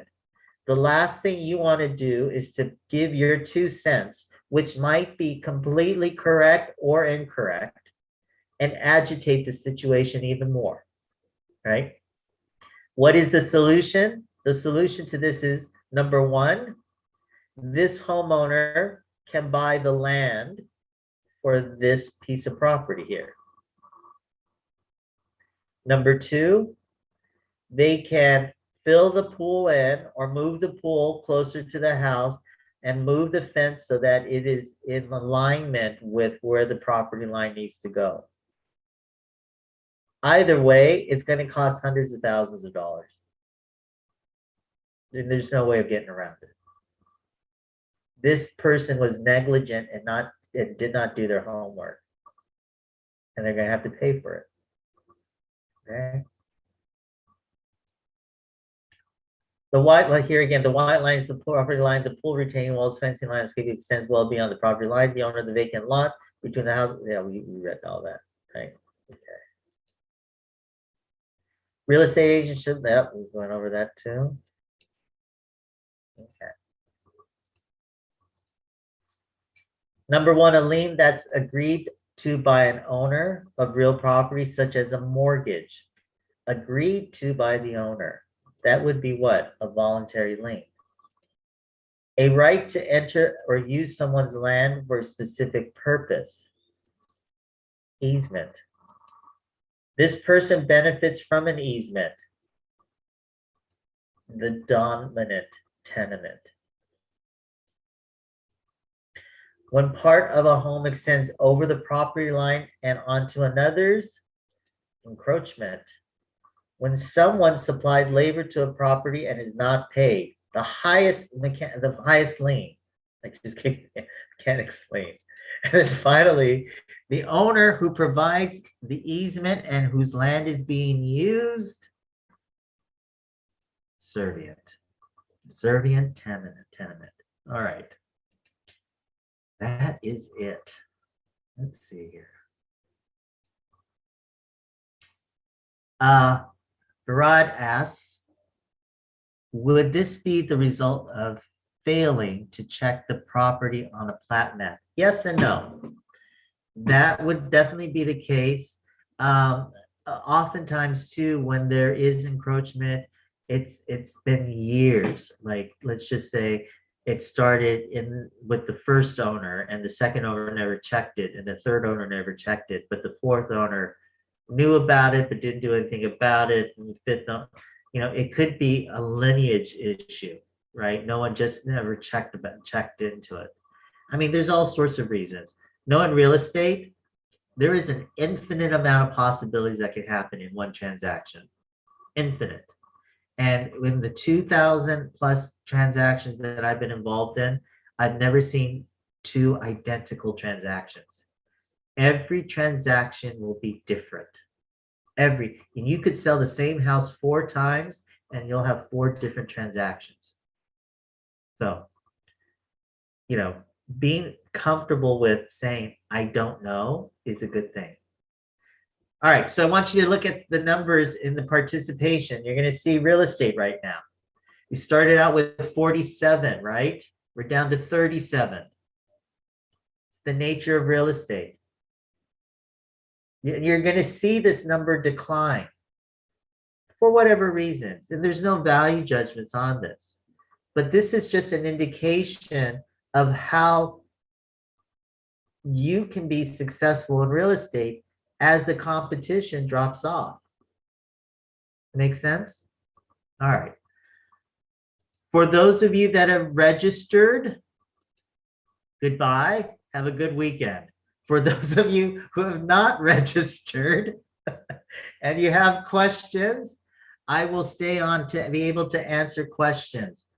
And for those of you who are just not going to move forward, I just want to thank you for your time. I just want to thank you for spending your Saturday with me. I know it's a beautiful day outside and you're cooped up inside. So I'm grateful, truly grateful that you spent this time with me and explored real estate. And know that if you decide to come back, I will be here. California Realty Training will be here, right? But I certainly wish you every success that you want in your life. All right. So thank you for that. And you can go if you're not going to register. Now, if you're going to register and you have questions, 1 second.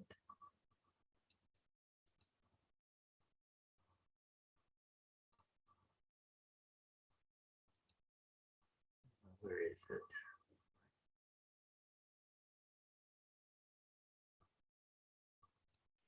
Maybe not. All right. Well, thought there was going to be a slide.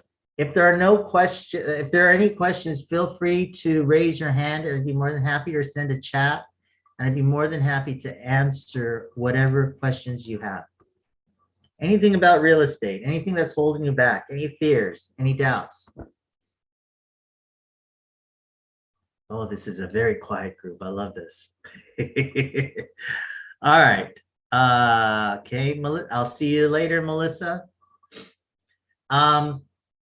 All right. In order to register, what you're going to want to do is call California Realty Training. All right. Or you can register directly online at www.carealtytraining.com.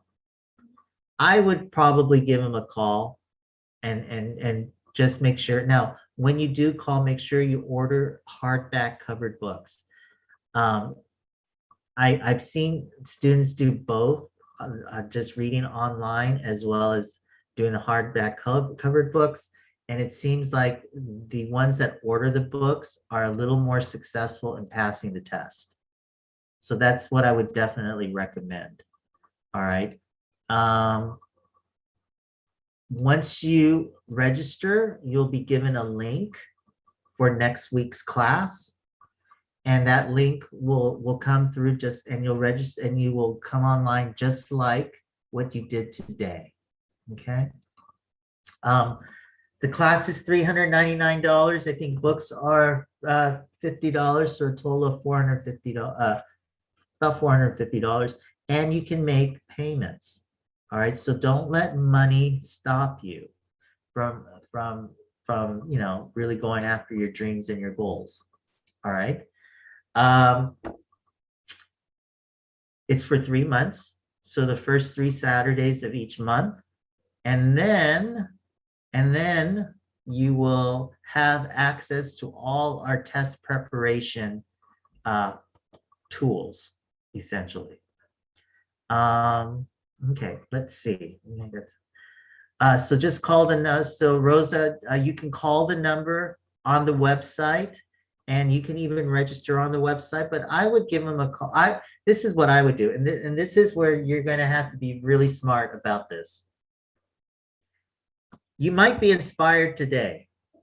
In fact, you might be like, I am going to be a real estate agent, right? And you might say to yourself, this seems really great. And I'm going to call them on Monday, like he said. Monday comes along and you don't take any action because you talked yourself out of it, right? So this is what I would recommend you do. I recommend you go online right now and you register. Just do it. Don't even think about it, just do it. And you call on Monday just to confirm. Now, whether you do it or not, I won't be hurt.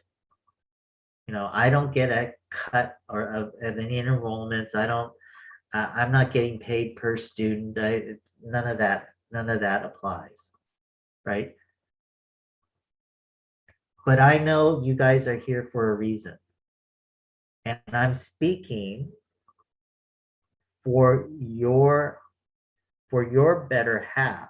That's saying to you, this is the simplest way for you to get to point A to point B.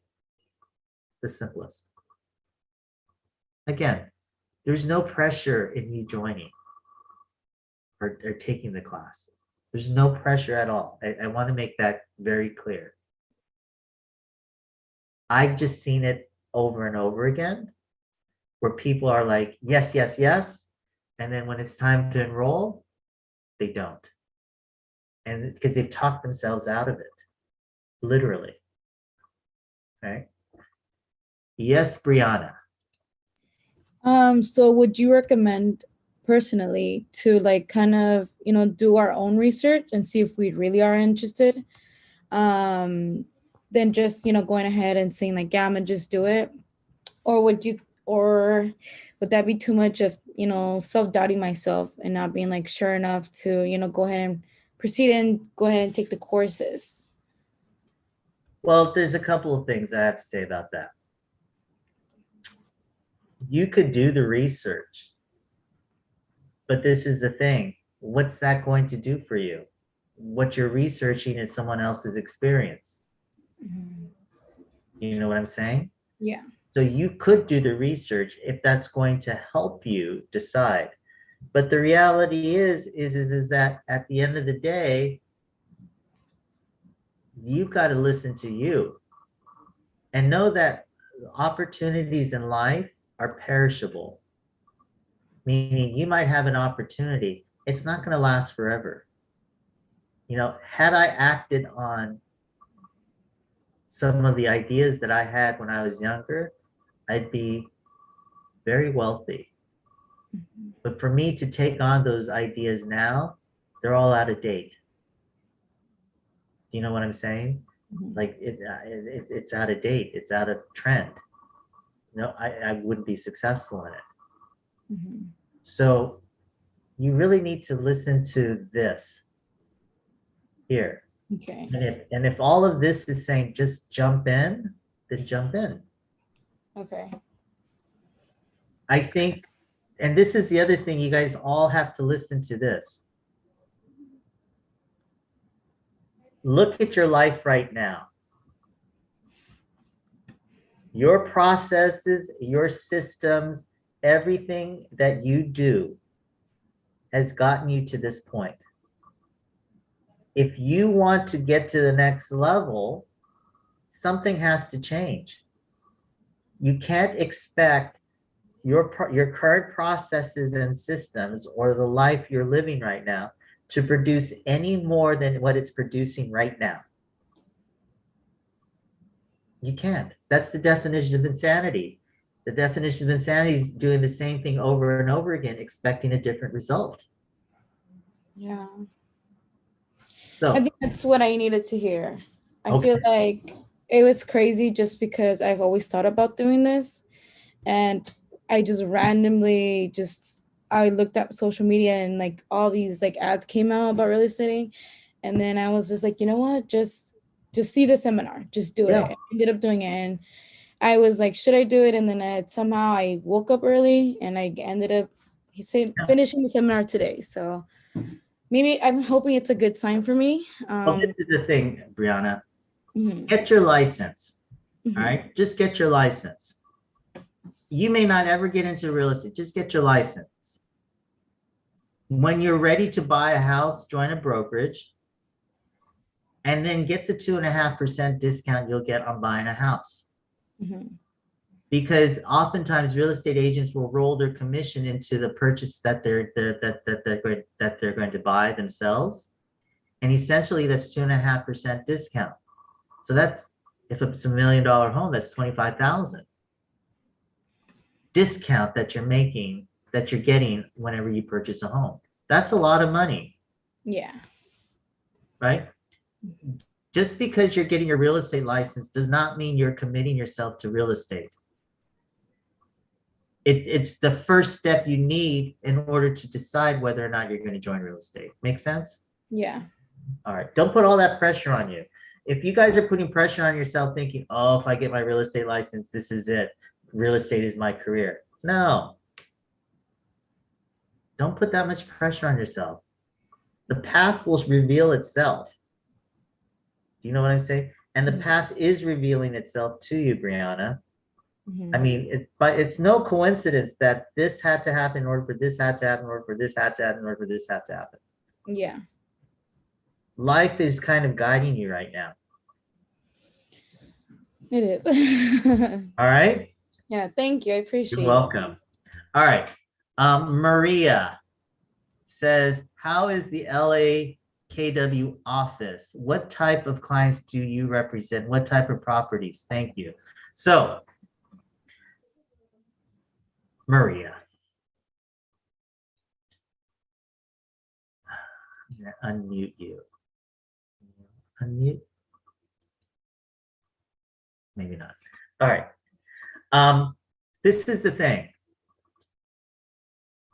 The type of clients I attract are very similar to who I am as a person.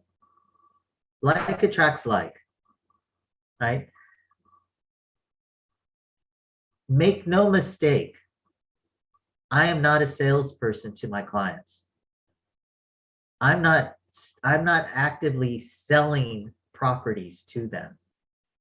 I am a resource to them when it comes to real estate. So I get calls every day from, hey Mac, my faucet is leaking. Do you know a good plumber? To, hey, I need a housekeeper. Do you have any good leads? To, hey, listen, I think I'm going to sell my house. Can you come over and just kind of check my house out? Let me know what I need to do. Right? Most of my clients are really professional friends of mine, acquaintances. I'll go to dinner with them. I'll hang out with them. Right? That's the type of sustainable real estate company you want to have. So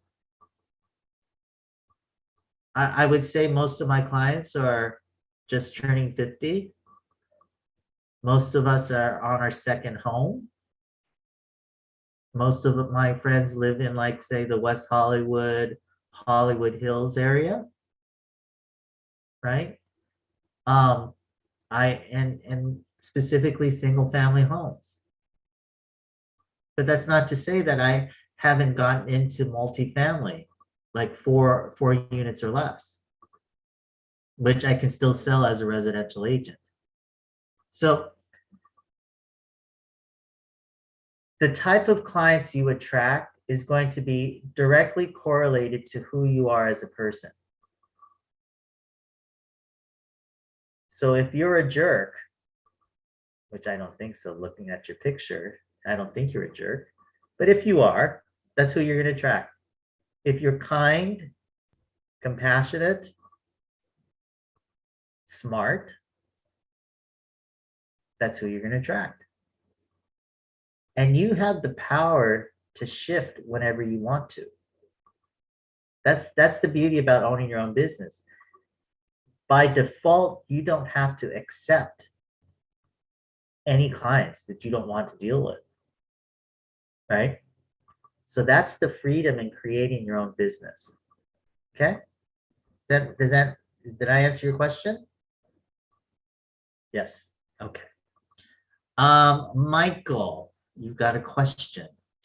Yeah, hey, I saw an ad on Indeed, and it was for Keller Williams / CA Realty school, I guess, and it said that they were looking for anyone that was experienced or Yeah. new or currently enrolled in a class, to get their license. So I was wondering what kind, but they're not specific of saying what kind of job they're offering, say someone that is currently enrolled. So what they're doing is they're not fishing, but what they're doing is they're recruiting agents like yourself who are not licensed and who are interested in joining the brokerage as a real estate agent. It's not a 9-to-5 paid job. Mhm. That makes sense. Yeah. Understood. Was there any interest in that? Well, my thought process was to try to get an employment that had to do with real estate, just to kind of be around it and in it and just kind of absorbing it while I'm enrolled in a class. Yeah.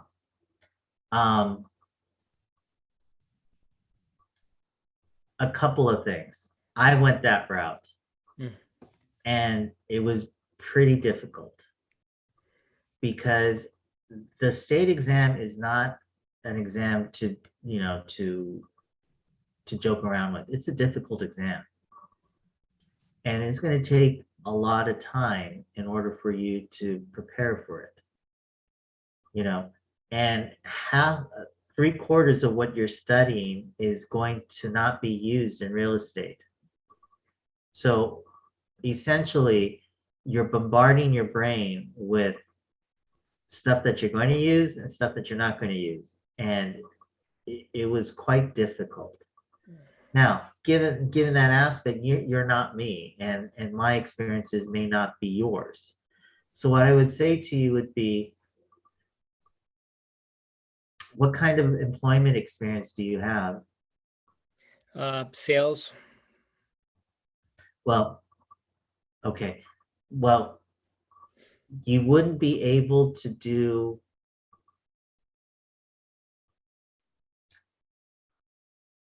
you can't talk real estate unless you have your real estate license. You can't talk prices, you can't show homes and answer questions about there's the only thing you can really do is open a house up, let the buyer walk through it, lock the place up, and go to the next house. You can't answer any questions. So, entry-level positions of what we're talking about here would be either an admin position, which would be usually minimum, but you would have to have like really good admin skills, or you could essentially be what they call an inside sales associate, which is basically you would be making cold calls all day. And in that respects, you would be paid part of a commission for any transaction that gets closed. Okay. And there, to be honest with you, you'd be working less than minimum. Oh. Yeah. It's pretty tough to find an find a position that pays well without your real estate license. Gotcha. Well, thank you. Yeah, you're welcome. I mean, if there's anything that comes my way, I will definitely, if you're in class, I'll keep you posted on it. Okay, I'm signing up. Yeah. Yeah, but I'm sorry to No, I appreciate that. Yeah, some great insight. Yeah, be the bearer of bad news. It's tough. It's tough.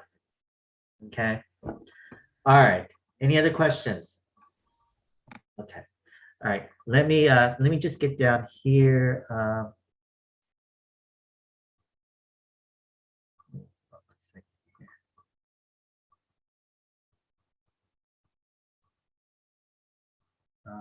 Hold on. Okay. Roya says, hi, how can we see this class section again? Any possibility? Also, will you be teaching the weekday courses? Thank you. So Roya, are you still there? If you are, this is being recorded for YouTube, so you can see it again. Just call the course. Yes. I only teach Saturdays. All right, so I don't teach the weekday courses. However, once we're already starting to talk about opening in-person classes.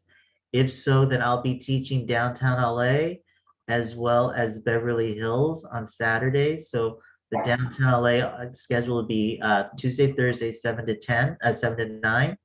And the Beverly Hills will be 10 a.m. to 2 p.m. There might be a possibility that it's going to keep me online because they like me online. So we'll see, but you will have, if you're going to take the weekday courses, you will have another instructor and they're just as good as I am. Yeah. Okay. Let's see. And thank you for showing up, Roy. I appreciate that. Arlene, thank you. Roy, how much is the cost to maintain your license? So it costs $305, 200 and let's see, let me do my math here.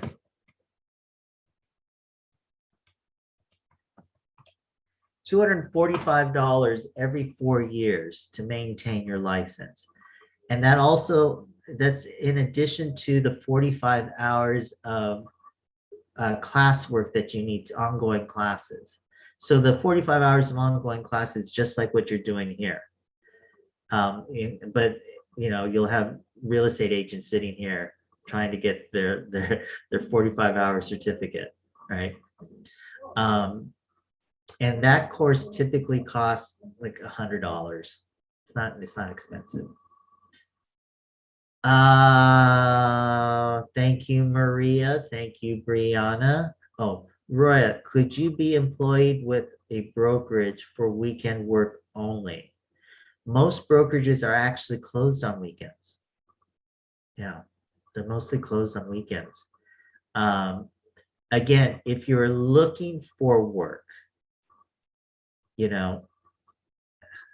it's going to be a little tough just because you don't have your license. But the work that's typically open in brokerages that you don't need a license for would be receptionist, would be an assistant to a top producing agent, right? An inside sales associate, like I was saying to Michael, but they don't pay well at all. Mike, sorry, if I may. My question was after you're licensed. Oh, after you're licensed. Well, that's a game changer because then these doors are open to you, like, the executive assistants to real estate agents to, working as a TC under me, you need your license. You can even be like an office manager, a team manager, right? But having your license is a game changer.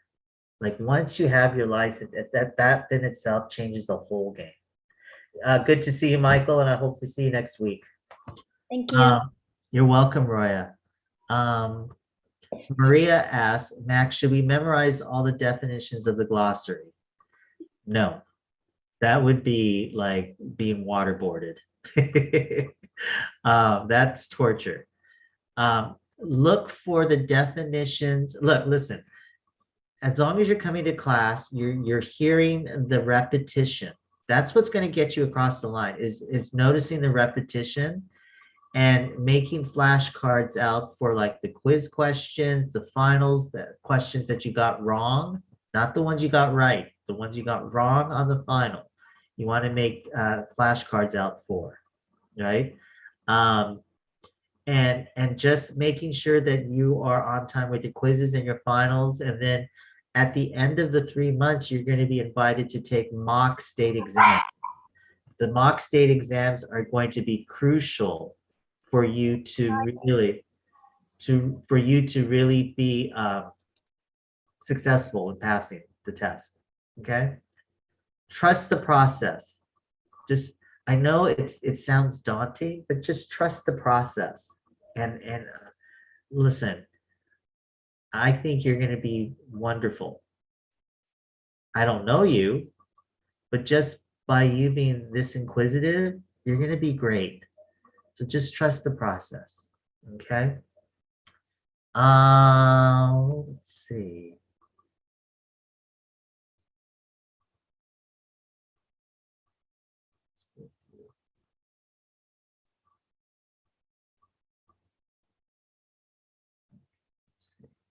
One second here.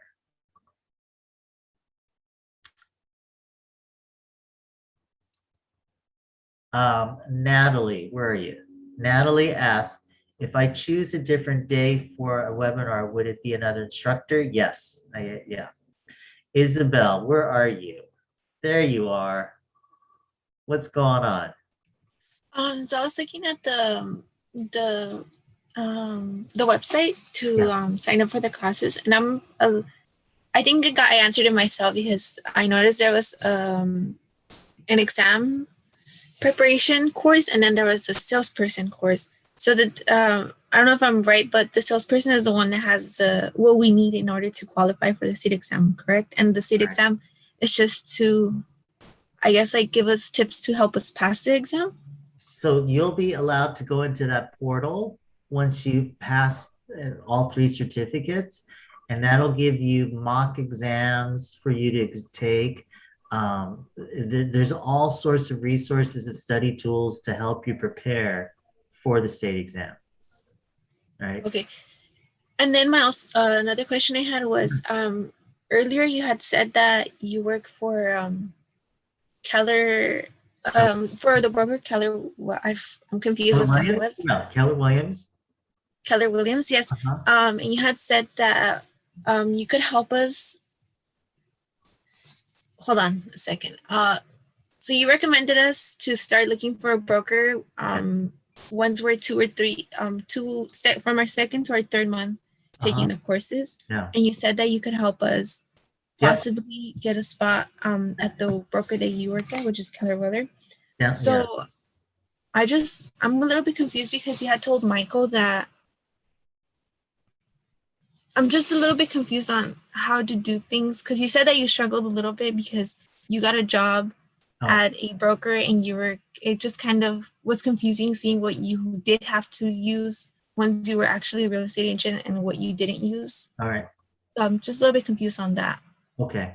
So basically you need to get your license in order to be a real estate agent. But you also, once you get your real estate license, you got to belong to a board. You got to have a broker to work under, right? So there's a couple of things in the air right now for you, right? So my suggestion would be for you to just focus on getting your license. Now, what Michael's conversation was about was he wanted to work with a real estate company prior to him getting his license. And that's where the conversation was. It would be rather difficult to find a good paying job without a real estate license. It's almost like a nurse wanting to be a nurse without their nursing license. Like there's only limited things you can do without a nursing license in the nursing industry, right? So that's what Michael and I were talking about there. So for you, what I would say is focus on getting your real estate license.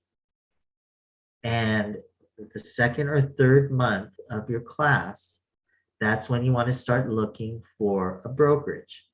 And if you want to belong to the brokerage that I belong to, then I can fast track you in because I would have seen you for the last 3 months.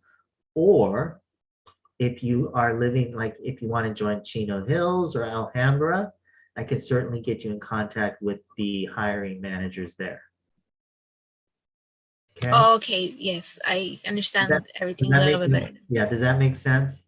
Yes, it makes sense now. Any other questions? Let's see. Did you write anything else? No, that was just those two Was it? questions that I had. All right, you got it. All right. Thank I have a you. question. Yes. Who was that? It's unique. Okay, so what I was thinking is like once you get a real estate license, is it open to like more jobs, like saying to be like an appraiser or other jobs inside the real estate? Like once I get my license, am I able to move to become an appraiser or different jobs? If that makes sense. Yeah, absolutely. So yes, as an appraiser, that's going to help you, your real estate license.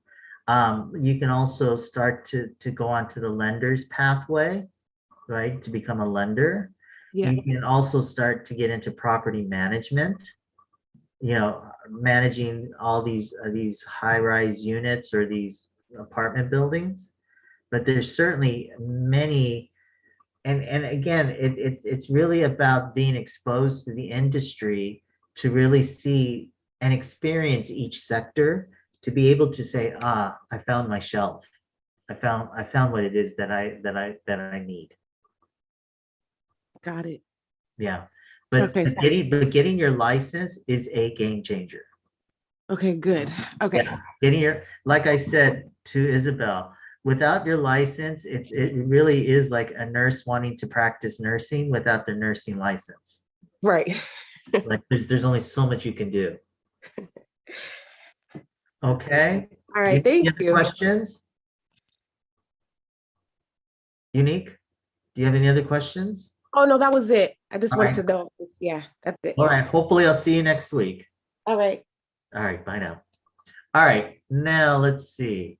Yes, Maria, there are desk fees required, but it differs from brokerage to brokerage. So every Keller Williams is a franchise that's independently owned. Therefore, the fees differ from brokerage to brokerage. But typically, they're anywhere between $70 to $110 a month. Okay. Do I trust the process? I do trust the process and I think your school is extremely organized and reliable. Well, thank you. I appreciate that, Maria. Roya asks, well, I will take Saturday courses, but work every second Saturday. Would that be a possibility to make up that Saturday? That is what you're going to need to talk to with the school. Okay, because not everything is recorded. So if you're going to miss every second Saturday, that's a lot. That really is a lot. So just talk to the school and see what they can do. Otherwise, I would suggest taking the weekday courses, in all honesty. Okay, thank you. You're welcome.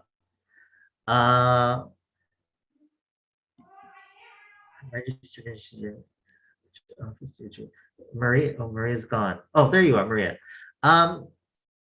Where do you live, Maria?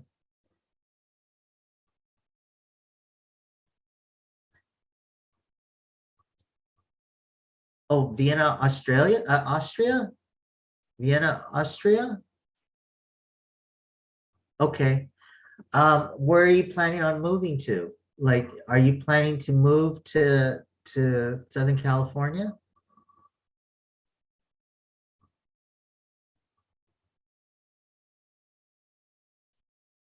Yes, in August. Okay, but where though?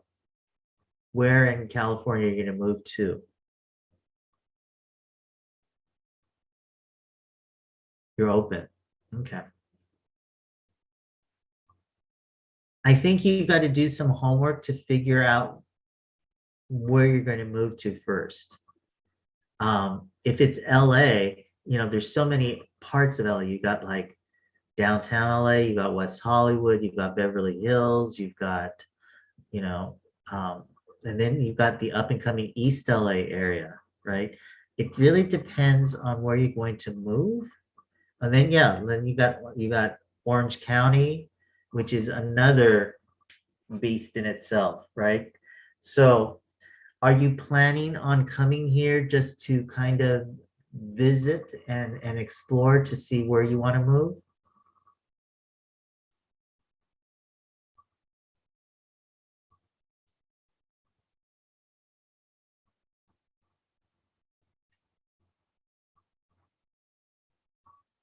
Pretty surrounded there. Yeah,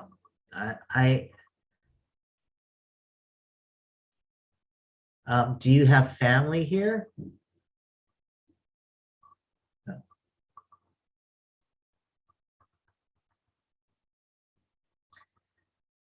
Are you coming alone? Or with another partner? Are you coming for work? There too. Okay. I would generally say to you, you're probably going to want to narrow things down. I don't think you're gonna have a problem finding an apartment at the very beginning, because there's so many available right now because of the pandemic.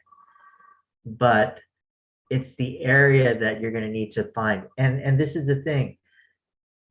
Los Angeles and Southern California is great because we can accommodate whatever lifestyle a person has, right?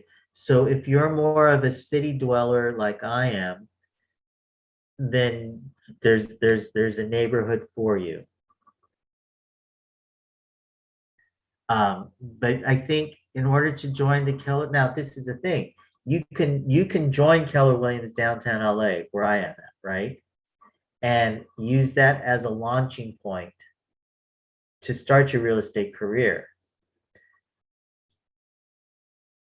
But I think you're going to also want to decipher where you're going to live, because if you got to come into the office and you've got like an hour commute, that might hamper your progress with your company. You know, if you're going to live out in Orange County and join Keller Williams downtown LA, that's going to be about an hour and a half drive. You know, so I think what you got to do first is, again, decipher where you're going to live and then move forward from there. Yeah.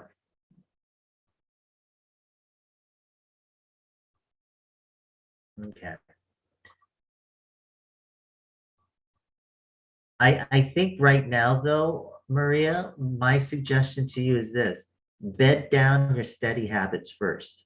So this first month now, just bed down that you're reading every day, 1 unit, and you're taking the quiz. You're reading 1 unit, taking the quiz. You're reading 1 unit, and you do that 5 days out of the week. You come to class on the 6th day, you rest on the 7th, and you start all over again. Yeah. Once you have that down month 2 and month 3, then I think you should start talking about brokerages. But I think right now might be a little too premature. But I would definitely start to look at where you want to live in California. It's a big state. A lot of stuff to do here. So, okay. All right. Anything else? Alice, you have any questions? You're good? All right. Jesus, Marsha, Natalie, AJ, as usual. I enjoy, now we have a picture, AJ, like that. Anything else? Oh, Roy asked, how many Saturdays do you teach in total? So it's 3 Saturdays a month. So we start on the first Saturday, second Saturday, and third Saturday of every month. And then we rest on the 4th, or you take your final on the 4th Saturday. Sometimes it alters because of holidays, like typically we would have started April 3rd last Saturday, but because of Easter, it was pushed back 1 week. That's why we're starting on the second Saturday now for And just April, that's for 3 months, right? for 3 months. Yeah. Okay, so if we miss a Saturday and then decide to take the weekday class on that, would that work? No, you have to commit to either the weekday classes, the Tuesday, Thursday, or Monday, Wednesday, or you do the Saturday. They won't allow you to toggle back and forth. Okay, okay. Yeah, Thank you. unfortunately, sorry. Anything else? Going once. Going twice. Well, if that's the case, I hope you guys have a wonderful, wonderful weekend. Enjoy the sun. And I don't know if it's sunny in Vienna right now, Maria, but if it is, enjoy the sun, enjoy the weather, enjoy the just whatever life has to offer you. Right? If you have any questions, please, please, please call CA Realty Training.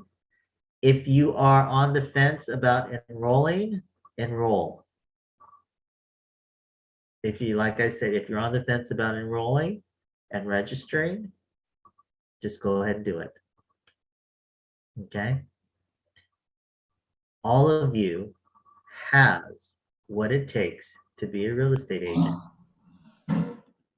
So just trust your instincts and just do it. Okay? And for Roya, I would definitely call just to work things out with them. I'll definitely call on Monday. Yeah. And I hope to see you in Saturday's class, but if not, Roya, I'm sure whoever you get is going to be amazing. Thank you. You'll be hearing from me one way or another. All right, Roya, I appreciate that. Thank you. All right. I am putting this class to bed. All right. So good night. Goodbye. And I'll talk to you guys later. Have a good weekend. Okay. Thank you. You're Bye. welcome.